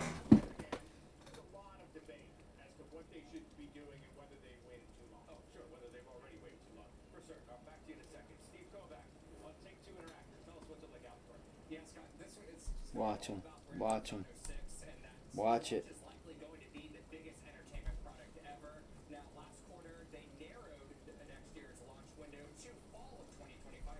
Oh shit, look. Oh, weird. Weird. You got all those 10s and 8s. Where did the 8 go? Where's my order? You're not showing my order, but you're showing a penny and then a 9? Well, you just had all kinds of 8s in there, bro. Alright, there's only 2 minutes left. It's just not happening. Alright guys, I hope you guys had a great day. Listen, tomorrow I'm going to do my damnedest to help provide a better trading day. I hope you guys had a good day. I personally didn't. It was like having a hammer get thrown at me. Just having a duck and weave, making stupid ass decisions all day. Like, again, if you come up with a plan, stick to it. Like, let's just say, if I say I'm looking for a pop off the bell, and on that pop, I'm looking for that entry point up there on Palantir, that means if it pops and then it pulls back off of it, we don't just do it again later on in the day like I did. But I did it. It's all good. It's a small position. When news comes out, right? See, once again, Micron. I tried to play Micron. Never got filled to get out of it, so I had to take a small loss on that. MSO news comes out. I start to hesitate on that because of the Micron news. And I'm like, oh my gosh, like, come on, man. Like, you know what I mean? So that's where the tilt can really start to come in, where you're like, damn, like, I don't know what to do. Like, you're scared. Like, anytime you make a move, you're scared to make a move. Or when you make moves and you're right for X amount of time, and you're like, oh, I can just, every move I make, I'm right. And you start taking unnecessary risk. With that said, let's keep an eye on MSOS. I probably could have just bought the stock outright. I did not even think about that. So for that, I do apologize. But I figured I could spend a little bit of money to have control of a lot. So I love you guys. Hope you guys have a great rest of your afternoon. We'll throw up some of these earnings. We'll puke them up. Literally. We'll throw them up. Let's go listen to some of these earnings real quick. Please, do me a big one. I know you guys can. Hit that like button. Subscribe if you haven't already done so. I'm doing a giveaway. We got a few subscribers today. I freaking love y'all. I'm going to have TTS up, right? Probably tomorrow. So, you can say, bro, you suck. You can pay $1, $2, $3, $5 to say whatever you want. Talk yo-ish, please. Alright? Let's go over some earnings, guys. But I'm telling you right now, tonight, I'm going to be focused on getting a better day tomorrow for myself and for you guys. And if I make any trades, please, if you have any questions about what it is that I'm doing, please ask. So you don't just blindly take, like, you know, if you want to, like, say, hey, what are your thoughts, like, why are you doing this? Ask me about it. Don't blindly take. Because, like Palantir, you would have known, hey, the profits from yesterday, I'm just taking a small piece of that profit because I've earned the right to take the risk, right? I'm keeping my money, the money that I need. I'm keeping that, but this little stash here, yeah, we'll put a little bit to work because I still think that this is a little bit overdone. Relative strength comes in and I'm down 60, 70%. Fuck it. Keep it on. It's only a small position and it's already halfway gone anyway. We're still green on the week. All right. You should be long Palantir. There's a ton of volume, a ton of upside when you break through 28. You know, that's what I would have told you. Panel, Victoria Hernandez of which I did, and I did say that. And Charlie Babrinskoy of Ariel Investments, a longtime shareholder of I really Paramount. thought we Good would to get a see you pullback guys. on Victoria, it. We didn't, and so it's like, okay. What do you make Face of the this facts. rally? All right, after Gilead, the we have some drop? earnings here, guys. Do you buy the resurgence, or have you changed anything as your strategy as a result of what you've seen over the last week? John, we have not changed our strategy. We have thought all along that we were in this weakening economy, and it wasn't just the non-farm payrolls number that made us feel like that. That might be when the Victoria's market probably reacted, only but you've had a long line of elements before that, especially in the JOLTS report, telling you that job openings are stagnating. Gilead, Guild. The quits rate Guild, is at a Gilead's cycle low, popping right actually now. at a rate that is equivalent to a 5.5% unemployment rate, which is typically a recession period. We've seen lots of elements, time to rehire slowing down, and we saw continuing Paramount claims today actually Paramount move Global higher as well. So I think there's a lot of elements that say the labor Para. market is still weakening. Yes, we had a poor number. Today was a better number. I do think we have to be careful. Some of those numbers were affected by the Hurricane Beryl in Texas. Now we have Hurricane Debbie. Right. So I think we need to be careful. We probably haven't hit a bottom yet. Okay, hold tight. Paramount Global earnings are out. Julia Borston has those numbers. Julia. That's right. Paramount's revenues falling short of estimates, $6.8 billion versus the $7.2 billion estimated. Adjusted earnings of 54 cents per share, beating estimates of 12 cents per share. But that excludes a $6 billion impairment charge that Paramount Global took on the value of its cable networks. Now, Paramount's earnings beat was driven by better than expected streaming performance. The direct-to-consumer streaming division hitting profitability. Yeah, we for don't the really first have any time. earnings, guys, so please hit that like button, subscribe. I love you guys. I'll see you guys later on tomorrow, if not later on the watch list. Have a great rest of your night. Thank you guys for joining. Let's get us to 300 subscribers, then to 5 so we can do this giveaway. Keep your head up. You can do this. The markets are the greatest wealth builder, the greatest equalizer. All right? You can create generational wealth through long-term investing. You can create wealth through trading. Mix them both together. You know, the only thing you have control is how much you lose and managing your losses. If you do that, let those wins go. All right. I know that wasn't really good, but listen, I do really appreciate you guys being here. One more time, hit that like button for me. Subscribe. Hit the 100s, the hearts, the smiley face, the parade jaunt, all that. If you've learned anything from the stream, links in the description. If you want a one-on-one, if you want to give back to the stream, that link's in the description. Have a great rest of your guys' night. I'll see you guys on the next one.